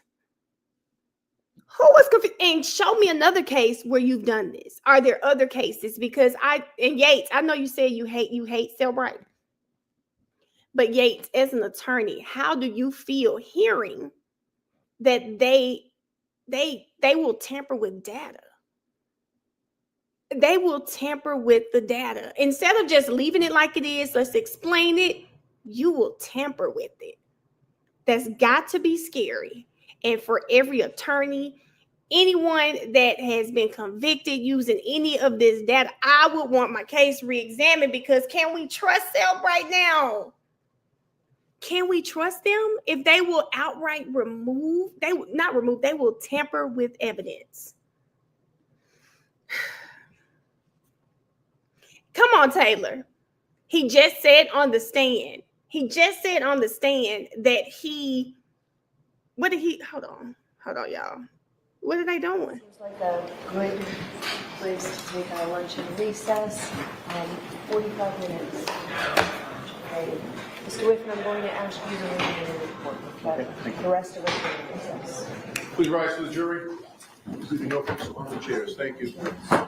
They just said him to go read the rest of his report. Now, because we know who's coming up, let's ask this. Do you guys feel y'all want to run through Jen before she comes up? I think it might be good to have it fresh on our minds. We have 45 minutes. Do you guys want to run through Jen's testimony?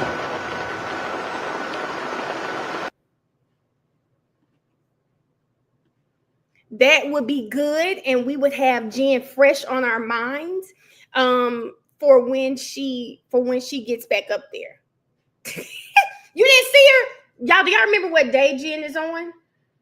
Was it like day 12? Hold up. I think this is perfect. This is perfect. We can use our breaks and lunches to Kiki to run through Jen, because we need to be able to point out the lies when she gets up there. Okay, hold on. Let me find out. I think she's like day 12.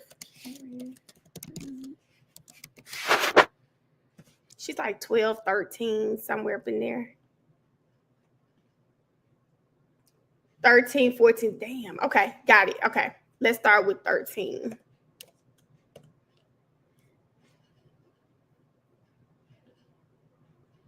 I see Matt. Let's see. Matt is day 13. So she has to be 14. She has to be 14. She has to start. Yes, y'all. She starts 14.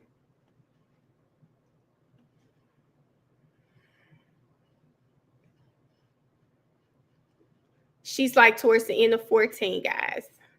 All right. We got 45 minutes, so about 1:45. I'll check the screen again. Thank you. Good afternoon, ma'am. Good afternoon. Could you please state your name and spell your last name? Okay, Kiki. Sure. Jennifer McCabe, McCabe. And where do you live, ma'am? Canton.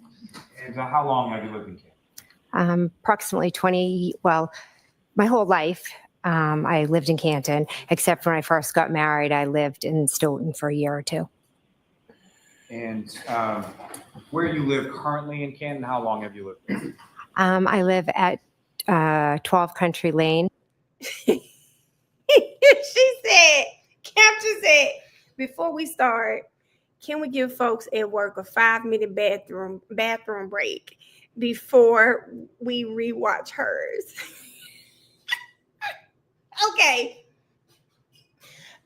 Go ahead. I guess you want to be up to speed on the chat. Jen's cross won't be until tomorrow. Yes, it won't be until tomorrow. So if you are at work, I'm going to start Jen. Well, you know what? Y'all can go ahead and go to the bathroom, because the first 5 minutes of her testifying is just who she is, where she's from, how you know John. Y'all will be okay. Y'all could go ahead and go. You're not going to miss anything. The meat and potatoes starts about 20 minutes in, and you're good. I think y'all good. She said, take your phone. I think you're good, Capture. You're not going to miss anything in 5 minutes, friend. I would have waited, but you're not going to miss anything. And I've lived there about 10 years. And prior to that, where did you live in Canton before Country Lane? 15 Sutcliffe Ave in Canton. And how long did you live on Sutcliffe? Approximately 10 years. And with regard to both addresses, who? Hold on, guys. Hey, girl. I was thinking you were taking a break, but if you're not. Oh, no. I didn't take the break. I'm not taking the break. What's wrong? Is YouTube muted? No, you need me to mute. Hold on, y'all.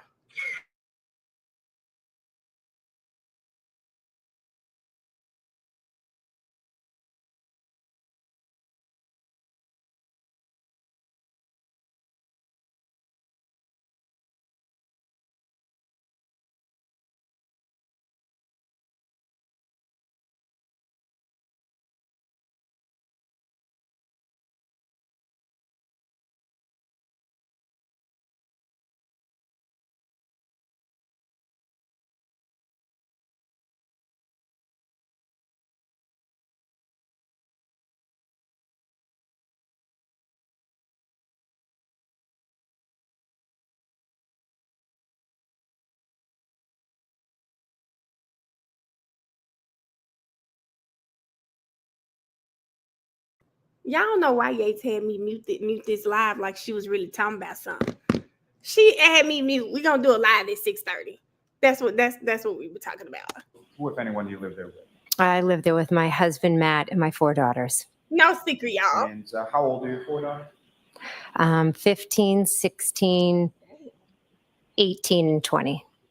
Damn, he want to get off there. Now, if I could turn your attention to January 28th and to January 29th of 2022, do you recall what days? I do, yes.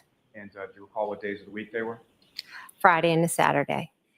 So starting with Friday, January 28th in the evening, do you recall what was going on that night or where you went? What were you doing? Well, first, I set up at my house for a team dinner for my daughter's hockey team. Then I met up with some parents for my daughter played for the Canton High basketball team. So we met up with some parents before. We had a drink, appetizers. My younger two were with us. We fed them dinner. And then we went on to Canton High School to the basketball game. Now, starting back, the oldest daughter with the hockey dinner at your house, that was. If you are just joining, Autumn just asked a great question. Y'all, it is lunchtime for the current trial. Jen is going to be at some point today, probably within a little bit after lunch starts. So we're just going back to watch her first testimony so that we can compare it to what she's going to testify to. And I think we'll probably do this during our lunch and breaks. That'll be good for people who watched last year. Some of us watched more recently, but that's what we're doing right now. So your daughter, Allie, is that correct? Yes. She's your oldest? Yes. Now, the daughter who had the basketball game, is that your second oldest? Yes. And with regard to her, she was on the varsity team, is that right? Yes. For Canton High School? Yes. And with respect to just basketball in general, when the kids were younger, what, if any, role did you have in regard to that? Objection. I'll allow it, but then you'll move on quickly. I was a basketball coach for the the town program. For how many years? I believe with Emily, I started approximately when she was in 5th grade. And then I was also a coach for my daughter, Olivia, I think starting when she was in 6th grade. And with my youngest, I think I coached from 1st grade on up until 8th grade. Now, as far as the high school game was concerned, is there sort of a typical start time for high school basketball game? Yeah, move on. We know the time. Move on. After the basketball game, where did you go? My husband and I dropped my youngest daughter home, and then we proceeded to meet my sister at the waterfall. And which sister is that? My sister, Nicole. How many sisters do you have? 3. And do you recall about what time it was that you got to the waterfall? Approximately 9 o'clock. And when you say we, who do you mean? My husband, Matt, and myself. And do you recall which vehicle that you were in going around Canton that night? I believe it was my car, yes. And what kind of car was that? Denali, Yukon, I think. Denali, yeah. So bigger type vehicles? Yes, big SUV. Now, with respect to, you got a cell phone around that time, is that correct? Yes. Your cell phone, what, if any, connection did that have between the cell phone and the vehicle? At that point, I don't think mine was connected. I'm not sure. Now, when you arrived to the waterfall, did you go right in or what, if anything, did you do? I waited a few minutes because my husband was on a phone call. And at some point, did you and your husband man go in? Yes. And when you arrived in the waterfall, where within the waterfall did you go? We walked in, and I believe we sat at the 3rd table. And at the time that you arrived, who, if anyone, was there that you were familiar with at that table? Chris and Julie Albert, Nicole Albert, Caitlin Albert, Tristan Morris. And at some point shortly after that, or at some point after that, who, if anyone else, came in and joined the group that you were with? Nick Kolakitis did, and then his wife did a little bit after. And then Brian Albert and Brian Higgins arrived. And then Karen and John arrived. Last year, yes, Em. And prior to Karen and John arriving, who, if anyone, from the group had left? I believe Tristan left, maybe to go to sleep because he had to plow, I think. You know, girl. Now, with reference to Karen and John, we're talking about John O'Keefe and Karen, correct? Yes. And how long had you known John O'Keefe? Approximately 10 years. And how was it that you first came to know John? John's sister and her husband lived in the neighborhood, and my daughter became friends with John's niece when they were in kindergarten. And during that kindergarten year, John's sister and then brother-in-law passed away, and John moved in and took care of the kids. And just for clarity purposes, this would have been when you were living at the home on Sutcliffe? Yes. And then after John moved in with his niece and nephew, what, if any, role or what, if any, relationship did you have with either John or his niece specifically? So my daughter was very good friends with his niece. And so, she would be over all the time. And JJ would come over with Patrick and pick her up. And he would come in and talk to us and hang out. And how would you describe your relationship with John O'Keefe? He was my friend. I love John. He was an amazing guy. Now, Not a with tear. reference to Karen Reed, and just for clarity purposes, do you see Karen Reed in the courtroom today? Yes, I do. Can you identify just as to where she's seated or not? She's seated between her attorneys. I need the split screen for this testimony. John, just has a record reflect identification. Yes. By the witness. Now, with respect to the defendant, Ms. Reed, when was it that you met her? John had reached out to me saying that he was dating a new girl and that she had MS and I also have MS. So he said he would like for me to meet her. And how long have you had MS? I believe it will be 10 years this October. And do you recall specifically when around that was, what year, what month, anything like that? That I met Miss Reed? Yes, they came over in July of 2020. And came over to Nicole, your house, is that correct? Yes, they came over to the house. They brought the kids, swam. I have a pool. Now, over the course of, you were familiar, obviously, that Ms. Reed was dating Mr. O'Keefe, correct? Mhm. Over the course of time. Yes. Sorry. Over the course of time from July of 2020, when you met her, to January of 2022, how often would you see Ms. Reed? It would vary. There were times that we would bump into them, or depending on their sports, or, for my daughter's birthday party, when it was time to pick up, they'd come over and hang out, or Halloween. It just varied. So We a have 4 lot. kids, so we're always kind of in all different directions. Sometimes it depends on what sport month it is and what team we're with. This is crazy. And how would you describe Very your so, relationship Taylor. with Ms. Reed? I enjoyed Miss Reed. I really liked her. I thought we connected from the beginning. She was very easy to talk to.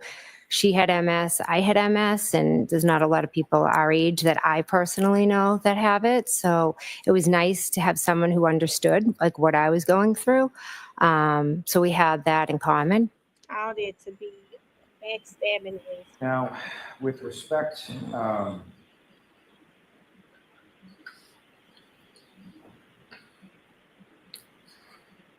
to either, starting with Mr. O'Keefe, was your friendship the type where you would have any sort of discussions about his relationship with Ms. Reed or any girls that he dated at any point in time that you were friends with? At different points, yes. And what, if anything, specific do you recall him telling you about his relationship with Ms. Reed specifically? Objection.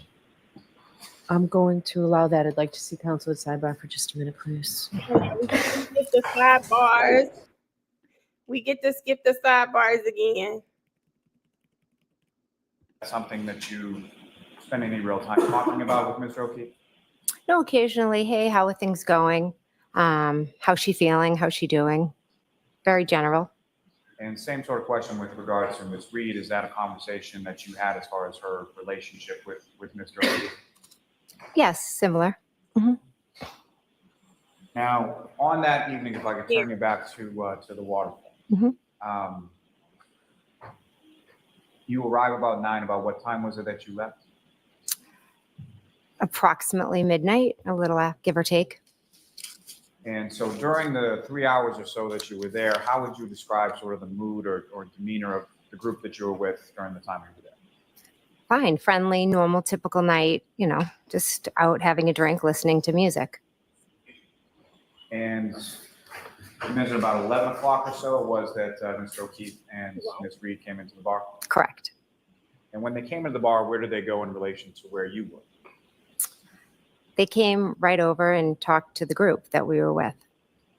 And when Mr. O'Keefe and the defendant came over, what, if anything, did you observe the defendant do or have with her when she came? Oh, she had brought a glass with her and kind of took it out of her coat and just kind of chuckled about it. What, if anything, did you observe about the glass?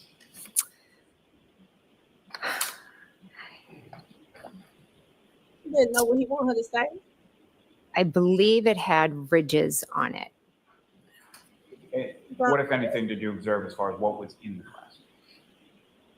glass? It was clear. Was there any other kind of like a straw or a lime or anything like that? I don't remember. As far as you knew, at some point, did you become aware of where Mr. O'Keefe and Ms. Reed had been prior to coming over to the waterfall? Yes. And where were CF McCarthy's. Where is that in location to the waterfall? Just right up the street. Now, over the course of the evening, you were at a bar. Fair to say you were drinking, is that right? Yes. Do you recall specifically what you were drinking? I think beer. And same question with regard to Mr. O'Keefe. Do you recall him drinking? And if so, what, if anything, was he drinking? I can't be certain. Possibly a beer, but I can't be certain. You don't start me about And with respect to Ms. Reed, same question as far as do you recall her drinking? And if so, what, if anything, do you recall her? Again, I remember just a clear glass with clear liquid in it. Any different glass beyond the one that you've already testified about or no? I don't remember, sorry.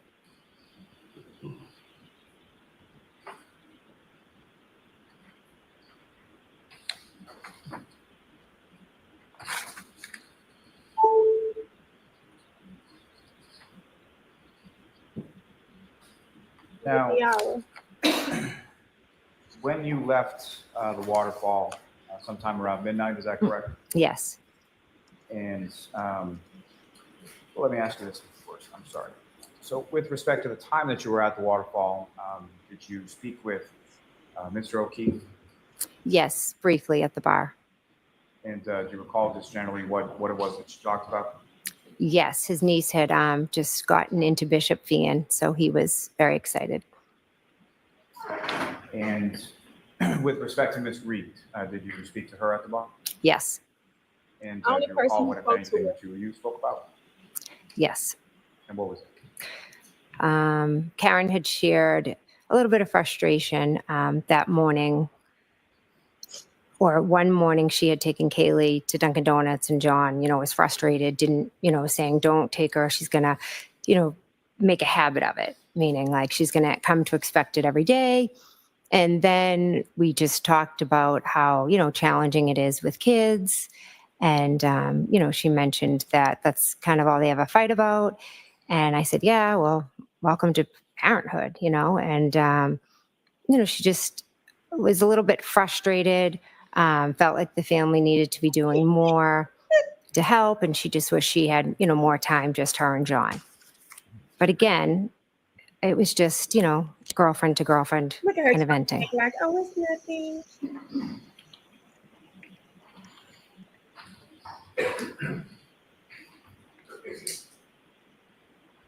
Now, as far as Mr. O'Keefe was concerned, what, if any, observations did you make as to how he was dressed? Baseball hat, jeans. That's what I remember. Do you recall any sort of winter coat or heavier coat or anything like that? No.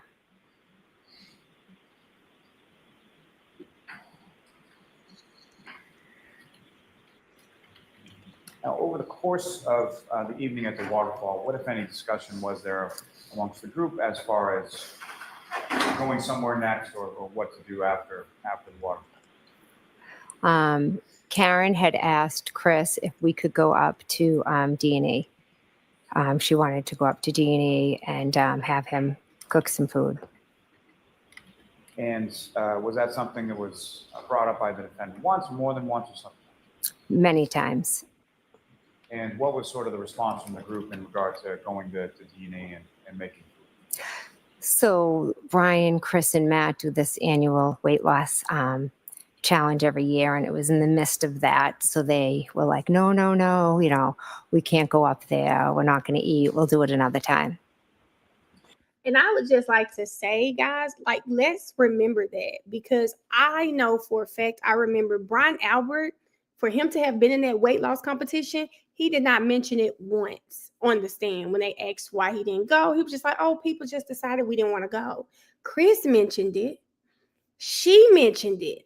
Brian forgot that part of his story. So when we go with Brian, when Brian Albert gets on the stand, if he testifies, guys, let's see if he mentions it this go around, because he forgot to mention it last time.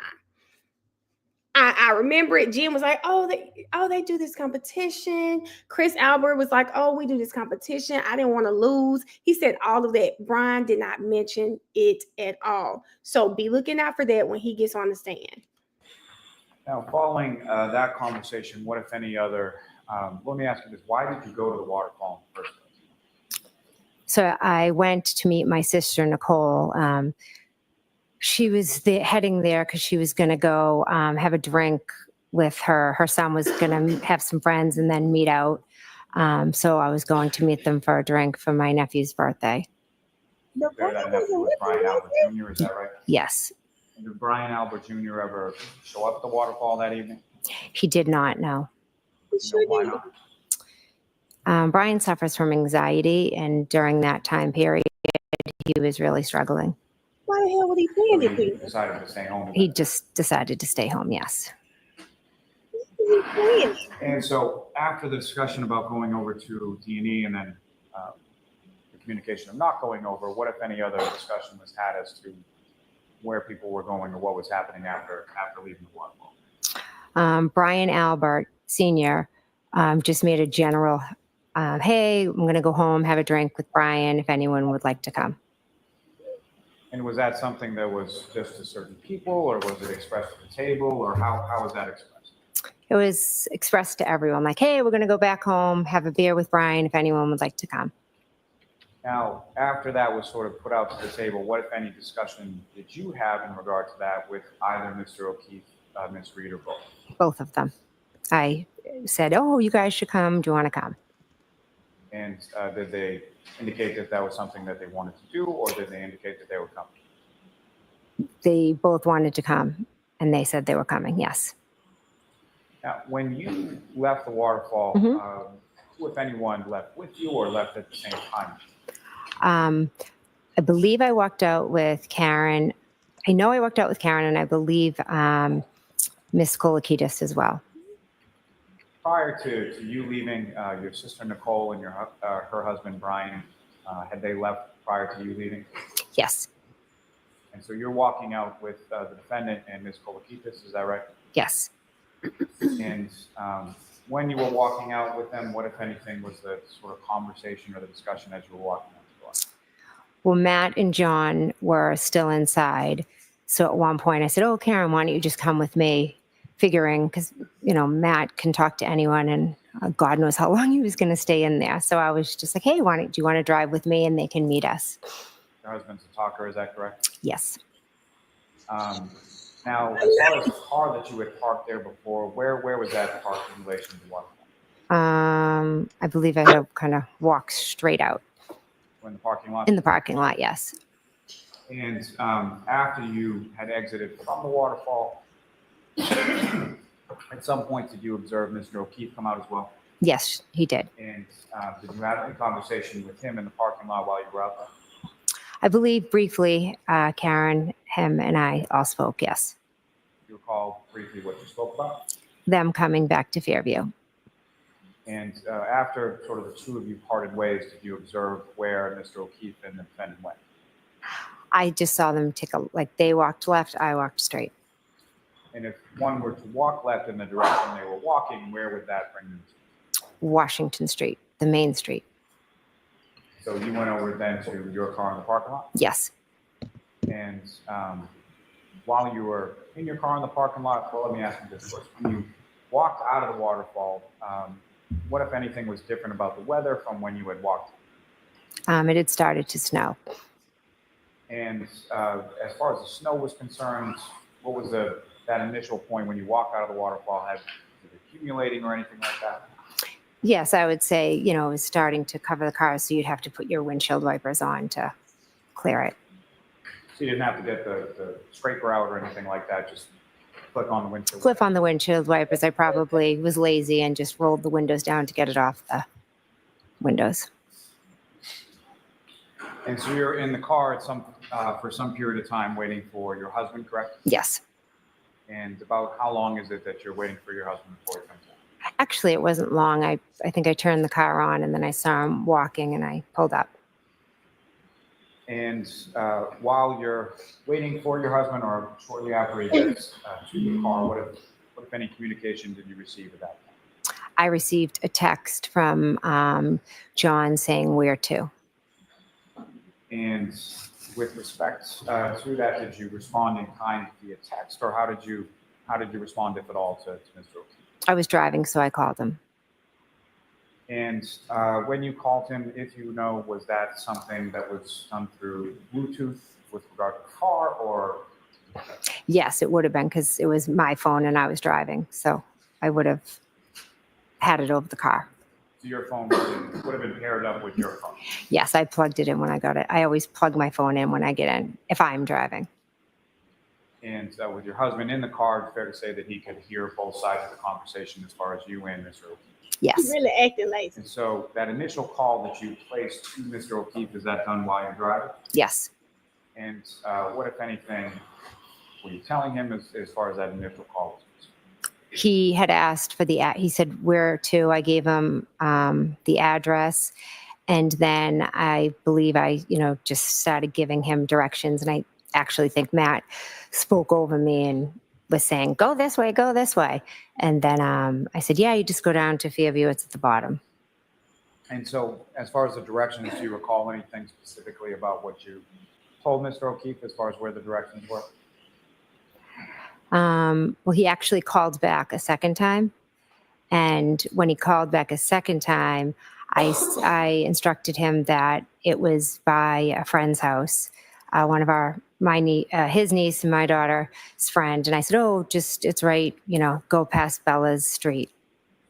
It's at the bottom of the hill. And before we get to that, just as far as that initial phone call, essentially Fairview Road, you're familiar with? Yes. And it's where your sister lives with her family, correct? Yes. And if I could just ask, with regard to your sister's husband, Brian, how long have you known him? Since I was in kindergarten, very long time. That is crazy. So they had dated for some period of time before they got married, and they've been married for some significant period of time. Yeah, she had a crush on him for years. Then they dated, I think, for 10 years, and before they got married. So yeah, they've been together most of my life. Yeah, they don't look like they have So you're that big. familiar with Fairview in the sense that there's, on one end of it is Chapman and one end of it is Cedar Crest, correct? Correct. And just in that initial phone call that you had with Mr. O'Keefe, and you and your husband are giving directions, do you recall if you were indicating to him to go to Cedar Crest or to go to Chapman in order to get onto Fairview? Go to Chapman. And is that the way that you went as far as going from Washington Street downtown to Fairview? Yes. Now, how long a drive is that going from the waterfall to Fairview Road? Approximately 5+ minutes, depending on if you hit lights. Now, if you're indicating you're indicating to someone to come down Chapman, and you said it was, I'm sorry, your testimony is it's sort of towards the end from that direction? The end of Fairview, the bottom of Fairview. And that's to my point as far as the bottom. Mm-hmm. Any kind of incline or decline, or how does the road sort of situated as you come from the Chapman side down to where your sister lived at 34 Fairview? It's a hill. And the hill goes down, is that correct? Yes. Is that somewhat of a precipitous? How would you describe sort of the hill? Well, the first hill is bit steep, and then it flattens a little, and then there's another hill. But the second hill is more long. So there's actually 2 hills as you're going down, correct? Yes. Now, you mentioned the second call, Mr. O'Keefe then calls you. Yes. And about how much time elapsed between when you first talked to Mr. O'Keefe and the second? Approximately 4 or 5 minutes tops. During either call that you had with Mr. O'Keefe, could you hear anything? You had it on Bluetooth, correct? Yes. Could you tell whether or not he was connected to a Bluetooth? Could you hear anything in the background? I couldn't know. And as far as when you were speaking to Mr. O'Keefe, did he express an intent that he was going to the house at Fairview? Yes, he was driving there and he was trying to find it. And when he indicated that he was trying to find it, was he expressing that in singular or plural or something else? No, more general. Like, where is it? Type. Did he make any reference during the time that you were talking to him to anyone he was with? No. And now, as far as this second call, you indicated, what did you use exactly as sort of a geographic locator? My daughter and his niece's very close friend lives on a side street off of Fairview. So I just said, go past Bella's Street, and it's at the bottom. And Bella is someone that, through his niece, John O'Keefe would have known, correct? Correct. Now, at this time, what, if any, relationship were you aware of between Bella's mother and John O'Keefe? They had dated I'm going to allow it. They had dated briefly years before.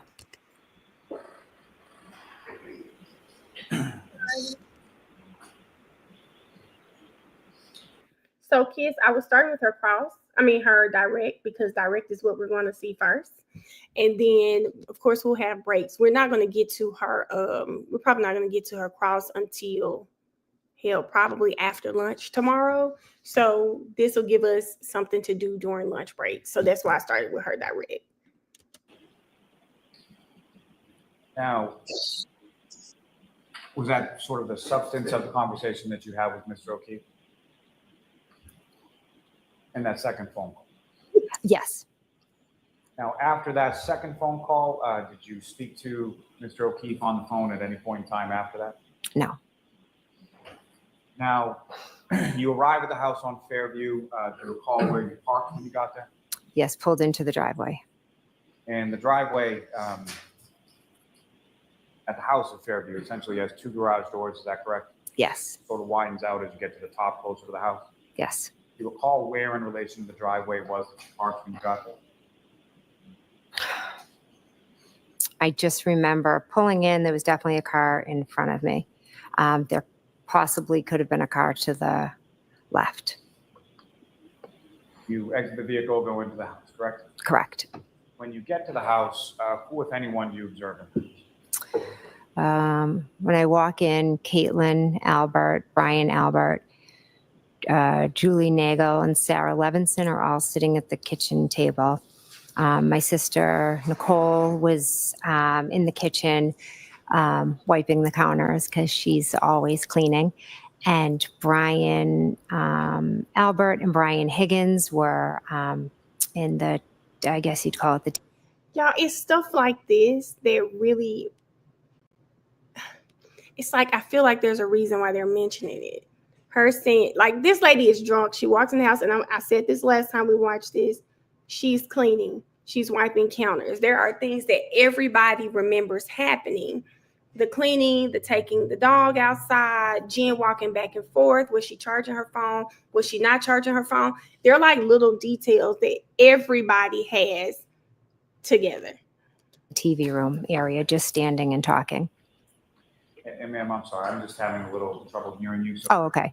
that might Yes, Aaron. adjust that any way you want. So anywhere you want to put that. Okay. Thank you. Okay. And so when you come into the house, where were you mentioned a table? Where were people situated? In the kitchen. Now, with respect to what was going on at the house throughout the course of the evening that you were there. Mm-hmm. I sat at the table and I just spoke to Brian and Katie and the two girls most of the night. And just so we're clear, when you're talking about Brian, that's Brian Albert Jr. or Little Brian? Yeah, little Brian. Yeah, little Brian. Now, as far as at any point in time when you were at the house, you familiar with a gentleman named, someone named Colin Albert? I am, yes. How do you know? He is my friend's son and my sister's nephew. Your friend Julie's son, correct? Yeah, so my friend Julie's Just like my son. nephew. And your oldest daughter, Allie, was Colin friends, or is Colin friends with your oldest daughter, Allie? Yes, they're born a week or two apart, and we've kind of they've done everything together. They're very good friends. Now, at any point in time that you were there on that early morning, did you see Colin Albert at all? No. And when you arrived at the house, obviously you're familiar with your daughter and the car that she drives around that time. Did you see your daughter there, Allie, at any point in time? No. Were you aware at any point in time in that early morning hour that you were there that your daughter had been there at any point in time prior? Sustained. Now, with reference to the home, at any point in time, did John O'Keefe ever come inside the house? No. During the time that you were there, let me ask more specifically about how long a period of time was it that you were there, or about what time did you leave? I believe I left approximately around 1:30, 1:45, approximately. And do you know about what time it was that you arrived there? I'd say approximately somewhere between 12:20, 12:30. Well, 12:20, I believe, 12:20-ish, because the last call from John, when I went back and looked, was 12:18. Now, similar to what I asked about the waterfall, as far as the sort of mood, demeanor inside the house, what, if anything, do you recall with respect to that? Good. Everybody was in a good mood. There was no Brian and Brian were talking. My sister was cleaning. I was talking with the kids. You know, How dirty was just a normal night. Now, while you were in the kitchen dining room area for the time that you were there, did you see anybody or observe anybody from the group that you just described or anywhere else in the house as far as away from that area? Julie Nagel went outside. So beyond Julie Nagel going outside, did you see anybody else go upstairs, downstairs, to a basement area or anywhere else in the house? No. Now, given that when you were in the car and you were driving, you hooked your phone up to the charger, is that right? Yes. Do you recall charging your phone at any point in time when you were at your sister's house on Fairview that night? I don't recall. And you mentioned Julie Nagel, Sarah Levinson. Were those people that you knew prior to that night of the 28th? I was familiar with who Sarah Levinson was, maybe had run into her at different points. Julie Nagel was closer to Brian, so I would see her. I think she's dog sat for me when I've been away. Like Brian will do it, but then if he's not available, Julie will do it. I don't know if she had dog sat for me before then or right after then, but I was definitely familiar with Julie, and she possibly could have dog sat for me prior to that. What? And now with reference, there was also someone there by the name of Brian Higgins, is that correct? Correct. And that is also someone who was there prior to you getting there, is that right? Yes. And what, if anything, did you know about Mr. Higgins, or did you know him prior to that? I had met him a few times. He's Brian Albert's friend. So other than being your brother-in-law's friend and meeting him a couple times, you didn't really know him that well, fair to say? Good, yes. Now, you mentioned at some point that Julie went outside, correct? Yes. Nagel went outside? Yes. And do you know what she was going outside for? Yes, her brother had come to pick her up. Oh. And so she was going to go tell him, try to get him to come in. And what, if any, conversation did you have with Ms. Nagel or Ms. Levinson in regard to their going home prior to Ms. Nagel going out and talking to her brother? I'll sustain it in that form. what, if anything, had you said to Ms. Nagel prior to her going out prior to her going outside? Sustained. Now, if you know, about how long was Ms. Nagel outside? I believe it was just a few minutes. And at any point in time while Ms. Nagel was outside, what, if anything, did Excuse me? So when Ms. Nagel went outside, what were you doing? I was sitting at the table, and then my nephew had said another car was out there. And after your nephew said that, what, if anything, did you do next? I went to the front door. And front door of the home leads sort of, you walk in there's a foyer and a staircase in front of you. Yes. And as far as the front door was concerned, is there any sort of other door that's, is it just sort of the wooden front door, or is there another door in front? The door was open, so it was just a storm door. And the storm door is made out of glass, is that correct? Yes. So when you went over to the storm door and looked out, what, if anything, did you see? I saw a vehicle. And can you describe the vehicle that you saw? I saw a dark SUV. And as far as Ms. Nagel, did you make any observations of where she was when you looked outside? I kind of just looked at the vehicle, and then I saw lights kind of over to this side. But then once I saw the vehicle, I took out my phone and I texted John. And just so we're clear, as far as when you say this side, so you're standing at the storm door, see the vehicle, and where's the vehicle in relation to you and where you're standing at the front? It was straight ahead. Now, the headlights that you were saying is sort of off to the side. From your perspective, looking out at the street, is that to the left, to the right, or something else? Left. And as far as this dark SUV that you saw, could you tell anything else about it as far as the make, the model, or recognize it at all? No. Now, at this time on January 29th, 2022, were you familiar with any sort of vehicles that Mr. O'Keefe had? Yes. And what kind of vehicles do you have? Gosh, I don't know the brand. It's, it was a small SUV type. Do you recall like what color it was? His might have been grayish. I'm not 100% sure. And any other vehicles that he may have had? Yes, he had this old-fashioned car that he loved, but Kaylee is so embarrassed of it. But yeah, he had that as well. Now, as far as Miss Reed was concerned, were you familiar with what kind of vehicle she had at that time? Yes. And what kind of vehicle were you generally aware of her driving? She had a Lexus. And was that a sedan or an SUV, or what kind of vehicle? I think it was like a small SUV. Now, the vehicle that you saw outside of the residence of Fairview when you looked out the storm door, was that consistent with what you knew Miss Reed to be driving at that time? Yes. Now, as far as that vehicle was concerned, at any point in time over the course of the evening, did you see anyone exit that vehicle or come out of that vehicle at all? No. Certainly never saw anybody exit that vehicle and walk over and come inside the house? Sustained. As far as that vehicle, when you first saw it, could you tell whether or not it was running or anything like that? It was running. Yes, I could. I could tell it was running. It had the taillights. I could see the red. I'm going to ask you to keep your voice up, okay? Okay, sorry. Now, in addition to the taillights that you saw, could you see the headlights or anything like that? Yes, the headlights were on.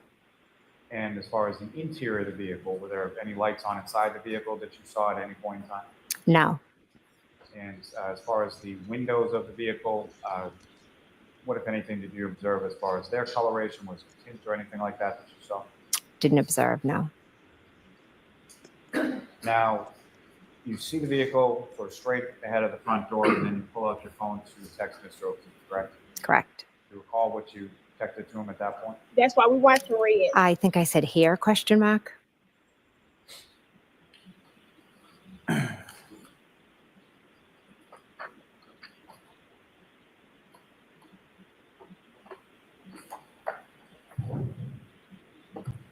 Like, you're not, we said this last time. her testimony is like, she called him all of these times. I'm at the door. I'm waiting on them. Someone just asked, Darius just said, well, why didn't Brian and Nicole, one of them, meet him at the door? Well, she invited them. So you know how it is. Like, he really knows Jen more so than he does Brian. He's familiar with Brian and Nicole. But remember, these people didn't even speak to Karen. Okay. So she's at the door. No way you see him at the door.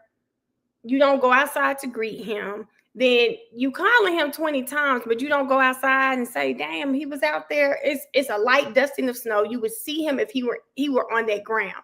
There's no way that's happening. There's no way that's happening. I didn't believe her. You don't do all of that anticipation. I mean, you're anticipating his arrival. You see him, you tell him, hey, park behind me. I'm at the door texting you. Oh, you right. Oh, just park right there behind me. I'm at the door texting you.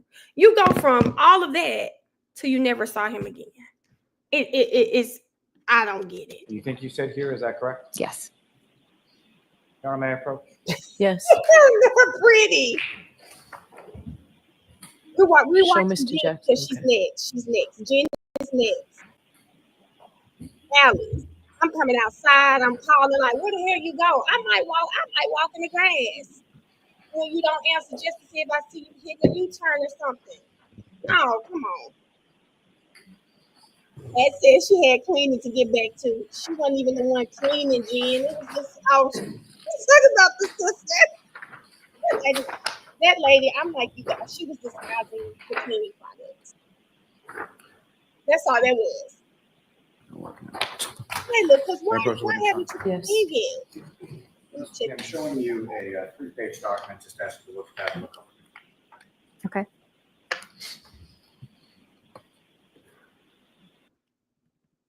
On. So from, what do you recognize it to be?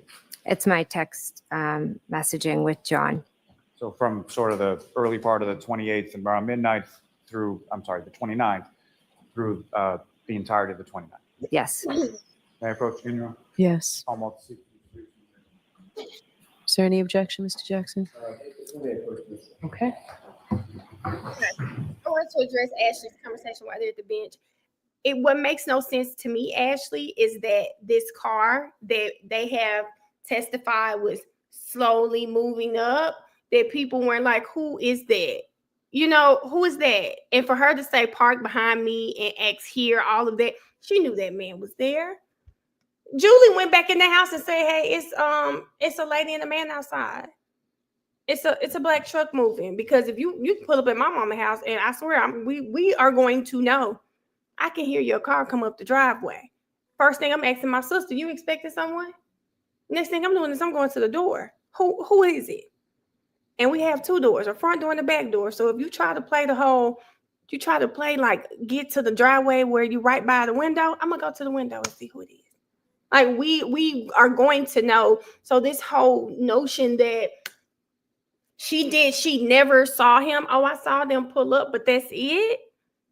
I'm not buying it. Come on, Lo. Not only was he there, but he came inside as well. Y'all, I'm checking the stream. I'll check. I probably need to put, what stream is this up? Law and Order. So I'll put Court TV up as well.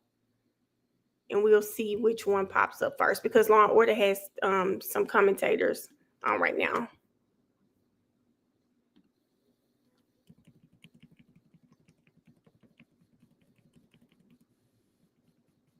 Okay, I could have just moved it along then.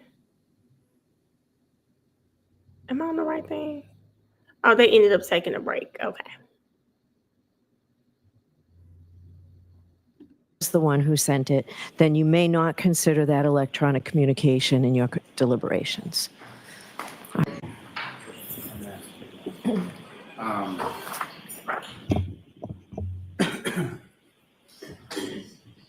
Those pages that I've just placed, do you recognize the content of those? I do. What do you recognize those? They are text messages between myself and John. And from sort of specifically that time period of the early morning of January 29th through the morning of January 29th? Yes. And what's contained in those, is that a fair and accurate portrayal of the content of those text communications? Yes. Now, with reference to Mr. O'Keefe, this is someone that you knew and you had his information put into your phone as far as You contact. know what I mean? Yes, And on prior occasions when you had contacted, or specifically that morning when you had left the waterfall and you talked to him on the phone, you called him, and who answered? You called the contact that you had as John O'Keefe, correct? yes, Okay. Who answered the phone? John. And then the contact that you had put in as John O'Keefe called you, and you answered, and who was on the other line? John. Yeah, Ashley. You know what I mean, bro? Yes. He's always barking. Almost seek to introduce in a minute. No objection, Your Honor. Thank you. Anybody This is that's on subject my to what we screen, talked about in sidebar. y'all Yeah, know barking. understood. Thank you. That's exhibit 89. All right, thank you. Your Honor, with respect to what's now been marked as Exhibit 89, if I could, with the court's permission, publish that to the jury. Yes.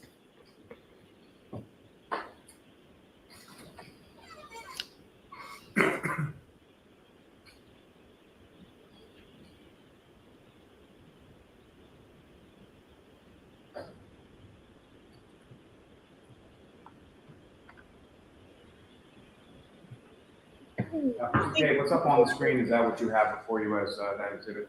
Yes, And this is a text communication between yourself and Mr. O'Keefe, correct? correct. Your Honor, I'm sorry to do this. May we approach? Sure, why don't you take that down, Ms. Gilman? And thank you. But when I tell you they approach every 5 minutes, it seems like.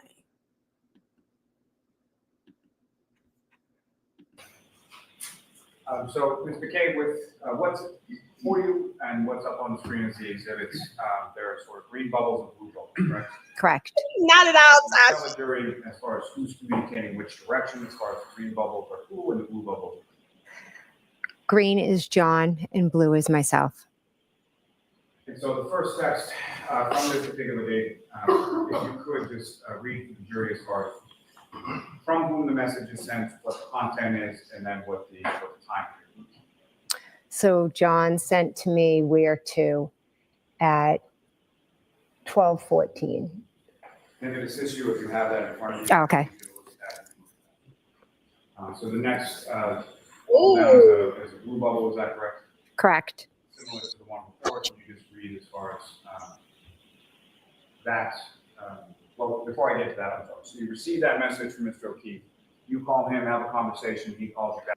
Okay, y'all, look at the comment that's pinned. I don't know why I haven't thought of this. Maybe somebody said it on another stream and I just don't remember. Why not call Karen if John wasn't answering? Why did she limit all of her phone calls after, remember she called him 18 times. Remember? She had Karen's phone number. She never called Karen's phone. Great damn point. This is why I like watching trial with y'all. She had her number, Kay. Well, no, Kay. That's a good point. Kay, did she have the number? She had to. Karen called her the next day. They had to have each other's numbers. Karen called her the next day. They had to have had each other's numbers. That's a good point. That's a good point. They had to. Remember, Karen called her the next day. She didn't have it, Forrest. Okay, so she's saying, Forrest is saying Jen did not have it, but Karen had to, or did Karen get the number from the niece? Or did Karen get the number from the niece? She got it from Kaylee. Okay, y'all, damn it. Okay, well then that answers our question. Kay, it's okay. We just questions. Listen, we are over here trying to figure some shit out. But she didn't have the number. She had to get it from Kaylee. They're saying she had to wake Kaylee up to get the number from Jen and all of that. Okay. I remember the whole thing about Kaylee being woke up at 4 a.m. So she got the number from Jen. From Kaylee. Well, damn. That's so much for that one. Back for the conversation. Correct. And then subsequent to that, could you read the next blue bubble down as far as from whom, what the content is, and what time it is? So this one is from myself to John, and it says here at 12:27. So at that point, I see a car out front, and I text him here. You testified to as far as looking out the storm door, seeing a car, then you sent the text. That's the text. Correct. You should have more. And Ms. Gilman, if you could scroll down to that. And ma'am, similar, if you could just, who sent it, what's the content, and what is the time? I sent to John, pull behind me at 12:31. And what were you referring to when you said pull behind? So at this point, the car had moved from the prior spot where I originally saw it. That's it for us. So About the I thought, what is he doing? Why don't they just pull behind me in the, in the driveway? You just pull down.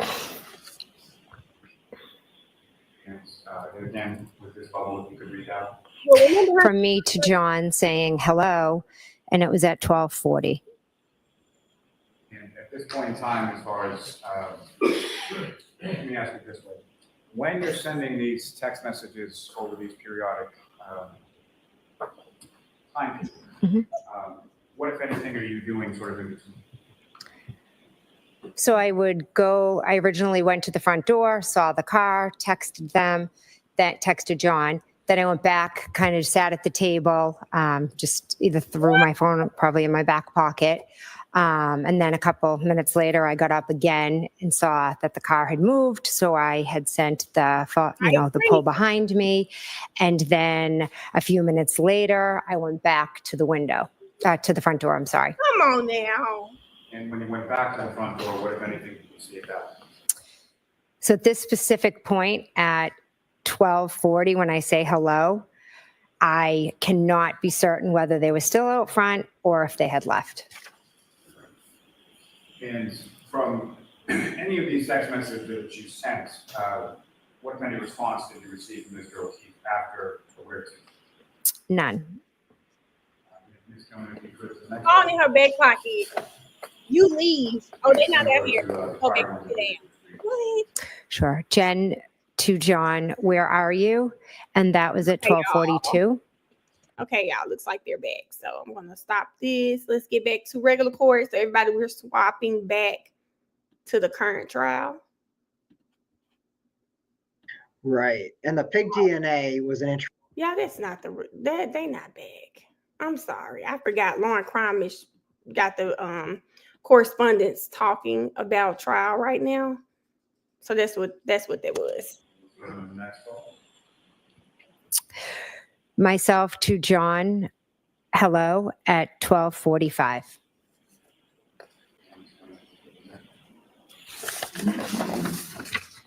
Okay. Let's talk about it. Look at the text, guys. The one before this one was hello. Okay. This one says, please answer. What's the sense of urgency for him to answer this phone? You didn't care enough to go outside, be at the door for him to come in. Now, as you start reading these texts, guys, when I'm looking at them now, knowing what I know and what I feel happened, please answer. What are you so scared for? If he doesn't come, he don't come. Please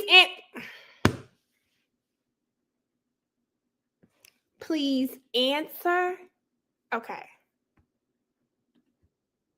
Hold on, y'all. I want to make sure I'm up to date on this stream. Okay, law and crime. Okay,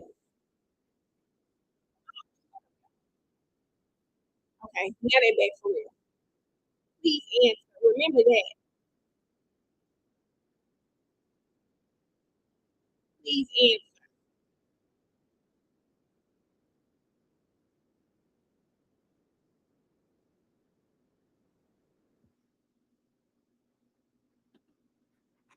General questions? Yes. You mentioned with reference to location data that the scope of identifying a location of a phone can change depending on what information the phone is receiving. I'm sorry. Yep. I'll try Rephrase. again. You've shown us a number of graphs and exhibits Yes. that show different circles. Some might be smaller, some might be larger than others. Yes. And you shared with us that location information is being received from a number of different sources. Yes. Can you remind us again what can affect that location data as far as receiving some high accuracy, mid, and low level? What could affect the receipt of that information? So primarily the requesting application defines how accurate it needs the data. iOS location services then determines the best technology to use in order to work out that location. And it can use GPS information for the most accurate. It can use Wi-Fi cell sighting, so it understands the Wi-Fi networks that it can detect close by, and it knows where those networks are. And from that, it can derive where it itself is. Similar idea with both Bluetooth beacons and with cell tower technology. It understands where the cell towers are, it understands where the Bluetooth beacons are, and if it can see those particular cell towers or beacons, it knows roughly where itself must be. You share with us there are some factors that can affect that location data? Yes. In addition to being in a building, like a house or a business, that's one way it can be affected? It is. And there are other ways as well, isn't there? There are. And could you share again the other ways that location information could change? Yeah, the weather can play an effect on it. The geography of the area, whether it's in a rural or urban environment, other kinds of interference. If there are other items close by that are emitting electrical interference, it could affect the location data as well. How about a body being on the phone? Could that affect location data? Objection, Your Honor. Ask it differently. If a human being was covering the phone so it wasn't exposed to the air, could that affect the location data? Objection, Your Honor. I'm going to allow it. I believe it could, yes. You were shown Exhibit 40. It was one select piece of your report. It was a graph. With the court's permission, I'd like to show Exhibit 40. Yes. Exhibit 40 has two circles, one darker, one white. Yes. And do you remember being asked questions about this particular exhibit? I do. And in addition to this exhibit, is there other information in your report that wasn't shown to you that would put Aaron, this that in was context? crazy. There is. And she allowed This it. exhibit is to demonstrate a window of when location data was taken for a particular time. Objection, Your Honor. Watch the form of the question. This photograph, Crazy. what does it represent? There were two particular time periods of approximately 5 seconds where multiple records showed identical latitude and longitude. So the same center point of the radius, but the radius themselves differed.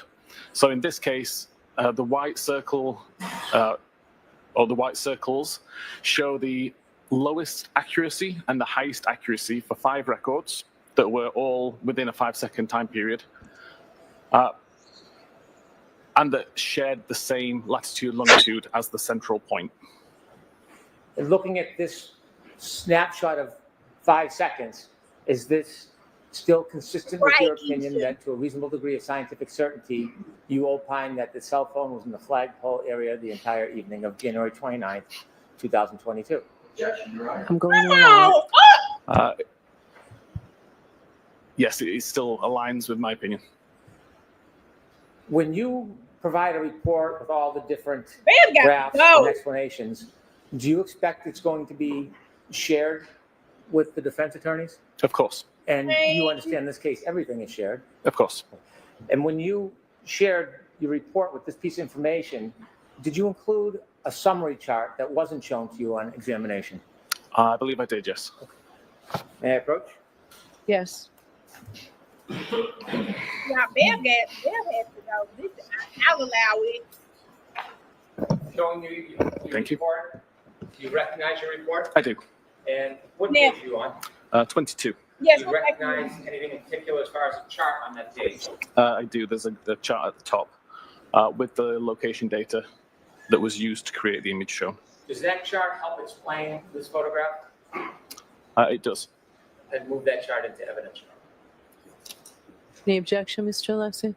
No objection, Your Honor. Now, that's here. Wow, I ain't gonna object to this. I've been objecting to everything else. You won't say a word.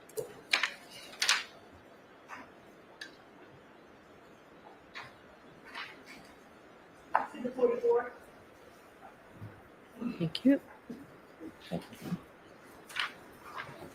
With the court's permission, I'd like Ms. Gilman to show us the chart. Yes. He shouldn't have to do all this. How long of a time period does that photograph encompass? The photograph has got 2 time periods of 5 seconds each, which are approximately 40 minutes apart. And what does this show us? Can you explain the chart that goes along with that photograph that was shown to you? So this chart is, or I should say, the map shows 5 of the records from this particular chart. But we can see that all of these records have a consecutive timestamp 1 second apart.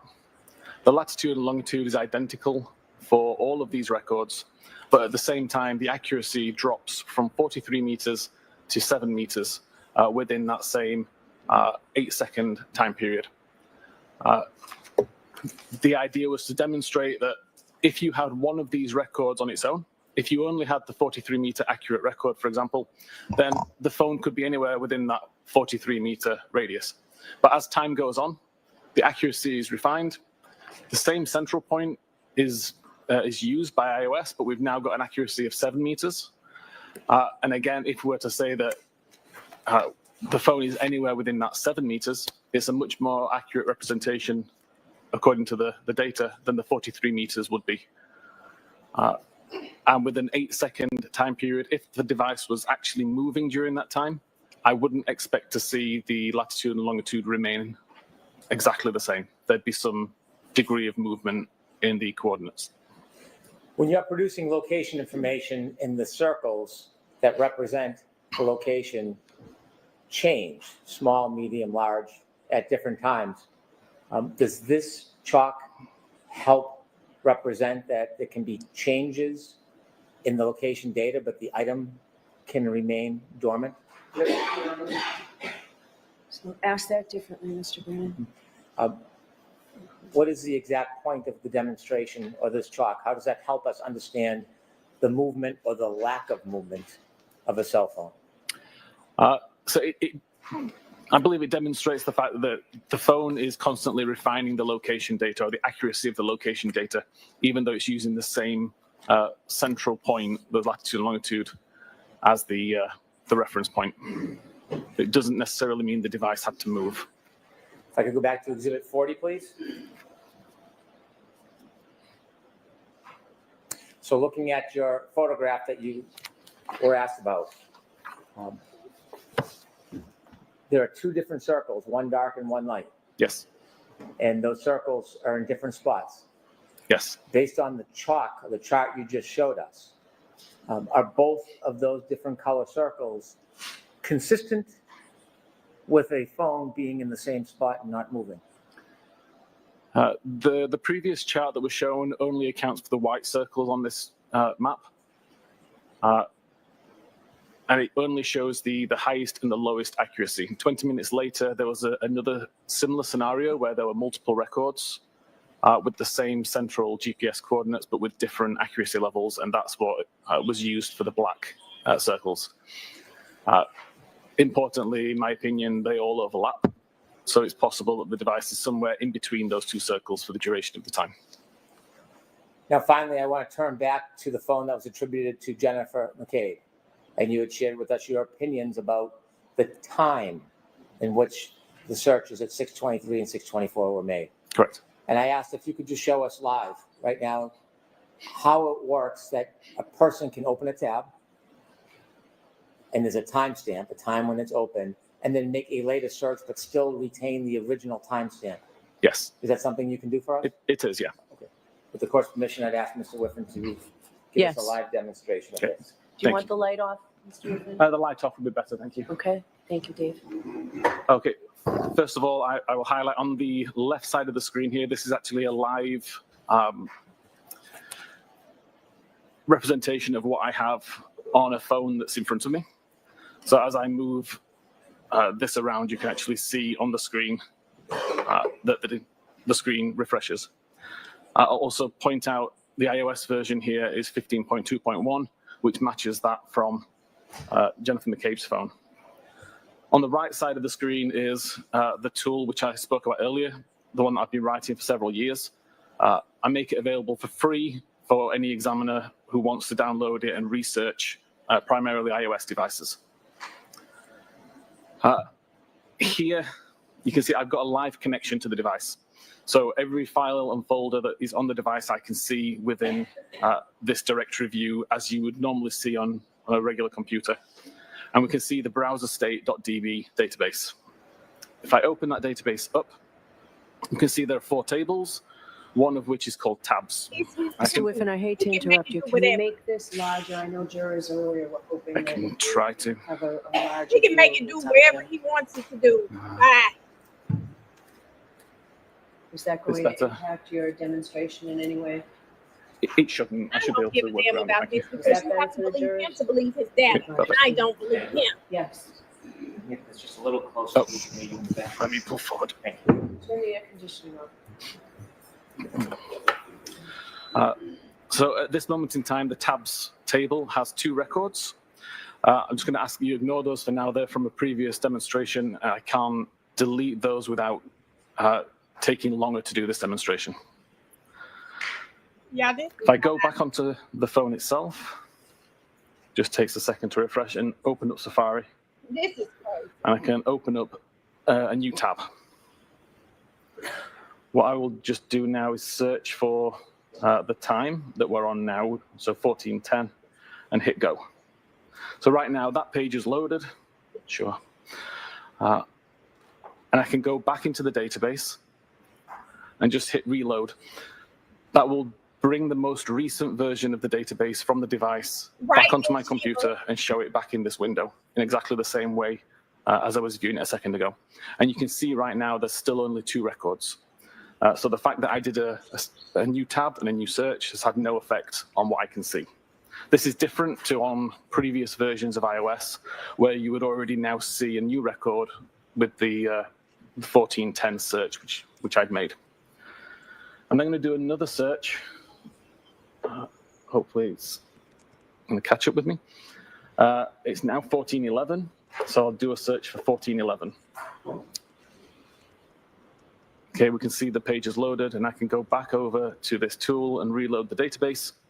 We still don't have a new record that shows that a search is being conducted. I'll just take the time to do another little search and just do 1411X.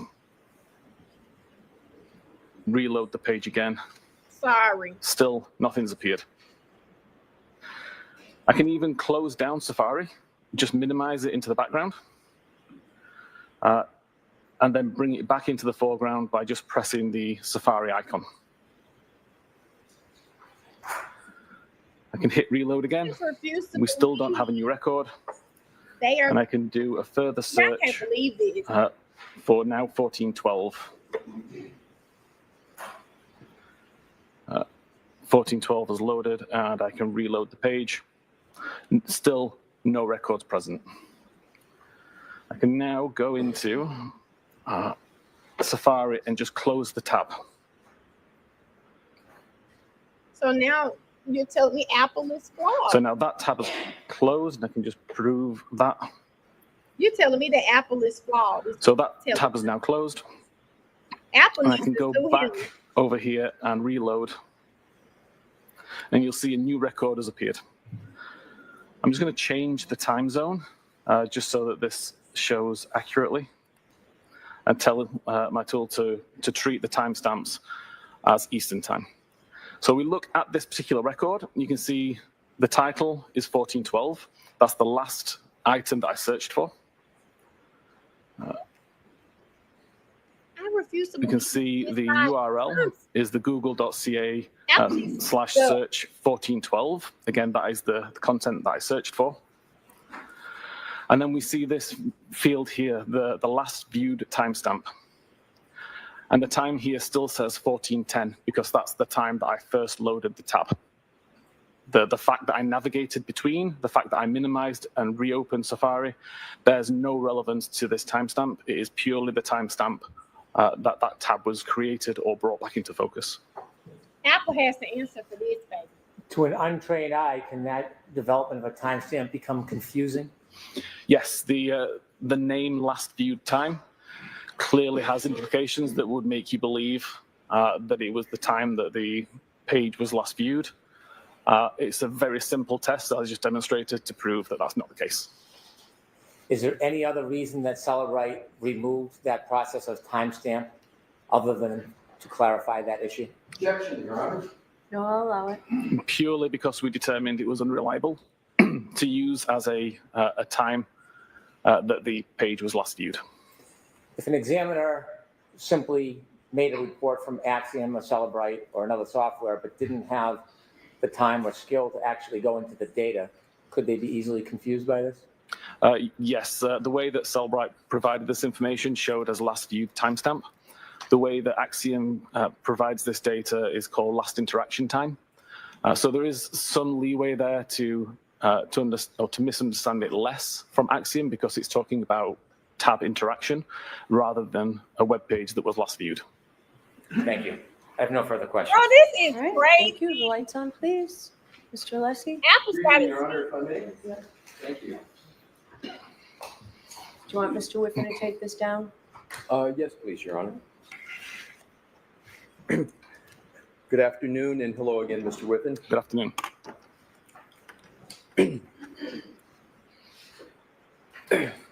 Magnet Forensics Axiom still shows a 2:27:40 a.m. timestamp on its forensic tool, correct? Correct.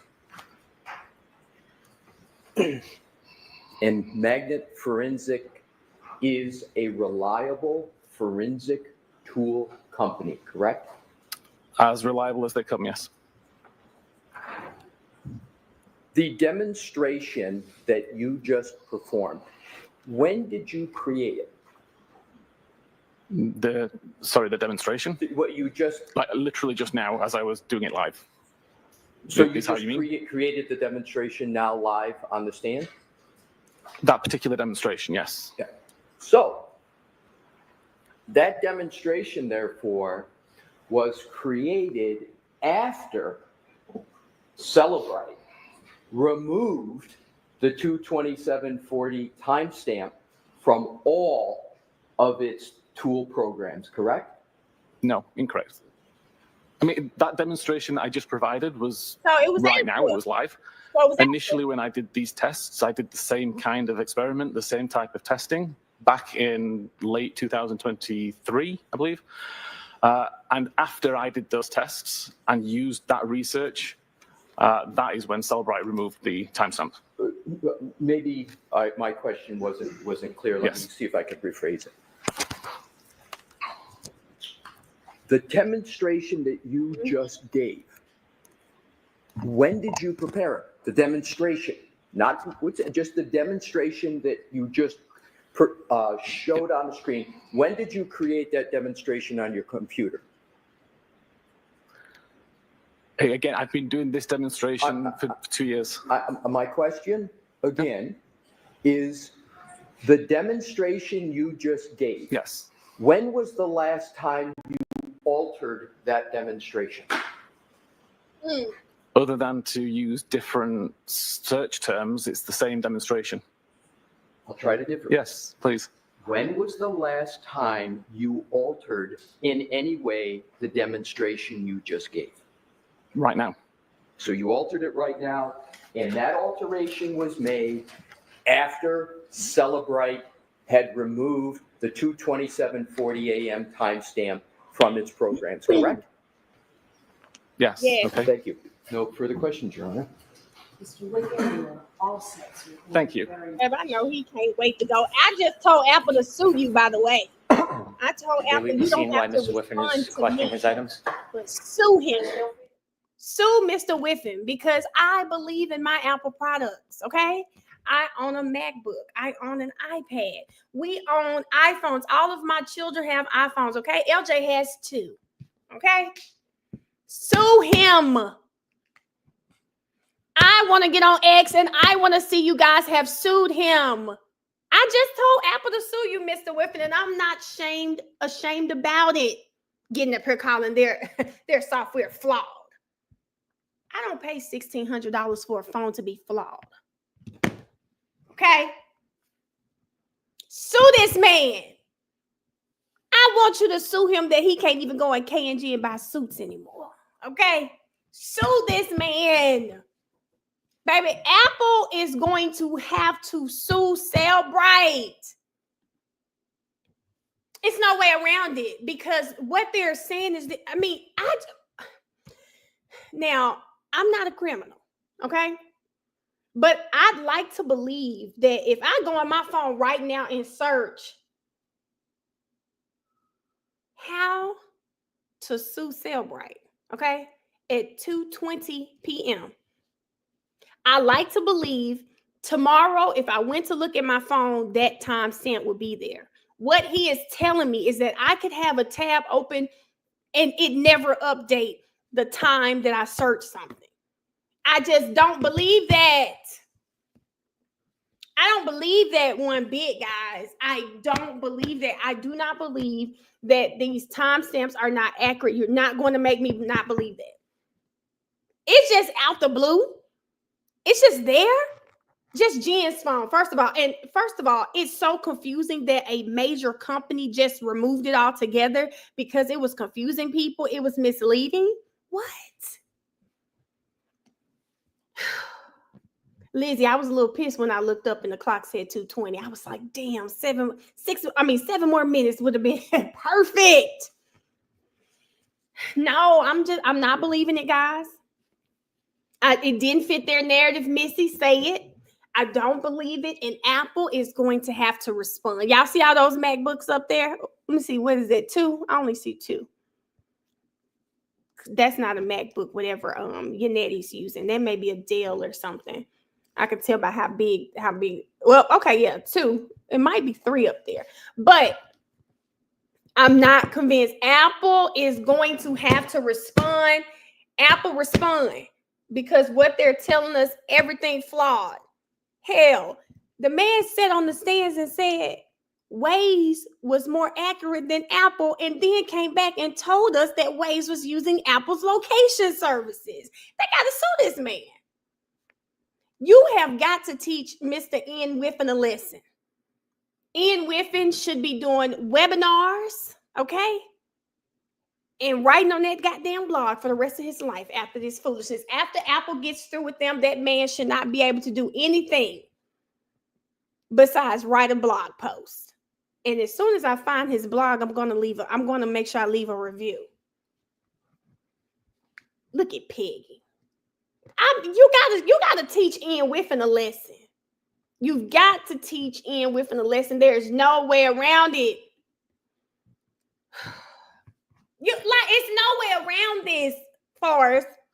And Kay Schmidt, thank you so much for giving the memberships. If you guys get a membership from Kay Schmidt, please make sure you say thank you in the chat. Thank you so much. Thank you. But listen, Apple got to make an example out of him.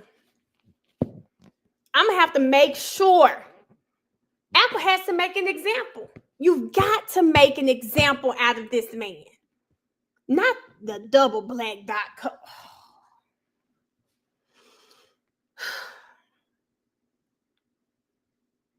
What happened, Bridget? Whiffen is done now, Bridget. Jen should be next.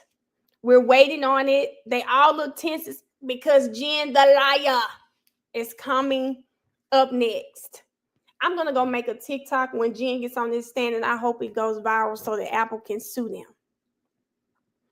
Add Hanky up in there too. Add Hanky in there too. Because he's the one that made this man say all of this foolishness on this stand. I mean, I just can't believe. I can't believe this. I just can't. I can't believe what I just witnessed. It wasn't reliable. Thank you, Nicole. Thank you. What's take y'all? Maybe she said she got sick. Baby, he doesn't want to be there. Daddy doesn't want to be there. They Peg probably made him come. That's it. The whole room looks disappointed. But you know what? I wonder if any of this changes Paul's mind on what happened. Tasha said Jen trying to put an earpiece in. I just can't, we can't now.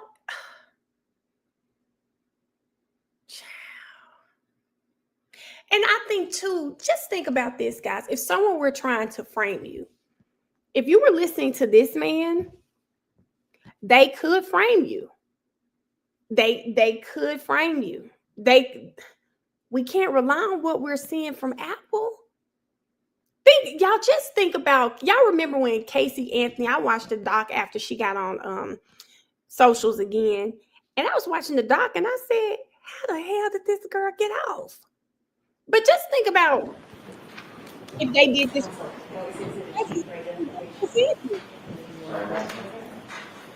D for identification. Thank you very much. Your Honor, may I call my next witness? Please. Call calls Jennifer McCabe. Ooh, get the G. Okay, hold on just a second.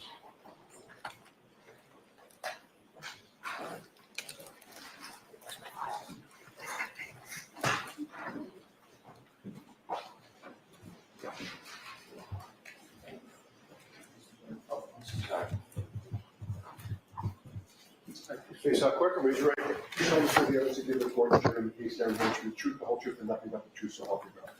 Thank you. Good afternoon.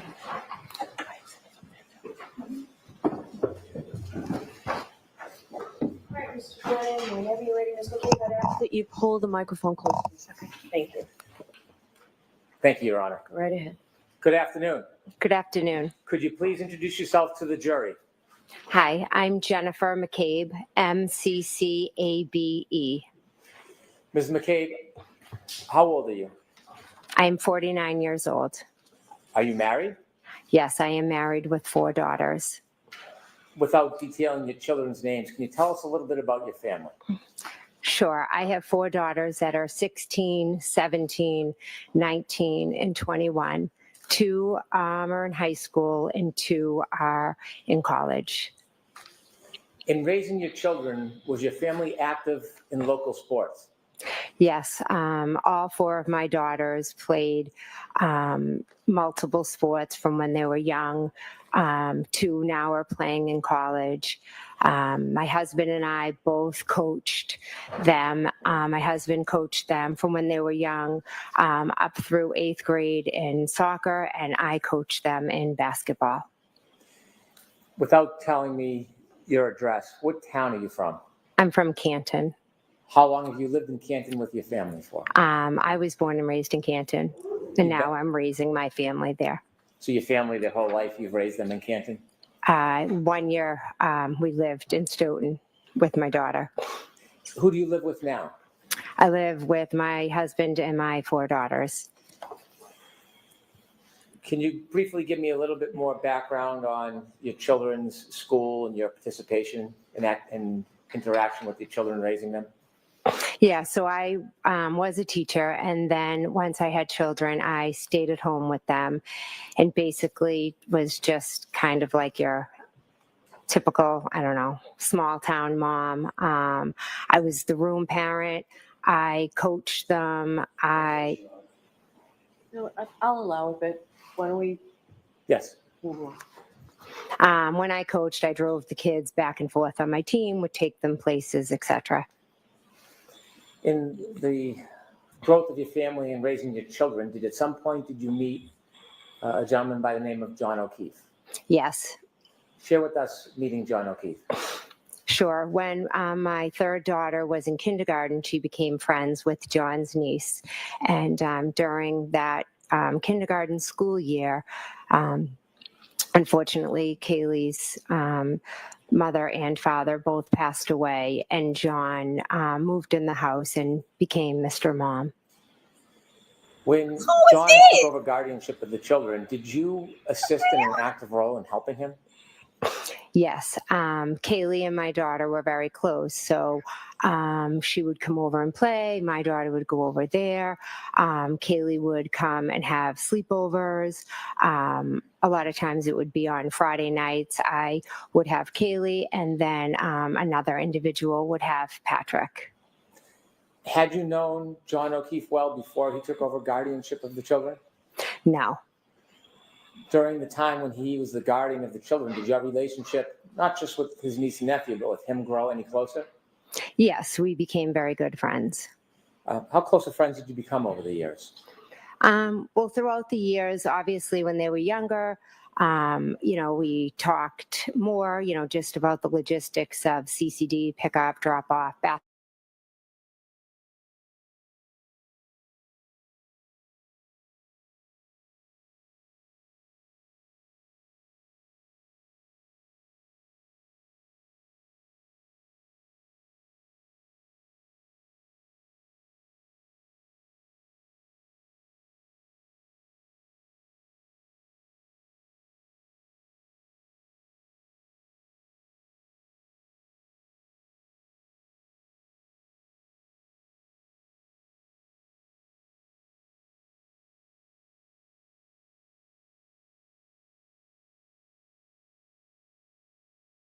At that time?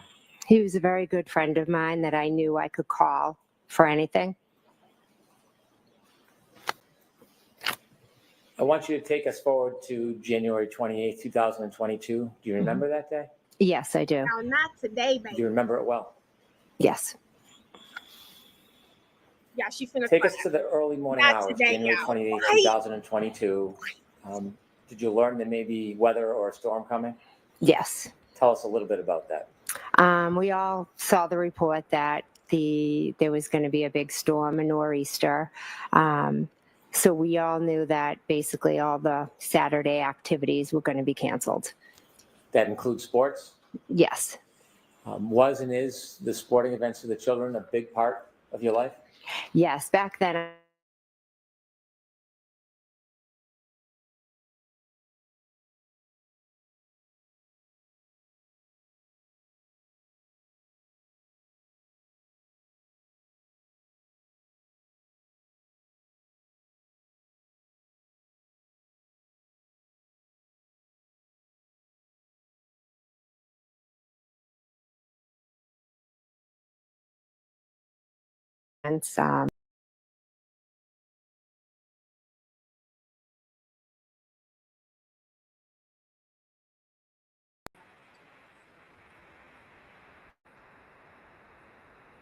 picked up.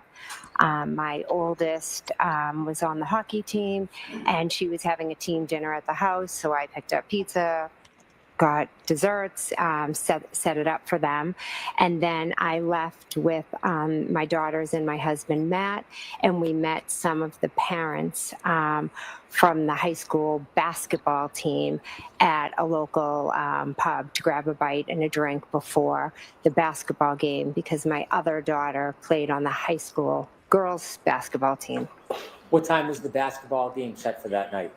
I believe it was 6 or 6:30. Did you and your family go to the game? Yes, we did. After the game, what happened? After the game, I drove my daughter home. My sister, Nicole, sent me a text and said that she was going to be at the waterfall. And it was my nephew's birthday. He was going to meet up. And did I want to come by for a drink? What is your nephew's name? Brian Jr. It was his birthday that night? Yes, it was. When you received a call to meet with friends and family at the waterfall, do you remember what time that plan was made? I don't. My sister sent me a text at some point letting me know she was going to be there. So I don't know what time. After the game and after some time, did you go to the waterfall to meet your friends and family? Yes, I did. Can you describe very briefly what's the waterfall? It's just a local town bar. Do you remember about what time you got to the waterfall? About 9 o'clock. When you got there, was there anybody there that you knew? Yes. Okay, now take us inside the waterfall. When you get there, who do you see? I walk in and I see Julie and Chris Albert, my niece Caitlin, my sister Nicole, and my niece's boyfriend Tristan. You said you saw Julie and Nicole Albert in the waterfall? Yes. Were you related to either of them? Nicole is my sister. So Brian Sr. would be your brother-in-law? Yes. Also, you mentioned there was a niece? Yes, Caitlin. And is that Brian and Nicole's daughter? Yes. You mentioned the name Tristan. What's his relationship to your niece, to Brian Albert's niece? He's now her fiance. And was there anybody else I missed? That's all who was there. I'm not sure if Nick Kolakidis was already in there when I got there or if he arrived right after. And then his wife joined us. So when you're in the bar and you see your friends, what do you do next? I immediately just, join them and sit down. Were you eating, drinking? I know I ordered a beer. They had appetizers on the table. I'm not sure whether I had any or not. Were you drinking alcohol that night? Yes. As you're spending time with your family, did the night grow? Yes. Did you stay at the table where everybody was eating, or did you move inside the bar? We were pretty much right around the table. Okay. Did anybody you knew join you or join the group at some point? Yes, a little while later, Brian Albert and Brian Higgins joined us at the waterfall. So when you first got there, was Brian Albert already there? No, he wasn't. Is that your brother-in-law, Brian Albert? Yes. And you said Mr. Higgins. Did you know Mr. Higgins? I had met him a few times when he was out with Brian. Mr. You had Hicks. met him a few times before that night? Yes. Were you friendly with him? He was a friend of Brian's. Was he your friend? No, he was Brian's friend. You knew who he was? Yes. So when Mr. Albert and Mr. Higgins joined the group later, did they come directly to you, or did they stay somewhere else inside the bar? No, they came over to our table, I believe. How long were you in the waterfall for that night? Approximately 9 to little around midnight-ish. About 3 hours? Yes. Do you have an estimate how many drinks you had, alcoholic drinks you might have had? I don't. I don't know. Maybe 2, 3. Throughout the night, were you feeling any effects of the alcohol? Not that I recall, no. When the group was together, you mentioned a number of people have joined. Were you joined by other people later? Yes. Who were you joined by later? John O'Keefe and Karen Reed. And you talked about your relationship with John O'Keefe? Yes, earlier, yes. Did you make plans with him, or did he just show up? I believe he had started the conversation about the night with Chris Albert. Chris Albert is a different Albert than Brian Albert? Yes. How was the relationship between them? Brian Albert and Chris Albert are brothers. Was Chris Albert there when Mr. Higgins and Brian Albert arrived? Yes. Actually, Chris, did I miss him? Because Chris was there with Julie. Did I? I'm not sure if I said that when I was naming everyone at the table. I apologize. You may have. Okay. So when you first got there, he was at the table with your sister? Yes, he was. When moments before John O'Keefe arrived with the defendant, what was the mood in the group? Cheerful. Good mood. Everybody was just out having a drink. We all knew the storm was coming tomorrow, and, just a typical average night. Celebratory? Yeah. You said you were going to see Brian Albert Jr. for Yes. his birthday. Was Brian Albert Jr. at the waterfall when you got there? No, he was not. Was Brian Albert Jr. there anytime when you were at the waterfall? No, he was not. Without relating a conversation with some other person, did you have an understanding where Brian Albert Jr. was? He was at home. Did you historically or typically see Brian Albert Jr., your nephew, on his birthday? Yeah, typically we always, get together. We try to and do a cake for whoever's birthday it is. And then whatever, aunts or cousins are around, come over. When John O'Keefe arrived at the waterfall with the defendant, do you have a general estimate or guess, not guess, but a general estimate of what time they arrived? Approximately 11. When they first arrived, did you see them? Yes. Where did you see them coming from? I saw them walk in. When they walked in, did you react in any way? Yes, I was happy to see them Why were you happy to see them? because I loved John and I liked Karen.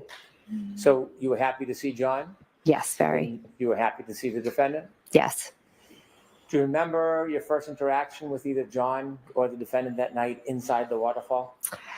I believe John walked over to where I was, kind of to my end of the table, and then maybe Karen had walked to the other end of the table.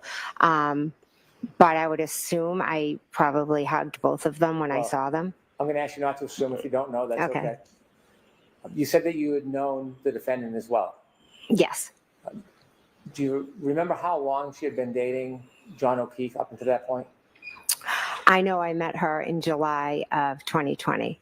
Had you had a chance to spend time or interact with her over that time before that night at the waterfall? Yes, I had. And share with us some of the moments or some of the reasons that you would interact. The first time I met Karen, John had reached out. We would do pool days with him and his niece and his nephew. So he had told me he was dating a new girl and he wanted to bring her over. He said that she had multiple sclerosis. I also have multiple sclerosis. So he thought that that would be something we could, we would talk and bond over. I said, yeah, great, bring her over. So her and John and Kaylee and Patrick came over. We had a pool day. I liked Miss Reed immediately. I thought we hit it off. It was really great, talking to someone my age that also had MS, because I didn't really know a lot of people who have it. So it was really nice to have somebody to relate to. Then moving forward, we would see them, if it was my daughter's birthday party, when it was time for pickup, they would come in, have a couple drinks. Same thing for like a Halloween party, after basketball games. So you spent time both with John and Miss Reed? Yes. Did you spend time with the defendant separately without John around? No. Did you become friendly with her? Yes. And were you friendly that night? Yes. After John and the defendant entered the bar and you greet, did you interact or spend time with Miss Reed at the waterfall? Yes, I did.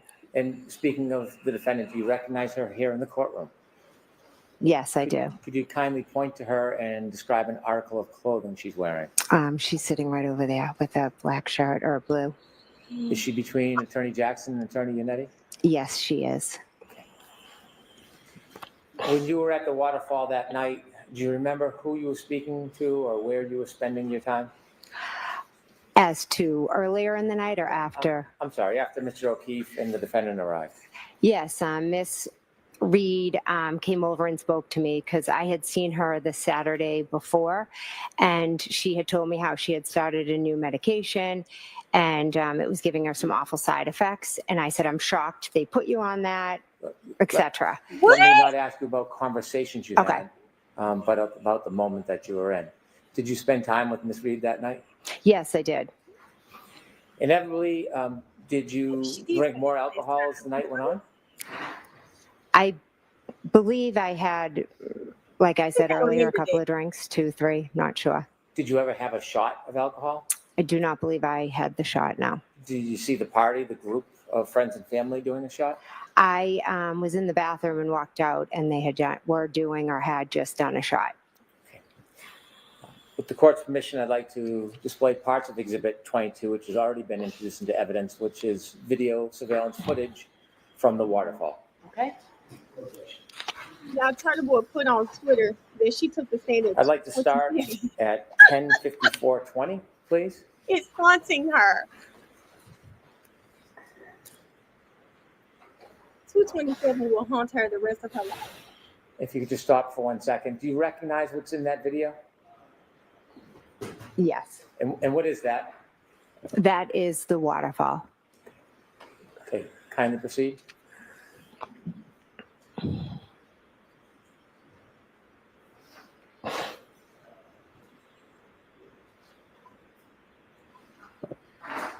If you could stop. Do you see the two people entering from the left? Crazy. I do. Do you know who they are? I believe that is Miss Reed and John O'Keefe. Ms. Gilman, is there any way to enlarge the top of the video where the other people are closer to the table or bar? No. Okay. Looking at this video, can you tell or identify anybody under that timestamp? And if you can't, that's okay. But if you can you tell us who you see? I think the guy right there, well, where she just is Brian Higgins. Okay. If you could go up a little bit, Ms. Gilman. I believe that's my husband, Matt. And On the then right? on the right, and I think that's me on the left. Okay. And if you can go down the table to the left, Ms. Gilman. You recognize who that might be from the clothing? I'd have to take a guess that Okay, it could. don't guess. It's Okay. okay if you don't. Anybody else at the table more to the left, do you recognize? Not from this picture. Ms. Gilman, could you highlight where Ms. McCabe thinks that she is on that video with that circle you just had and play the video?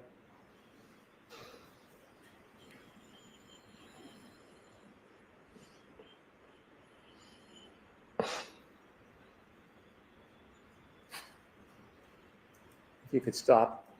Is that you clapping, Ms. McCabe? Yes, it is. Why are you clapping? She crying? Because I was happy to see them. Both of them. Yes. Okay. Could you continue, please? And who's that person walking right to left hugging people? That is John O'Keefe. Can you continue, please, Ms. Gilman? Do y'all hear her sniffing?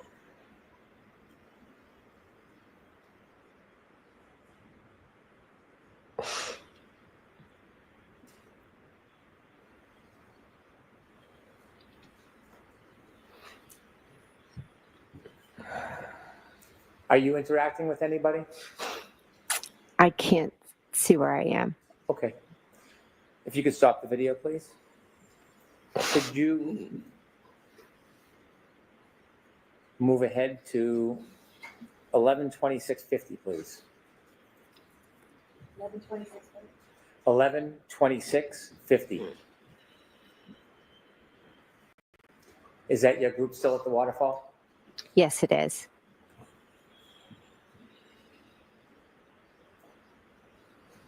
If you could stop there, Ms. Gilman. If we could hone in or circle where you were previously, where we saw Ms. McCabe. I know it's a bit blurry. If you can, and if you can, please let me know. Can you see whether you're in that area? I believe I am, yes. Could you put the circle down just a little bit, Ms. Gilman? Okay. If you could play from 11:26:50 to 11:27, please. We're a little bit ahead right now.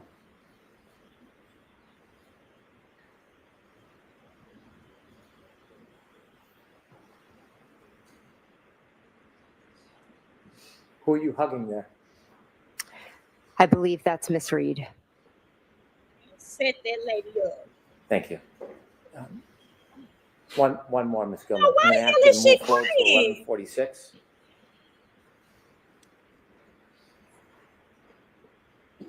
Baby, that just McCabe pissing me off already.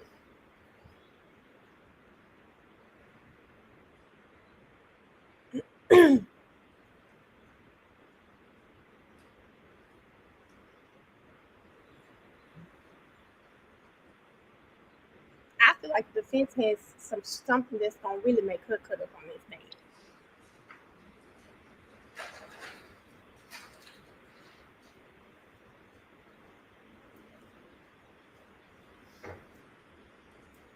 Could you pause, Ms. Gilman? Could you circle in that same area where Ms. Me, McCabe was Natasha. last describing? Can you make anything out in this video?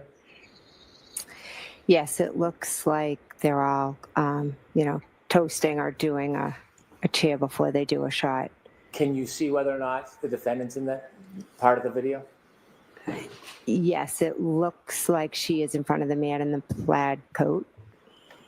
Were you participating with the drinking at this moment?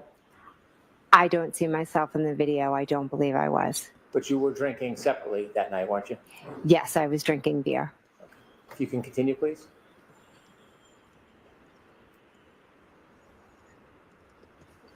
So, like, y'all know, her not being drunk, it pisses me off because I thought that was the reason she had to be reminded that they pulled up at 34 Fairview. Thank you. The fact that he's pointing out she wasn't drunk, she really played in our face. Shortly after the shot, was there conversation about leaving the waterfall as a group? Yes, there was. Was there any discussion about where the group should go? At first, Miss Reed was asking if we could go up the street to D&E. What's D&E? D&E is a sub shop that's owned by Chris Albert. Was it open that late at night? That was easy. No, it wasn't. Had you in the past gone to that pizza shop after hours to eat? Yes, we had. And tell us what the defendant was saying. She just kept asking, can we go up to D&E? Can we go up to D&E? She wanted just to go up and, Chris makes food, and then we were going to go she wanted us all just to go up there and eat and hang out. That wasn't an uncommon occurrence for the group to sometimes go to that pizza shop after hours, was it? No. Did the group decide to go to the pizza shop? They decided they weren't going to go. Okay. Was there a different plan made? Before Brian Albert left, he said to the group, hey, we're going to go back home and have a beer with Brian Jr. If anyone wants to come by. When you received the invitation to the group to go back to Brian Albert's house, did you decide whether you were going to go home or go back to your sister's house? Yes, I decided I was going to go to my sister's house. Without saying what was said, was there any discussion in the group among the participants about going back to your sister and Brian Albert's house? Everybody seemed to want to go back. Did anybody object to going back? No. Had you been to your sister's house before? Yes. Many times? Yes. Do you know the address of where your sister lived? Yes. And so after that conversation, did you stay at the waterfall for a little bit, or did you leave immediately? Probably left after maybe 5-10 minutes. Without saying what was said, before you left, did you have a chance to speak to John O'Keefe? I did, yes. You spoke to him inside the waterfall? Yes. Did you have a chance to speak to the defendant? Yes. And was your plan to go back to your sister's house? Yes. Before you left, did you have any understanding whether or not Mr. O'Keefe and the defendant were going to join you? Yes. Do you have another understanding regarding that? Yes. And what was your understanding? They were coming. Who else was going to go back to your nephew and your sister's house? Brian Higgins and my niece, Caitlin. A little after 12, did you leave the waterfall? Yes. Do you remember that night leaving? Yes. Before you left, did you talk to anybody in particular? Yes. Miss Reed and then Mr. O'Keefe. Did you speak to them inside the waterfall? I walked out with Miss Reed and we spoke at the doorway, and then John joined us. Did you invite Miss Reed to come with you? I did, yes. Did she decline? Yes. And who did you go to your sister's house with? Who drove? I drove and I went with my husband, Matt. Anybody else? No. Do you remember about what time it was that you were speaking to Miss Reed about going to your sister's house? After midnight. If I could have Exhibit 22 again. Ms. Gilman, if you could take us to 12:10:36.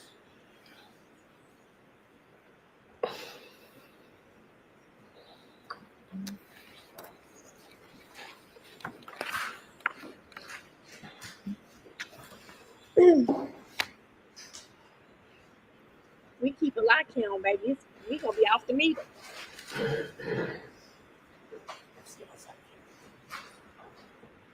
Okay, if you could stop it there, please.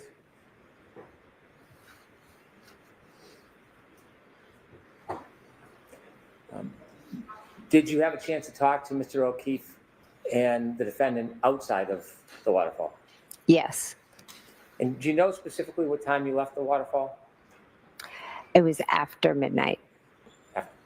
When you left the waterfall with your husband, you said you were driving. Did you stop anywhere along the way before you got to your sister's house? No. Tell us what you see when you get to your sister's house. What are the weather conditions like as you're driving there?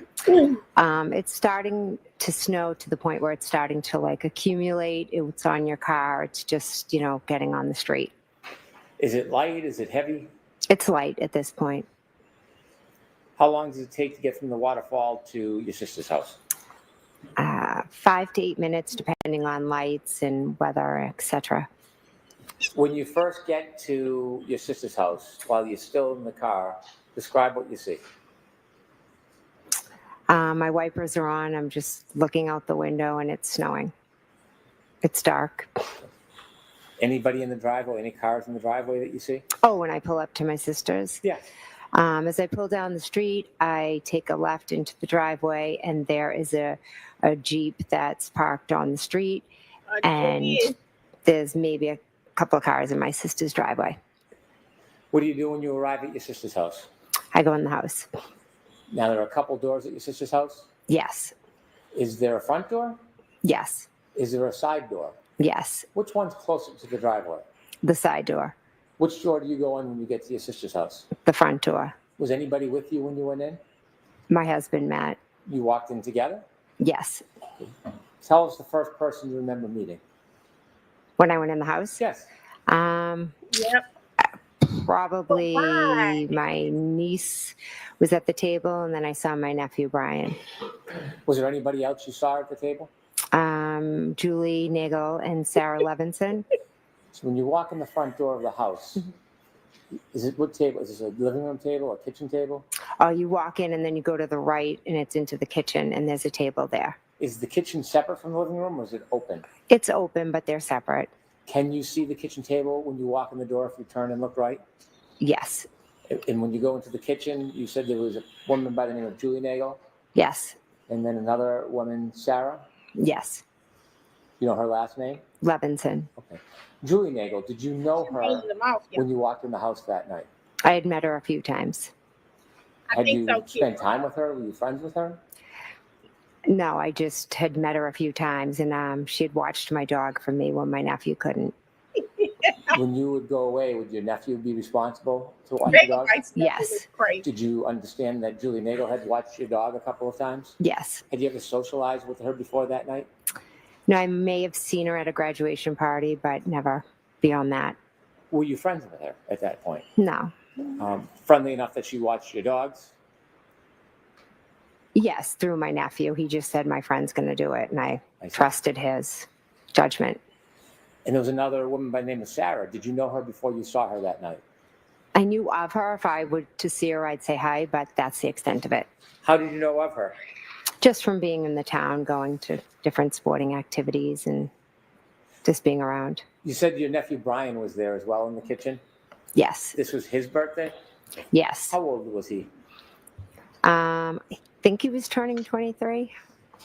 Was there anybody else in the house when you and your husband first got there? Yes, my sister and Brian Albert and Brian Higgins. So Mr. Higgins, Brian Albert, and your sister were there before you? Yes. Where was everybody when you first came in? My niece, Caitlin, Sarah Levinson, Julie Nagel, and Brian Jr. were all at the kitchen table. My sister was over, I think, cleaning the counters, and Brian were off in that TV room that you can see from the kitchen because there's a wide opening. If you walk in the front door, would I look left or right to see the TV room? You'd look right to the kitchen, and then through the kitchen's the TV room, but you could look, and when you walk in, you can see because it's open. Is the TV room in any way have a relationship with that side door? Yes, it does. If you were to walk in the side door, would you be walking into the TV room? Yes. Okay. When you saw your nephew Brian Jr. and his friends, are his friends about the same age as him? Yes. Were they drinking? Yes. Was there music? Yes. And when you went in, did you spend time with the group? Yes, I sat right down and started talking to them. And when you were speaking to them, did you have any drinks that night? I believe they brought me over a White Claw, but I didn't have more than a sip of it. I really wasn't. It was at that point where I just didn't want another drink. As you were in the kitchen, were you expecting anybody else? We had mentioned it to Karen and John, and I had actually just spoken to John, so I was expecting them. So when you saw John O'Keefe in the waterfall, that wasn't the last time you spoke to him? No. You had spoken to him, was it on the ride to your nieces? I mean, to your sisters? Yes.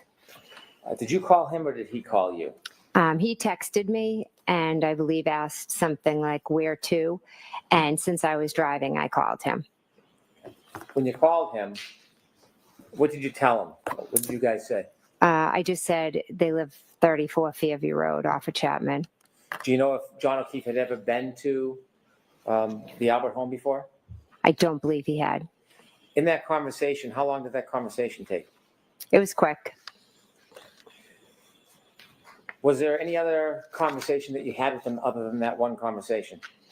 Yes, he called me back and he was trying to find it. Trying to find the address? Try to find the house on Fairview. Did he ask you for help trying to find the address?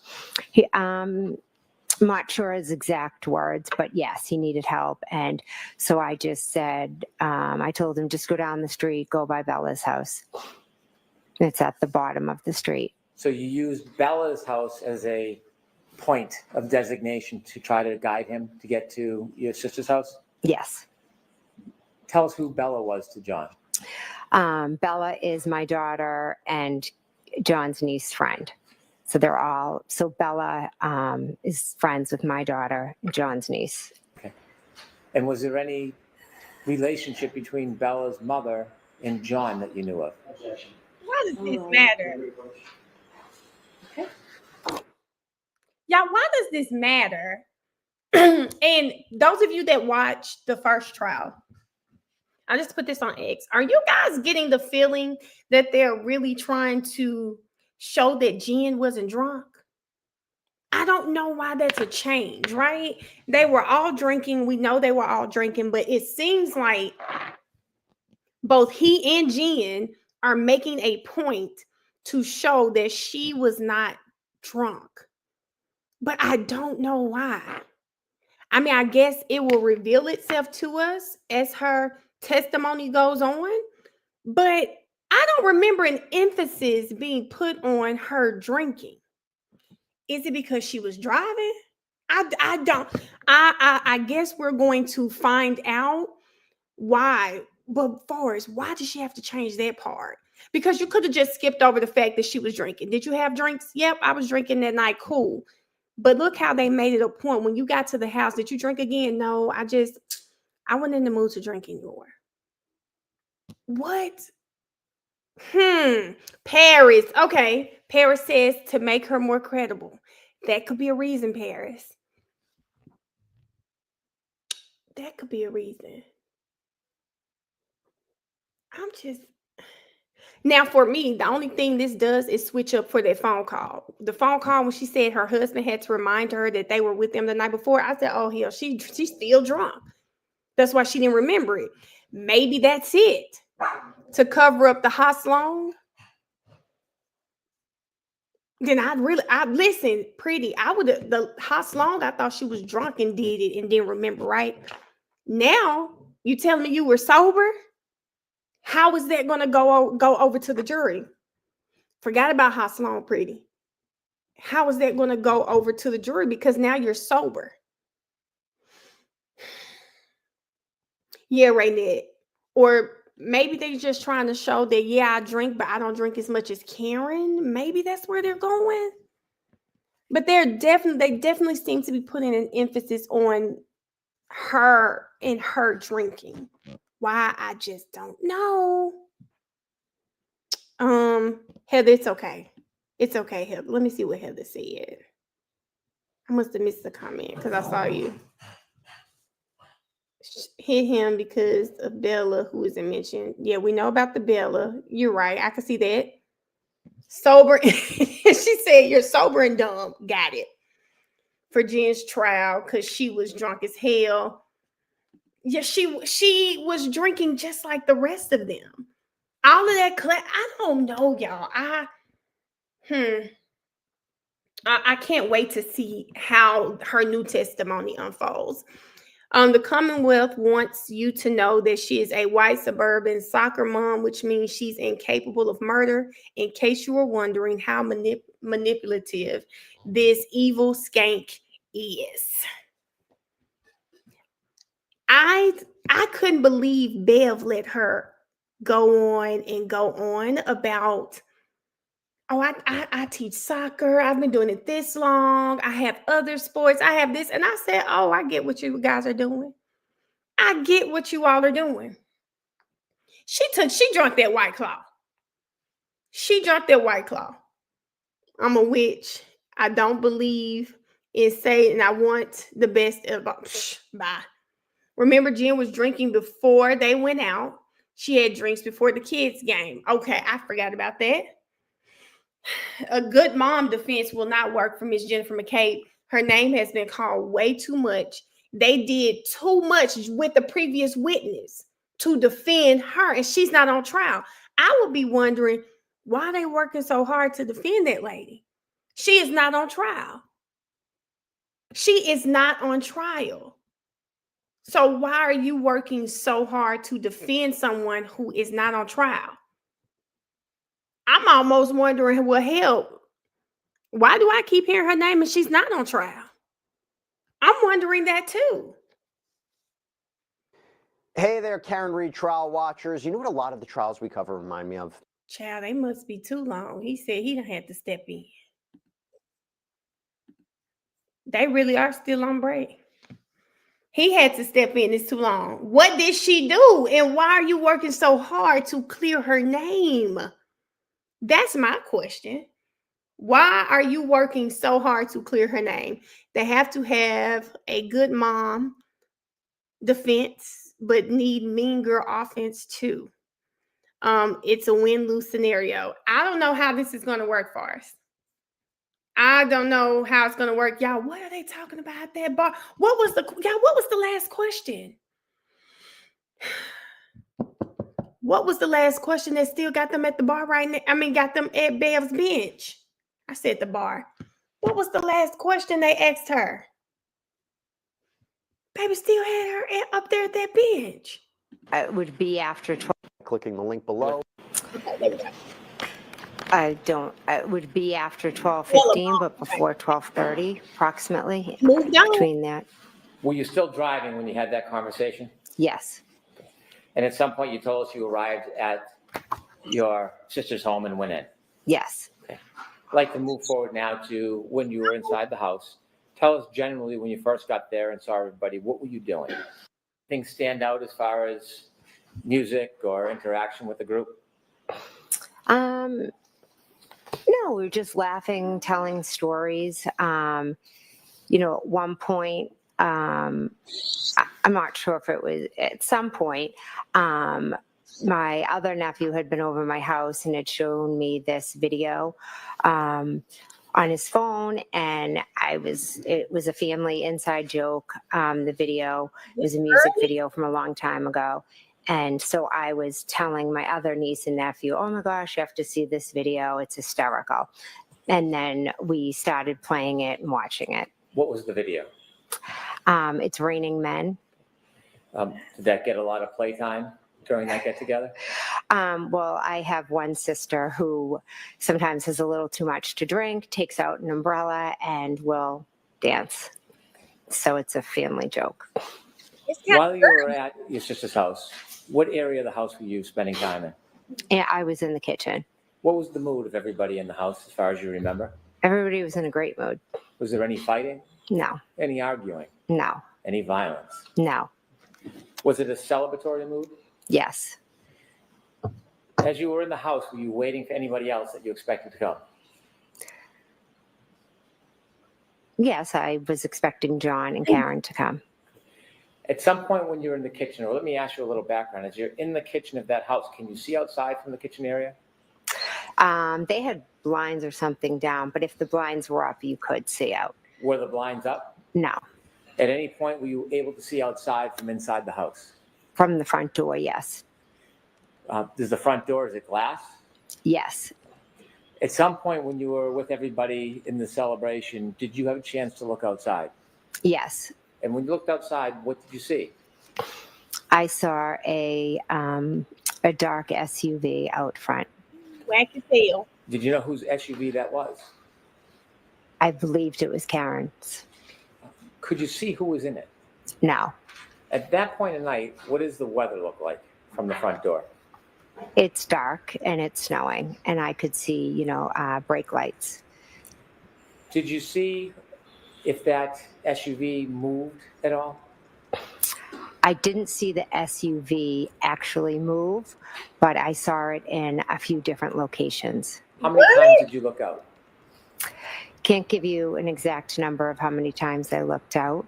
I can tell you I saw the vehicle first straight out from the front door. Then I saw it up at the flagpole, and then I saw it further up from the flagpole. Were you studying the car at all? No, it was quick glances. Did you have any reason to study it? No. What were you expecting was going to happen? I was expecting John and Karen to come into the house. Did they ever make it in the house? No, they did not. As you were waiting, were you doing anything else in addition to waiting for them to come in? Yes, so I was sitting at the table.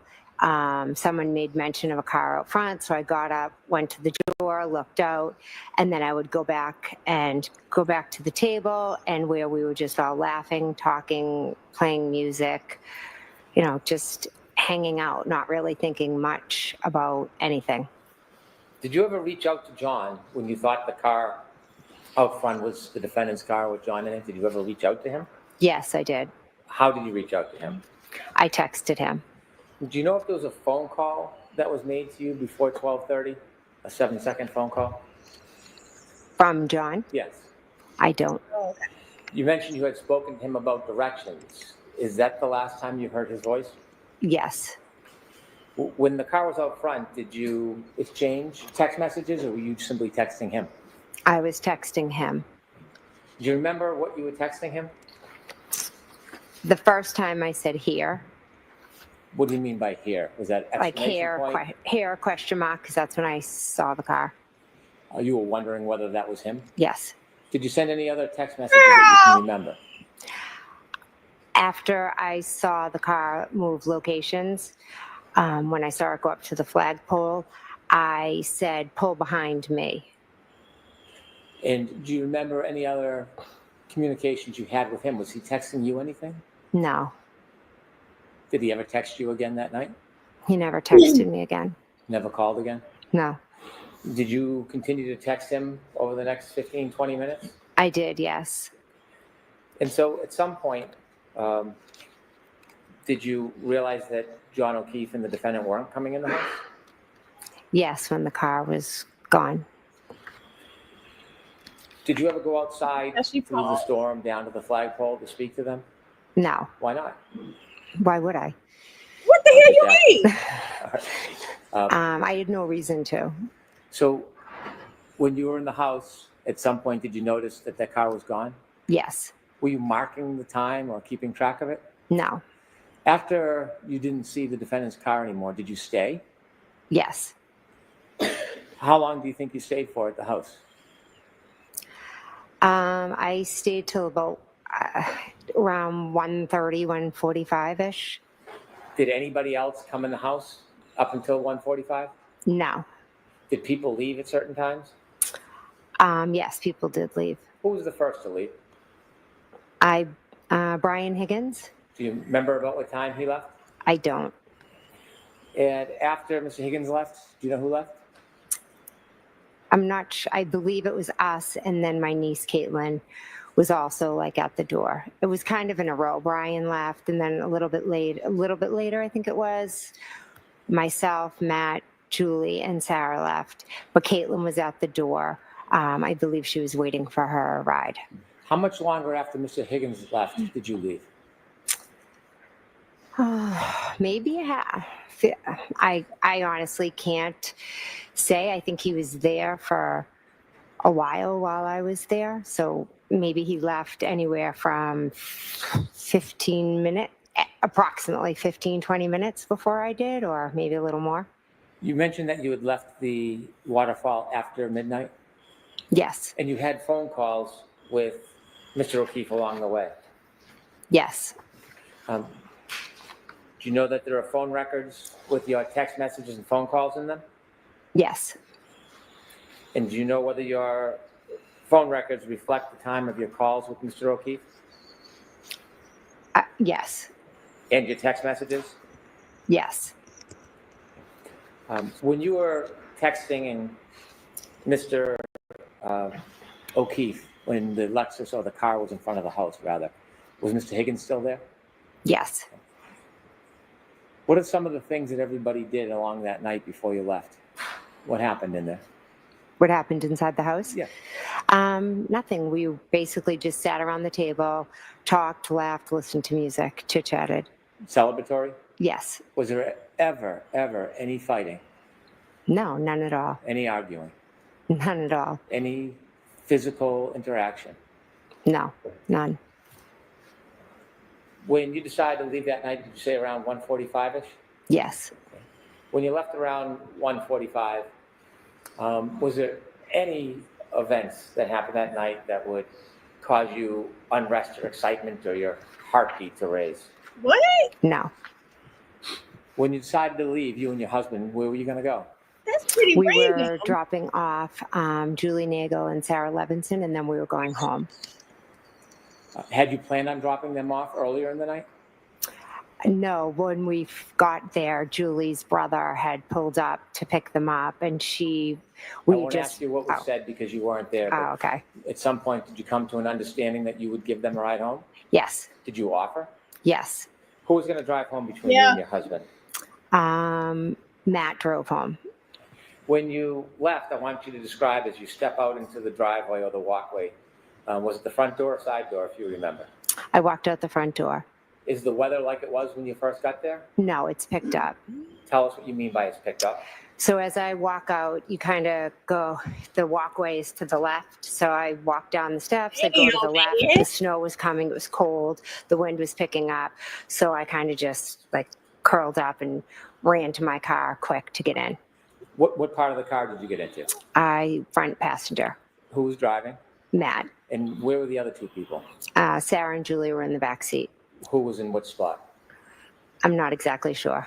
So both of the young women were in the back seat? Yes. Was there any conversation when you got into the car? We got in the car and they were teasing me. Why were they teasing you? Because I had like bread and maybe peanut butter in my car. Why did you have bread and peanut butter in your car? I had my niece for the week, and I was dragging her like to all my kids' sporting events. So we'd go from like one game to another game to a practice. So sometimes instead of always giving her McDonald's or Dunkin' Donuts, I'd try to throw her a peanut butter sandwich. And they were making fun of you? Yeah. As the car backs out of the driveway, tell us what you're doing. I'm talking to the girls. You just moved your head. Yes. Does that mean anything? Yes. I told her to do that. So they were both This is sitting new. behind me. So I This was is like new. turning and, chatting and talking. After your husband pulls out of the driveway, do you start to drive home? Yes. If the house is on my right and you're driving, are you in the passenger seat closest to the house or furthest away? Passenger seat closest. So you're driving, if you look at a picture of the house, you would be driving from right to left? Yes. So as you start to drive, or your husband starts to drive the car, what direction are you looking in, if you remember? The back seat. Did you drive by the front of the house, do you know? We pulled out of the driveway and went up Chapman. Okay. And your husband and you passed by the front of the house? Yes. Did you pass by the flagpole? Yes. Were you looking at the flagpole? No.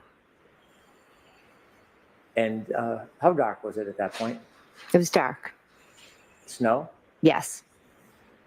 As you're passing the flagpole, do you hear or see anything remarkable? No, I'm not really paying attention. I'm just chatting to the girls, and Matt's just focusing on driving. When you're talking to the girls and they're making fun of you, what's the mood in the car? We're all laughing and joking. Where do you go next? We Very drive much Julie Nagel home. After you drop off in Snaggle, where do you go? We drop off Sarah Levinson. Is the weather constant? Yes. After you drop off the young woman in separate spots, where do you go? We went home. Can you tell us when you get home what happens next? We go in the house. I go up to bed. Matt makes himself a snack and then joins me upstairs. Do you have a telephone? Yes. An iPhone? Yes. When you go to bed, do you stay up at all?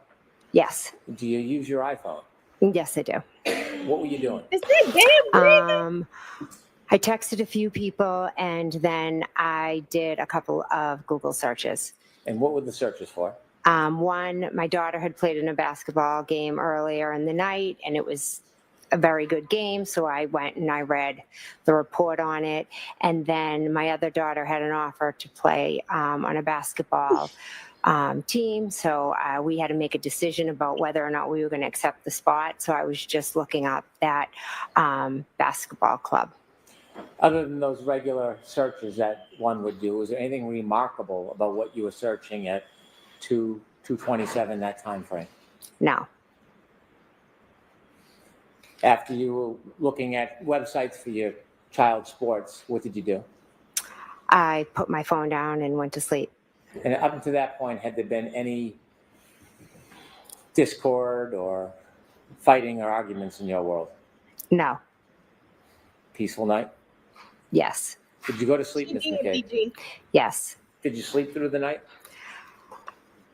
I typically get up to go to the bathroom, so that I could have gotten up possibly to go to the bathroom. Did anything remarkable happen in the early morning hours of January 29, 2022 that changed that peaceful mood into something else? Yes. Okay. I want you to share with the jury the first thing that happens that changes everything. At 4:53, my phone rings and I look at my caller ID. I look at the phone and it's Kaylee, And John's who's Kaylee? niece. John's niece. I mean, he's opening. And I say hello, and she said, yeah, well, basically she relayed to me that, Next question. When you pick up the phone, could you hear a voice on the other end? I heard a voice and a lot of screaming. And the voice you heard, is that Kaylee, John's niece? Yes, And the screaming, was it a man or a woman screaming? it was a woman, How loud was that person screaming? very loud. Could you make out anything that person was saying as they were screaming? Here you go. My name was screamed a lot. What'd she say? And then the other individual ended up getting on the phone with me. And who was that person that was screaming in the background? Miss Reed. How long was she screaming for while you were speaking to your niece before you spoke to her? The entire time I was speaking to Kaylee, she was screaming. Describe her demeanor. Miss Reed's. Yes. Jen! Jen! And then she's screaming that John didn't come home. I think She left him at the again. waterfall. She was hysterical. It was very hard to follow what she was saying. How long did that first call last for? Bro. I'm not sure how long, She did it again. possibly a few minutes, but it was loud enough and long enough that my husband shot up in bed thinking one of my kids had come in the room screaming. Bro, I didn't think she was going to do that Without saying what your again. niece said, could you describe your niece's demeanor when you first spoke to her? I mean, John's niece's demeanor. I would say Kaylee sounded concerned, uneasy. During that phone call, other than the screaming and the screaming of your name, did the defendant give you any information other than she had dropped John off at the waterfall? They'd gotten into a fight. She had left him there and he didn't come home. And when you were woken up, were you in a sleep when you were woken up? Now, Yes, I was sound asleep. What was your mental state like when you That's first new, woke up and y'all. got that call? That's new. Well, I had been up late. I had That's taken new. my medication that I take for my MS, so I was definitely a bit groggy when I first woke up. So immediately I just wanted to help her. She was hysterical. Kaylee was upset. So I went into that kind of mom mode of what can I do? How can I help? So I immediately was like thinking, okay, well, if you left him at the waterfall, let me think who was still there, or, you know, how can I help you? How can we find John? Did you have a plan when you ended that first call? I did. I knew Chris Albert had still been at the waterfall when I left. So I thought if Karen and John had gotten into a fight, maybe Chris had walked out of the bar and Chris lived local to the bar, thought maybe they walked back to Chris's together. So what did you do? So I called Chris Albert's wife, Julie. Did you speak to her? No, she never answered.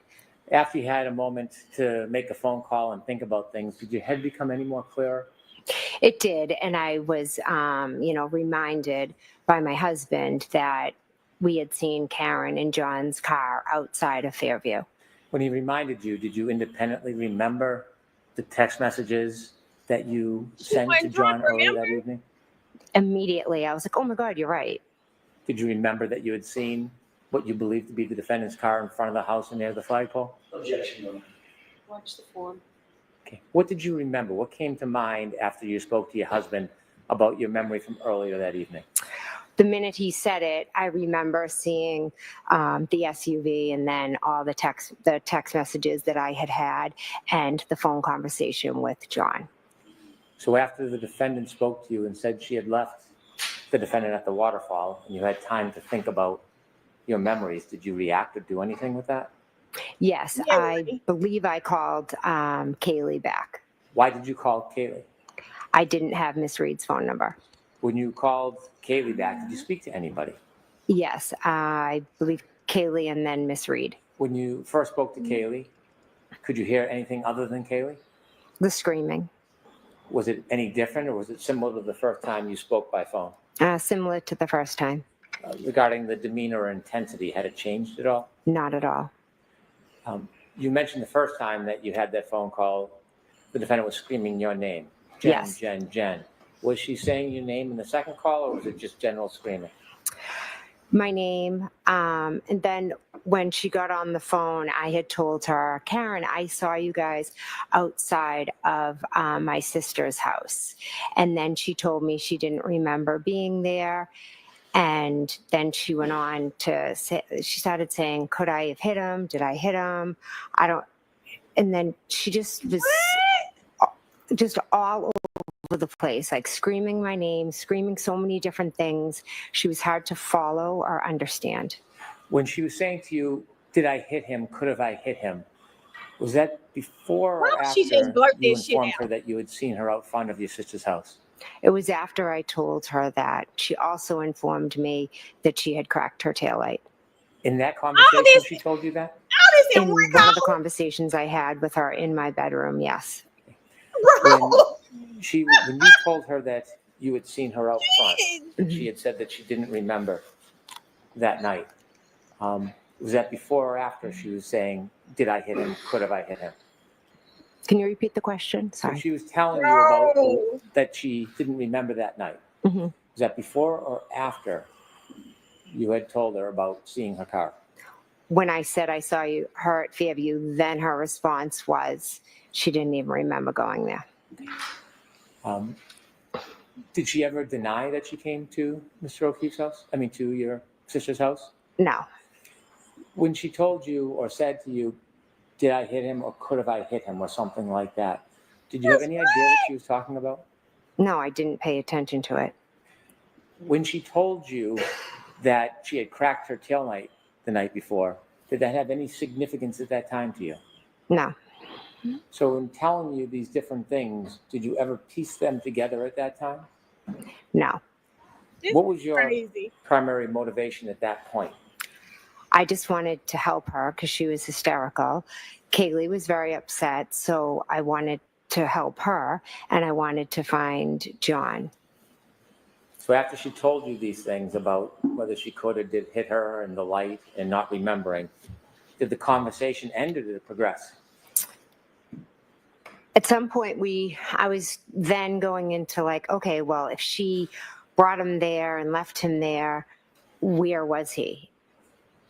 Because he never came in the house and she doesn't know where he is. So now where could he be? So I started thinking there was another gentleman that was supposed to meet us out at the bar who John was friends with. So I thought, okay, well, in my head, I'm thinking maybe they got into a fight. John got out of the car and he connected with this guy because he was at a party on the street. What was that person's name? His name is Tom Beatty. Did you call him? Yes. Did you get a chance to speak to him that night? That morning? Yes. No. Did you call around anywhere else? I believe I called my sister. I called John. I called Tom Beatty. I called his daughter. You called John O'Keefe's phone? Yes. Did he answer? No, Did it go right to voicemail?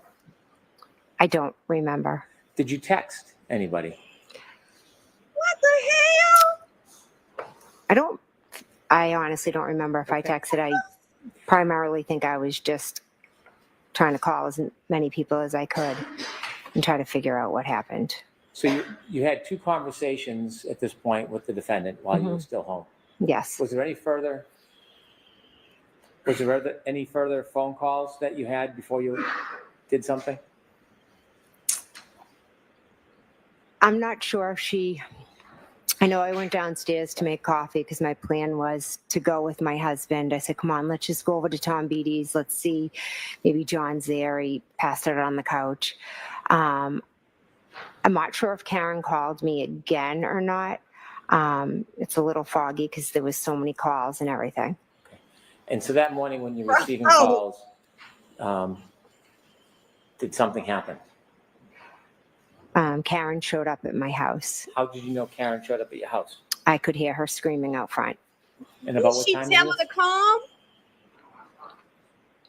Approximately 5, Did she tell her to come to the 5:20, house? 5:30. I can't be Were sure. you worried for John at this point? Not particularly, no. Were you screaming? No. Now at this point, this moment when you hear her outside of your house yelling, early morning hours, did you know a person by the name of Kerry Roberts? I knew of her. I'd met her once. Were you friends with her at that time? No. Had you socialized with her at that time? No. Had you ever seen her before with John? Once. Tell me about that. Years earlier, as I said earlier, I used to take Kaylee on Friday nights, and Kerry was the one who would take Patrick on Friday nights. So we would each have the kids. And to thank us, one day John told us how he got a discount at Reebok and to get our kids' shoe sizes, and he was going to buy us all sneakers, just as a way to say thank you for helping. So we all went to the store together, and then John took Kerry and myself to the hillside for lunch. How many years before this moment was that? Oh, gosh. Well, I think that's when my daughter was in kindergarten or first grade, and at this point she was in 8th grade. So like 7 years. Had you ever spent any other time with Kerry Roberts before this morning? No. Were you friends at that point? No. How would you consider your relationship with Miss Roberts on that morning when Miss Reed arrived to your home? I had met her once, and that was the extent of it. I wouldn't say I knew her at all beyond that one time I went out with her. I want you to take us back now to when you first hear the defendant in your driveway yelling. When you hear that, do you hear any words, or is it general yelling? So I hear yelling. So I was downstairs making coffee. I go to my front door and I open it, and she's screaming, Jen, Jen. She's screaming that 3 times. And then she was saying, we have to go to Fairview. A lot of the, could I have hit him? Did I hit him? Just, she was on repeat. What did you do? My husband came running down the hall and was like, tell her to shut up. She's going to wake up the neighbors. And then I said, I'm just going to go with her. I'm going to go look for John. And then he yelled down saying something like, you can't be driving around in this weather, with a broken taillight. When you saw the defendant at your front door, had the weather changed overnight? Yes. Was it different? Yes, now the snow had intensified. It was almost like, it was dark outside, but it was like whiteout conditions. How dark? Dark. I mean, it was dark. It was like 5:30 in the morning. What was the visibility like? Not good. After you meet the defendant at your door, do you let her in, or does she stay outside? I'm not sure if I just grabbed my coffee and ran out, or whether she came in. So we went down my walkway. She was just kind of running all around. The driver's door was open. So I told her I was going to drive because thought she was too hysterical to drive. In the meantime, all of a sudden there was a car at the end of my street and there was a plow behind it.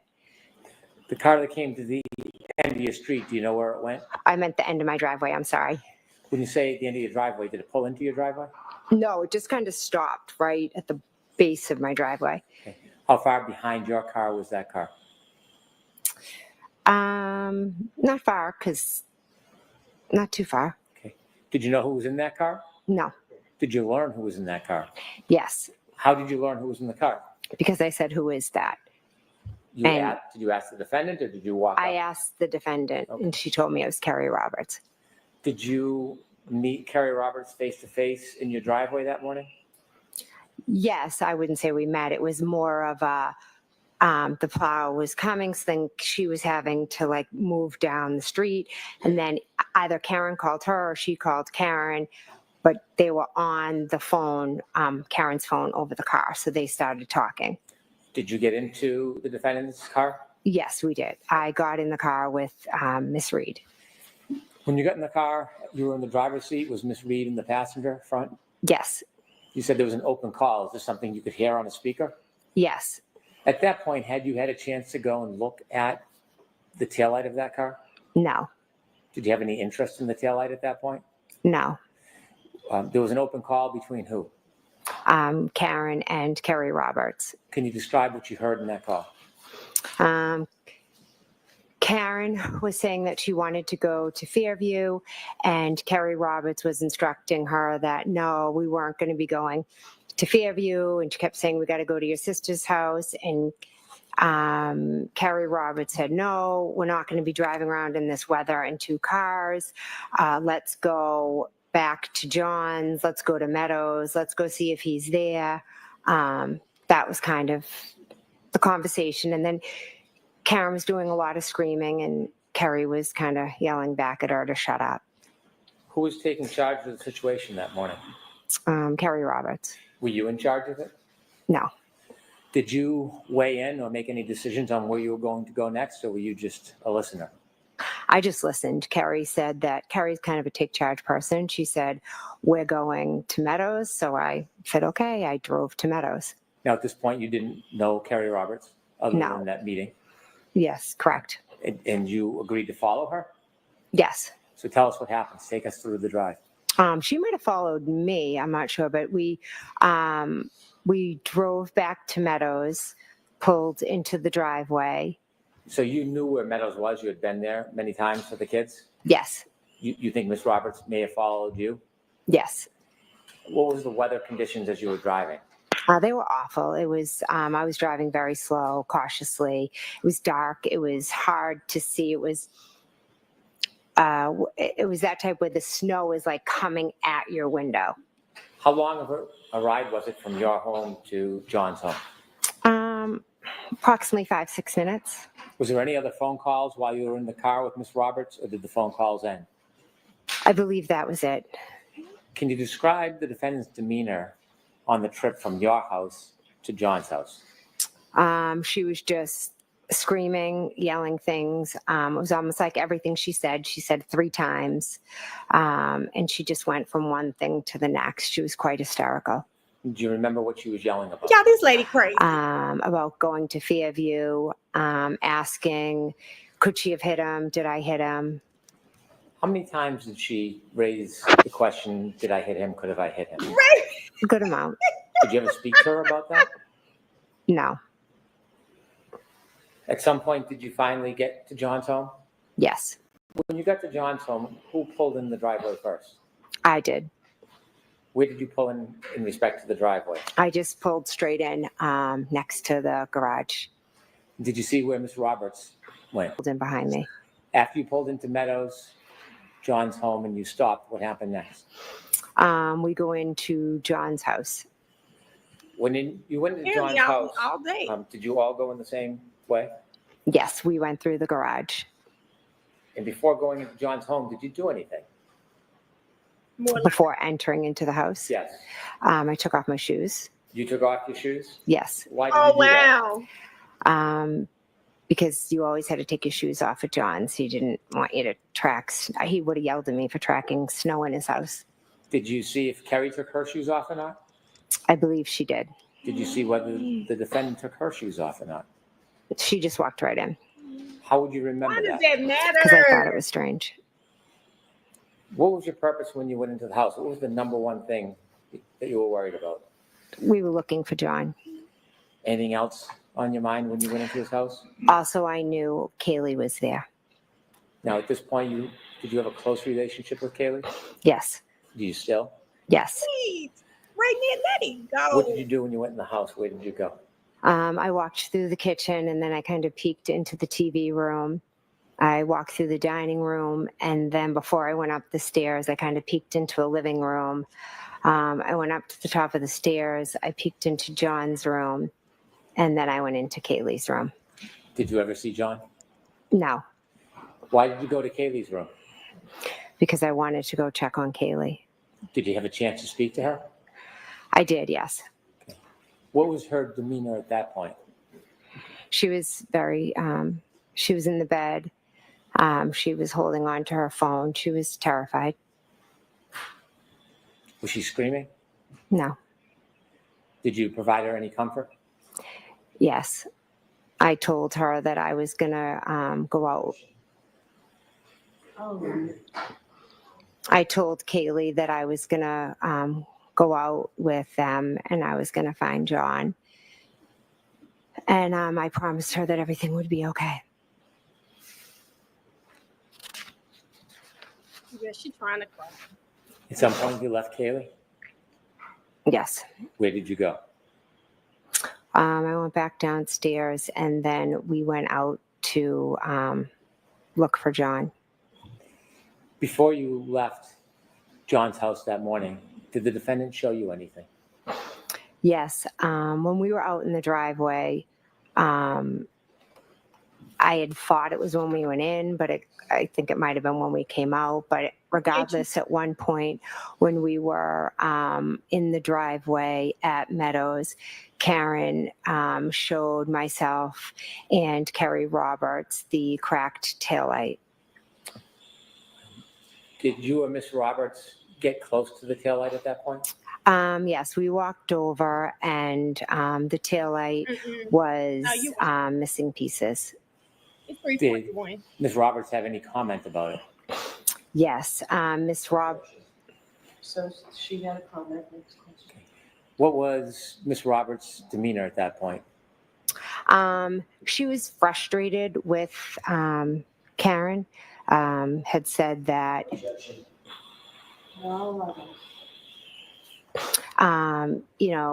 had said that Karen basically was telling her to shut up. You were so drunk, you could have hit anything last night. And then Kerry, I remember just thinking, all right, let's go. And I remember Kerry thinking, oh, Well, someone's going to get. You what Kerry, Oh, sorry. we don't want to think what somebody thought. Okay. I want to know what you You were heard and so what you drunk. saw. Do y'all hear how she said that? Yeah. You were so Right. drunk. How do you know? At some point when you were looking at the taillight with missing pieces with the defendant and Miss Roberts, did you see Miss Roberts point anything out? Yes. Share that with us. She pointed a piece that was sticking out and was concerned that someone was going to catch their coat or something on it. Oh, you watched her And during that testimony, time didn't you? when the defendant is showing you the taillight with missing pieces, was she saying anything about it? No, not that I can recall right now. You mentioned at some point she was saying, did I or could I have hit him after you left John's house? Was that in the car or before you got in the car? I know for a fact it was definitely in the car, was one of the times, yes. Now, Miss Roberts' car is parked behind the defendant's car in John's driveway. Yes. Was there a decision made to take one or two cars? One car. What was the Say plan? exactly what she said. The plan was to get into Carrie's car and to go and look for John. I wanted to go thinking, let's go to Tom Beatty's, but Miss Reed was pretty adamant that we go to Fairview first. Why would you go to You Tom said that Beatty? at times there was some arguing or bickering, or Miss Roberts was raising her voice to the defendant? Yes. Who made the decision to go to Fairview? Ultimately, Carrie said, all right, we'll go there, almost like to shut her up. When you got into the car, where was everybody? When you got into Kerry Roberts' car, where was Yes. everybody sitting? Carrie was driving. I was in the front and passenger. Karen was in the back, in the middle, kind of peeking her head through between us. I want you to take us through the ride from John's house at Meadows until you first get to Fairview. So as you pull out of, or Kerry Roberts pulls out of John's driveway, what is the mood inside that car? I'd say it was starting to get tense because Karen was just continuously screaming. Kerry was trying to focus on driving, and Karen's behavior in the back of the car was a bit erratic.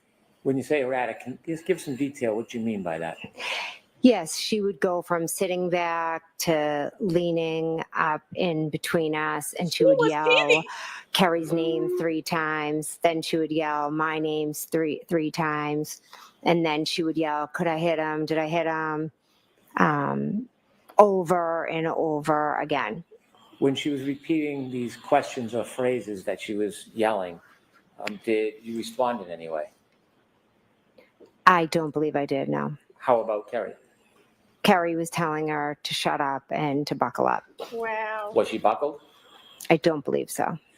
You began your drive from Mr. O'Keefe's home at Meadows to Fairview. Is the weather getting better? No, it's getting worse. Is the visibility still difficult? It was terrible. I know, Jesus. As you began that drive to Fairview, was there anything that you were doing on the way? Yes, I was just kind of looking out the window intently to see if I saw anything. What were you looking for? I guess John, which I know it sounds crazy, but I didn't know where the hell he was. Did you have any difficulty seeing from the car the side of the road? Yes. Did you see what direction Ms. Roberts was looking when she was driving? Well, she, it was hard because she needed to focus on driving because the conditions were that bad. Did you have a chance to see the defendant on that drive at all? Yes. Was she looking out the windows with you? No, she was popping back and forth and screaming. Was it constant screaming or did it change at all? She would scream and then kind of sit back and she'd almost be like quiet for a minute. It was like, okay, good. And then she'd start again. In those quiet times, do you know what, if anything, she was doing? I didn't know what she was doing that morning, no. How long did it take to get to Fairview? I don't know. I'm going to assume maybe 10 minutes, like with the weather, maybe 10 minutes. I'm not, give or take approximately. As you're approaching 34 Fairview Road, before you get there, is Fairview going to be on your left side, driver's side, or on the right side? As we're pulling up, it's on the driver's side. Carrie's going to take a left down Fairview off of Chapman. I want you to take us back to that morning, about 20 or 30 yards before you get to Fairview. Mm-hmm. You're in the car with Ms. Roberts and the defendant? Yes. What's happening in the car? Karen's is screaming, and at that point she had asked if John could be cheating on her and if John could be with Bella's mom. And then what happens? I didn't know what the hell she was talking about. I was like, what are you talking about? Why would he be with Bella's mom? And then Kerry said, well, do you think he could have walked to, there was another woman years before that John had dated who lived on the next street over to her house. Now he walked out As there you too? approach that area before you get to the flagpole, does anything remarkable happen? No. Okay. What happens next? As we're driving down the street, I just say to Kerry, because she doesn't know where my sister lives, oh, her house is just at the bottom of the street. Visibility still difficult? Yes, awful. What happens next? We continue, driving, and we're driving slowly past, the line of, I guess, bushes and the flagpole area. And all of a sudden, Karen's screaming from the back, there he is, or something to the effect of, there he is, let me out. Did you know what she was talking about? I had no idea. When she was yelling that, did you look out the window?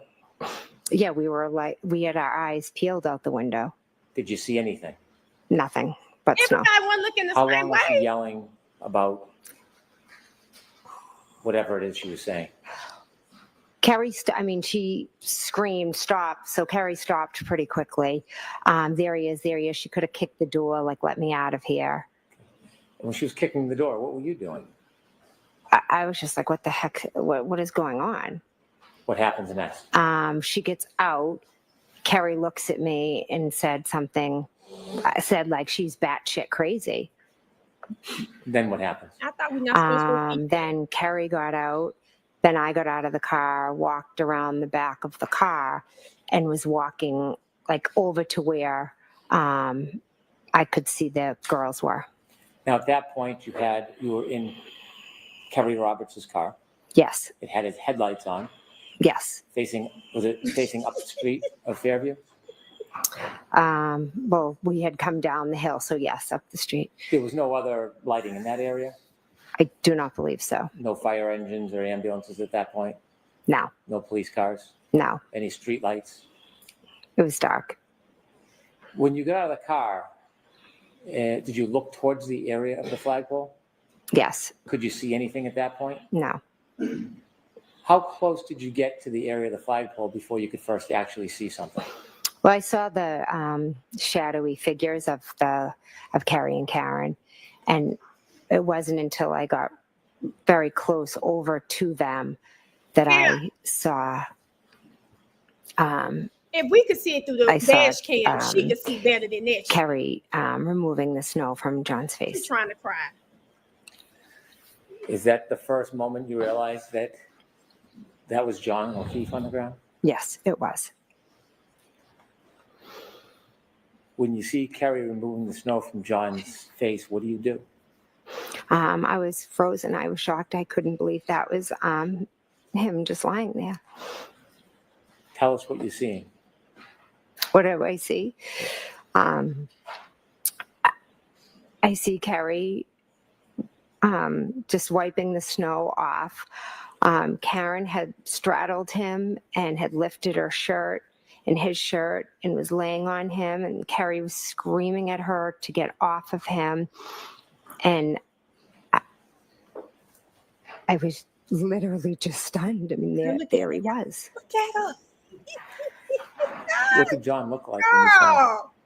I couldn't see much but his face, because the rest was snow and Karen was moving over him, but he just looked like just him, but just like frozen. She was gonna say frozen. Girl! What did you do? At first, I just stood there for a minute because I couldn't believe it was him. And then Carrie Roberts and I made eye contact. And I knew, I was like, all right, I'm going to call 911. But I think I knew in that moment that John, was dead. Did you call 911? Yeah, I started to call 911, and Carrie and Karen were just screaming.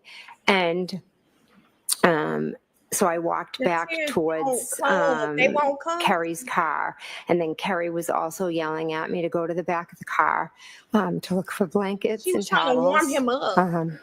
So as I was calling 911, I was at the back of the car looking for the towels and the blankets to bring over to Carrie. And while I was doing that, I believe 911 answered. That cry ain't Did you coming. speak to 911? I did, yes. Did you get the towels and blankets that Carrie had requested? I did, yes. After your phone call with 911, when you had the towels and blankets, tell us what happens next. So after I called 911, I went back over to Carrie, Karen, and John. And at that point, Carrie asked if I would take over compressions. So she got up and I started doing compressions, and Karen was doing mouth to mouth. Now Jen was When doing you started doing CPR. compressions, were you touching John over his clothes or touching his skin? I don't remember.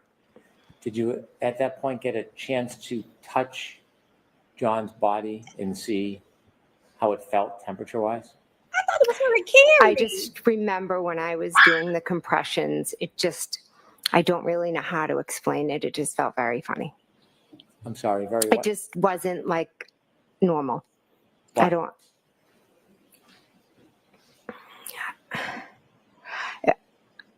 I can't think of how to describe the way it felt when I was trying to press down, but it was like resistance.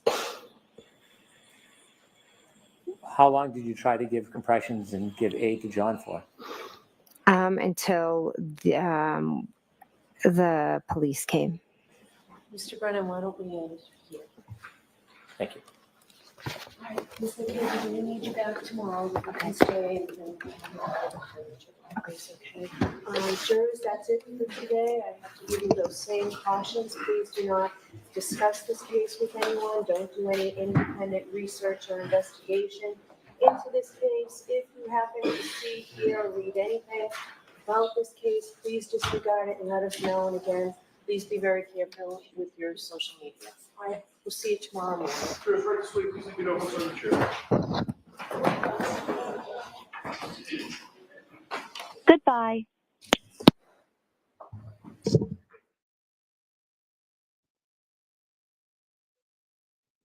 Hold on, y'all. Let me get Barty situated.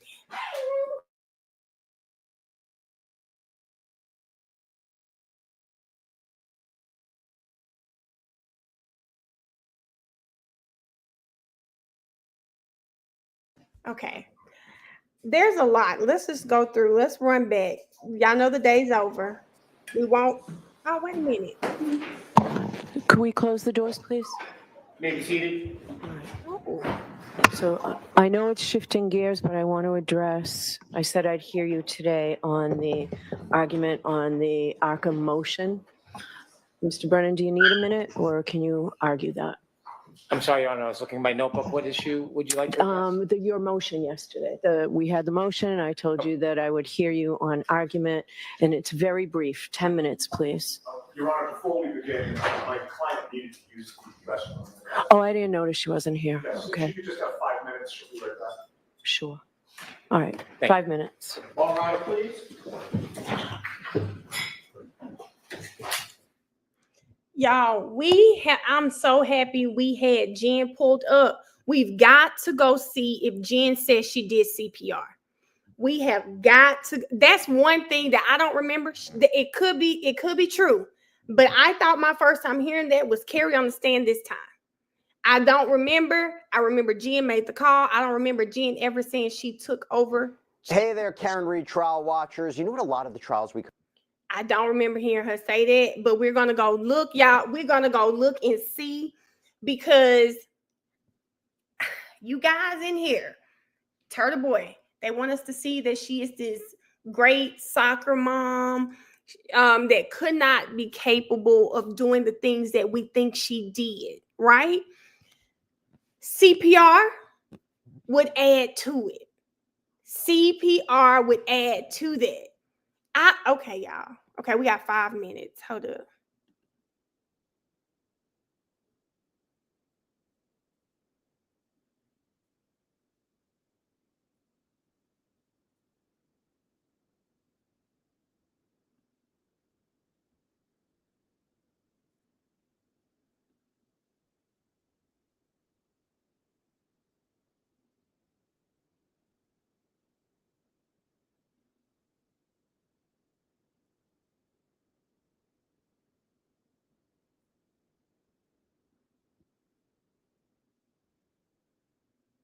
Okay, yeah, I'm trying to get to that day. Okay. I'm just looking for it right now, guys. I mean, that's the right part.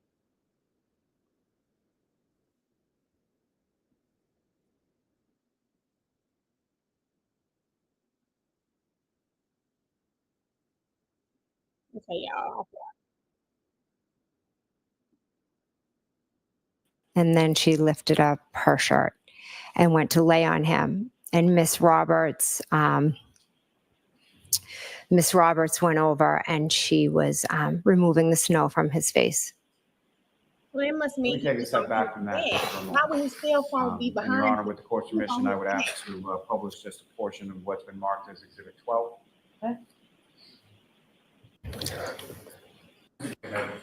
pertains to your vehicle or anything. Just gonna, if you could play. Oh, yeah, I remember Nelly played these videos. Just past Cassie's Corner Store, and that is Chapman Street. I don't think so, Key. I don't think she said that. I never heard her do a CPR. But I just gotta verify that because why is there something she wouldn't say if she really did? I'm watching the other screen too, guys. I'm just full of fantasy. Yeah, it's Goes up on that screen. Yes. If you could, with the laser pointer, direct the jury's attention. Who do you recognize and who do you recognize that? If I could, just take you back to when you arrived there. Okay. You indicated Ms. Reed goes over to Mr. O'Keefe, Ms. Roberts. What is it that you were doing at that time? I got out of the car and I came around, and for a second or two, I completely just froze. I couldn't believe what I was seeing. Oh, here we go. And then Carrie and I made eye contact, and I called 911. And Carrie was asking me to go to the car and get, she was yelling to get towels or blankets or something out of the back of our car. Is that why the back of the car is opened up in the video that we just saw in reference to Ms. Roberts' vehicle? Yes. Did she direct you sort of where to go within the vehicle to find the blankets or the towels, wherever it was? Yes. Now, you called 911, you spoke to the operator and told them essentially where you were, correct? Yes. Now, as far as that initial, what you saw, that you froze and couldn't believe what you saw, can you describe to the jury what it was that you saw? I need the CPR. I don't think they ever said that. I saw Carrie wiping the snow off of John's face, and I could not believe that that was John laying there. And This how never was made John cry at all. positioned, or how was his body positioned when you saw him? He was just laying flat on his back. And as far as the snow Ms. Roberts was wiping off his face, was there any other snow on his body at that time? Yes. They never coming. If you know about how much? There was enough that his body was covered in. Fairview Road was concerned. I mean, I remember kind of a little ways in. I don't know exactly. On with respect to Ms. Roberts, the defendant, and Mr. O'Keefe, while you're on that 911. So I run the blankets over to Miss Roberts, and she's kind of lifts him up, put the blankets underneath him, and she's screaming at Miss Reed to get off of Mr. O'Keefe. And they're kind of yelling back and forth. Karen's screaming, is he dead? Is he dead?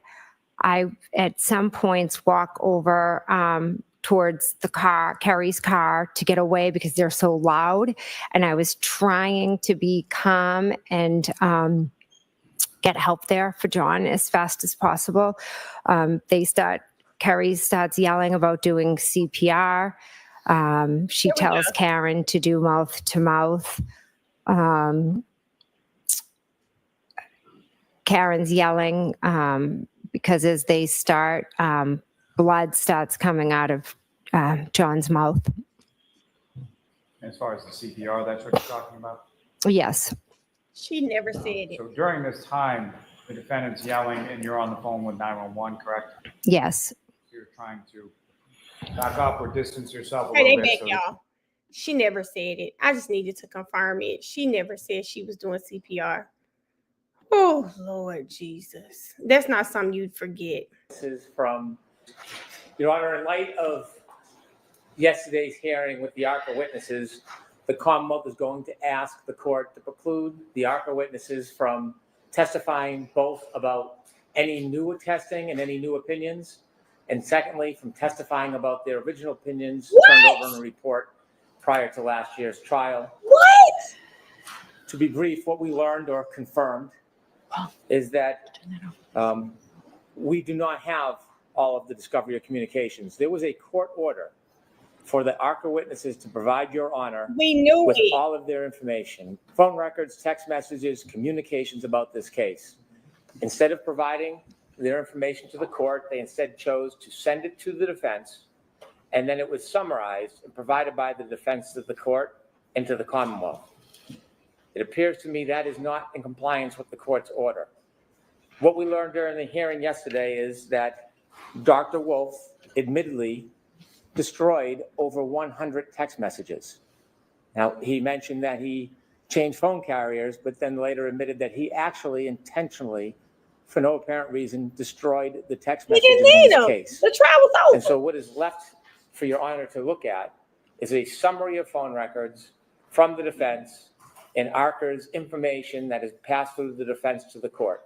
You do not have the text messages. You do not have the content of the text messages. There is no summary of the conversations, dozens and dozens of calls between the defense and the experts. It is difficult to believe that all of those text messages and all of those phone conversations dealt with simply logistics. In fact, we later learned during the questioning of Dr. Rensselaer, there is much more involved than simply logistics. But to get back to Dr. Wolf, he did not disclose to the court that he was communicating and having conversations on Signal. How odd. An expert using Signal. Never used it before.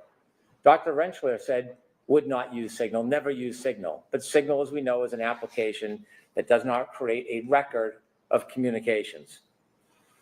Dr. Wolf maintained on his direct that everything he did was logistics, even when we showed him the direct examinations with comments that asked for input from the defense to questions in a way that would be advantageous to the defense and to thwart the Commonwealth.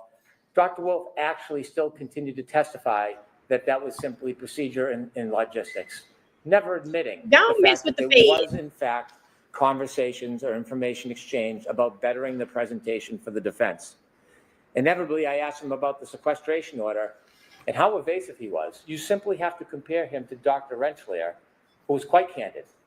An hour or 45 minutes with Dr. Wolf, difficult getting a straight answer. Dr. Rensselaer told us more in 5 minutes than Dr. Wolf told us his entire examination. What? And what we unfortunately learned is that during the trial, when this court had a sequestration order, information was being passed to the experts I hope everybody about ain't witness crazy. testimony in this case, unknown to the Commonwealth, unknown to the court, information, particular information, not general information, witness testimony, issues in the case.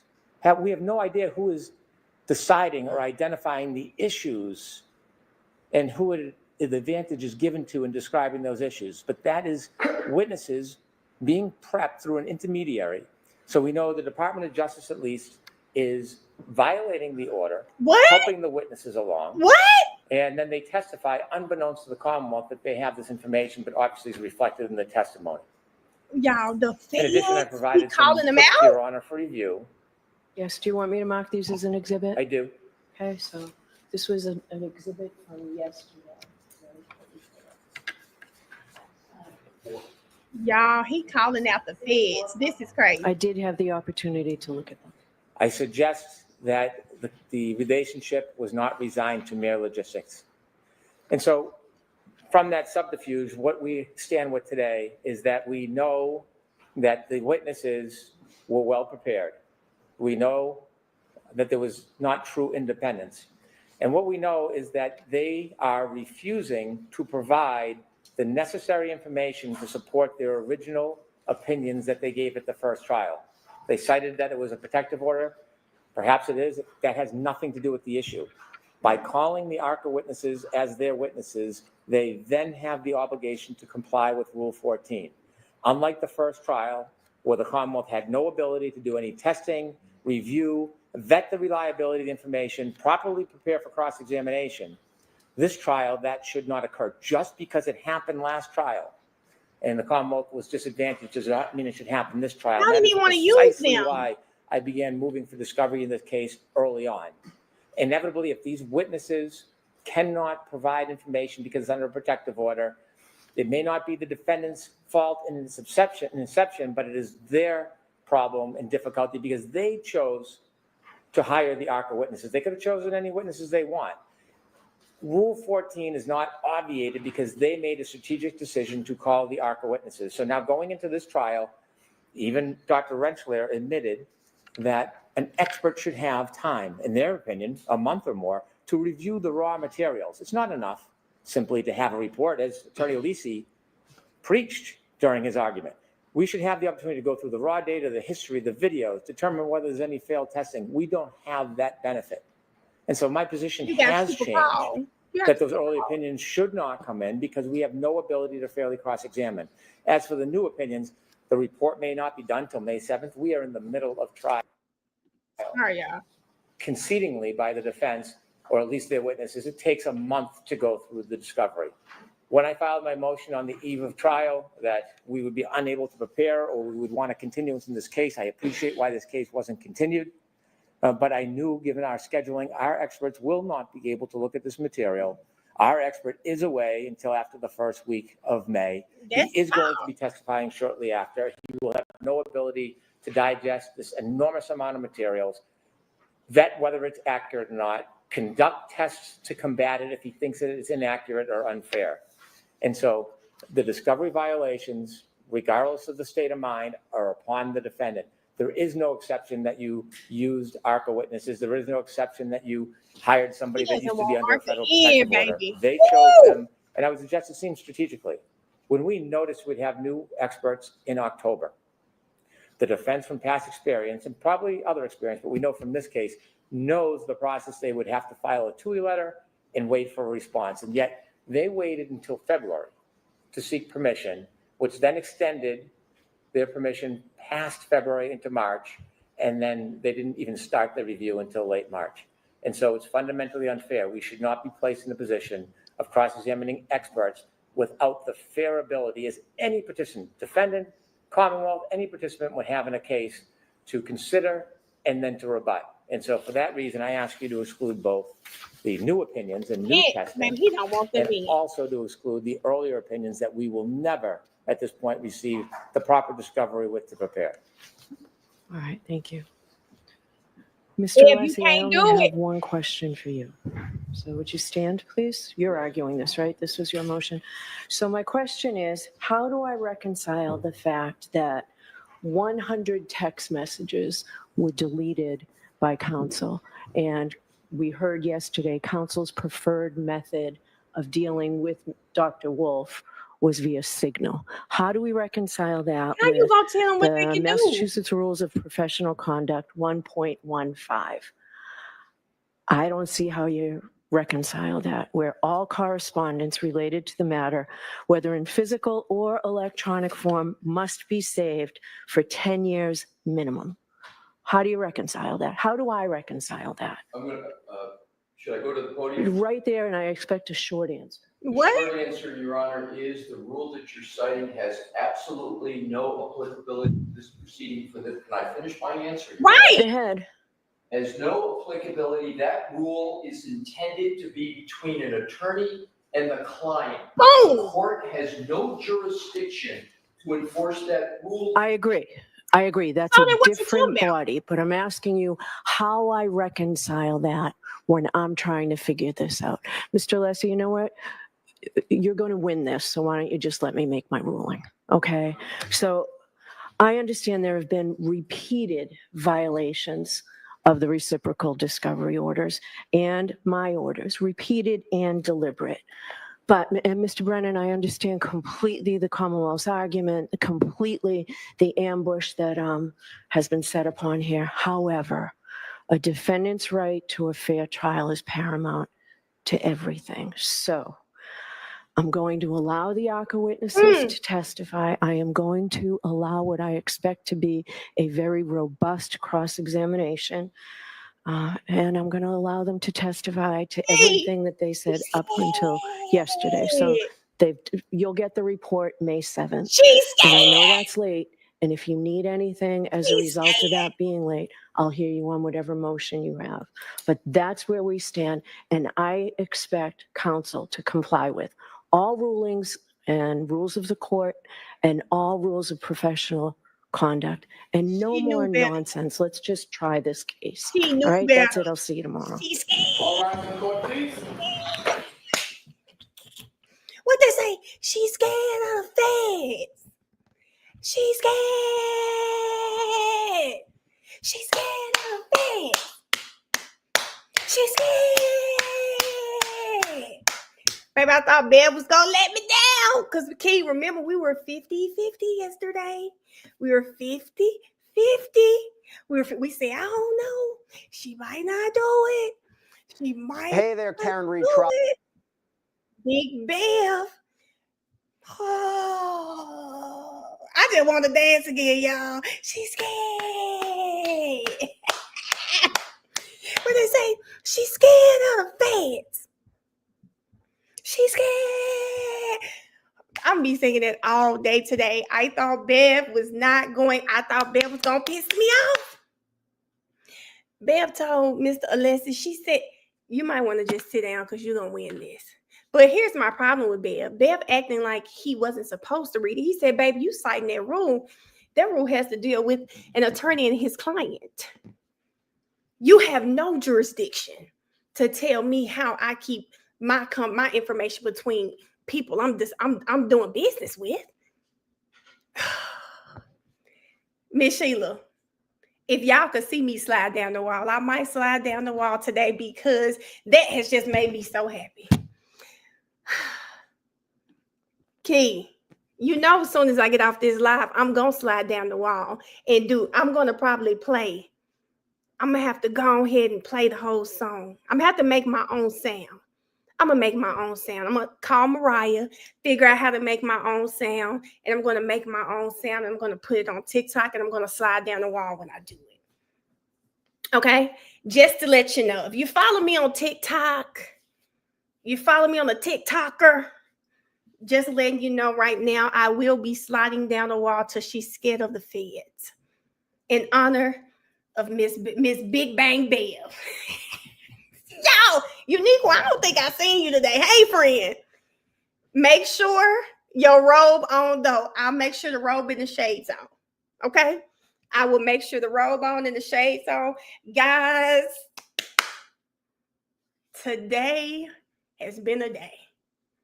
Today has been a day, but it's been a really great day. Right now, end of court. 1 guilty, 2 not guilty. What y'all feeling like? What y'all feeling like? Baby Hank tried hard to get them ARCA people off. I shouldn't be this excited watching court, but man, okay, I see a whole lot of twos. Today was a win for the defense. I agree, Claudia. I got you. I got y'all. When we get on live, I got you.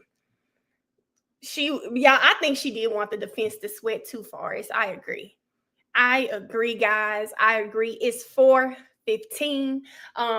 We're gonna have a panel. I'll call Ms. J. I'm sure she'll probably be down for it too. We have a panel at 6:30, and on TikTok we'll have a panel at 6:30. So I don't want to start discussing court because we're gonna discuss it at 6:30. I don't have to hear it twice.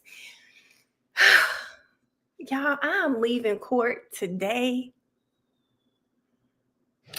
First of all, I'd like to say again that I love y'all so much because yes, I was over here panicking when my StreamYard started acting up. I'm like, not today. It's Jen, not today. You worked all through Ian Whiffin's ass and want to mess up at Jen. And the comments, I love y'all so much. And I just really enjoy watching court with you guys. I just enjoy y'all. Thank you, Forrest. Forrest just gifted 5 memberships. Y'all know the drill. If you get a membership, make sure y'all tell Forrest thank you. Thank you. See in the comments. Y'all messy though. We sat through your Memphis Wi-Fi. We could sit through this. We in this together, and I love y'all, man.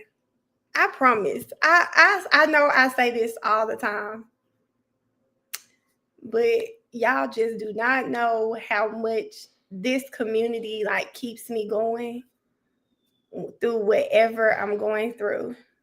Getting on this, get not 5 members from Bell, getting on these lives, watching court with you guys. I don't care what I'm going through in the world. Y'all always brighten my day up, and I appreciate y'all for being here.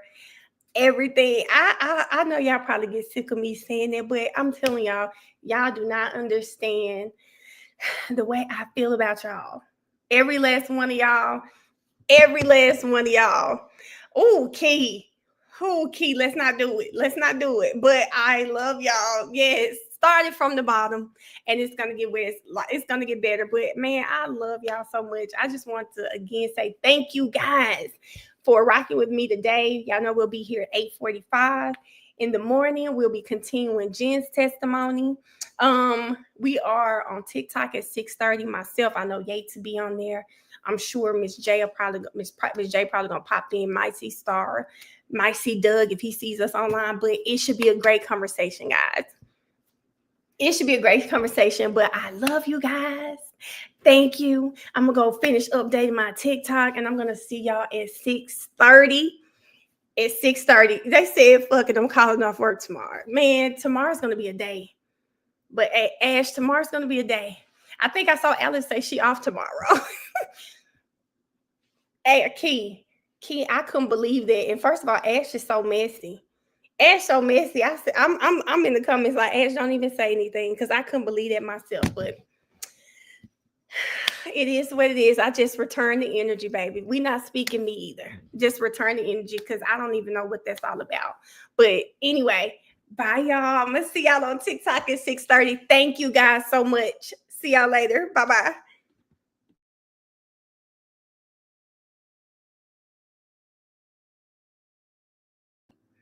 Thank you for the super chat, too pretty. Right as I'm getting off. Thank you, friend.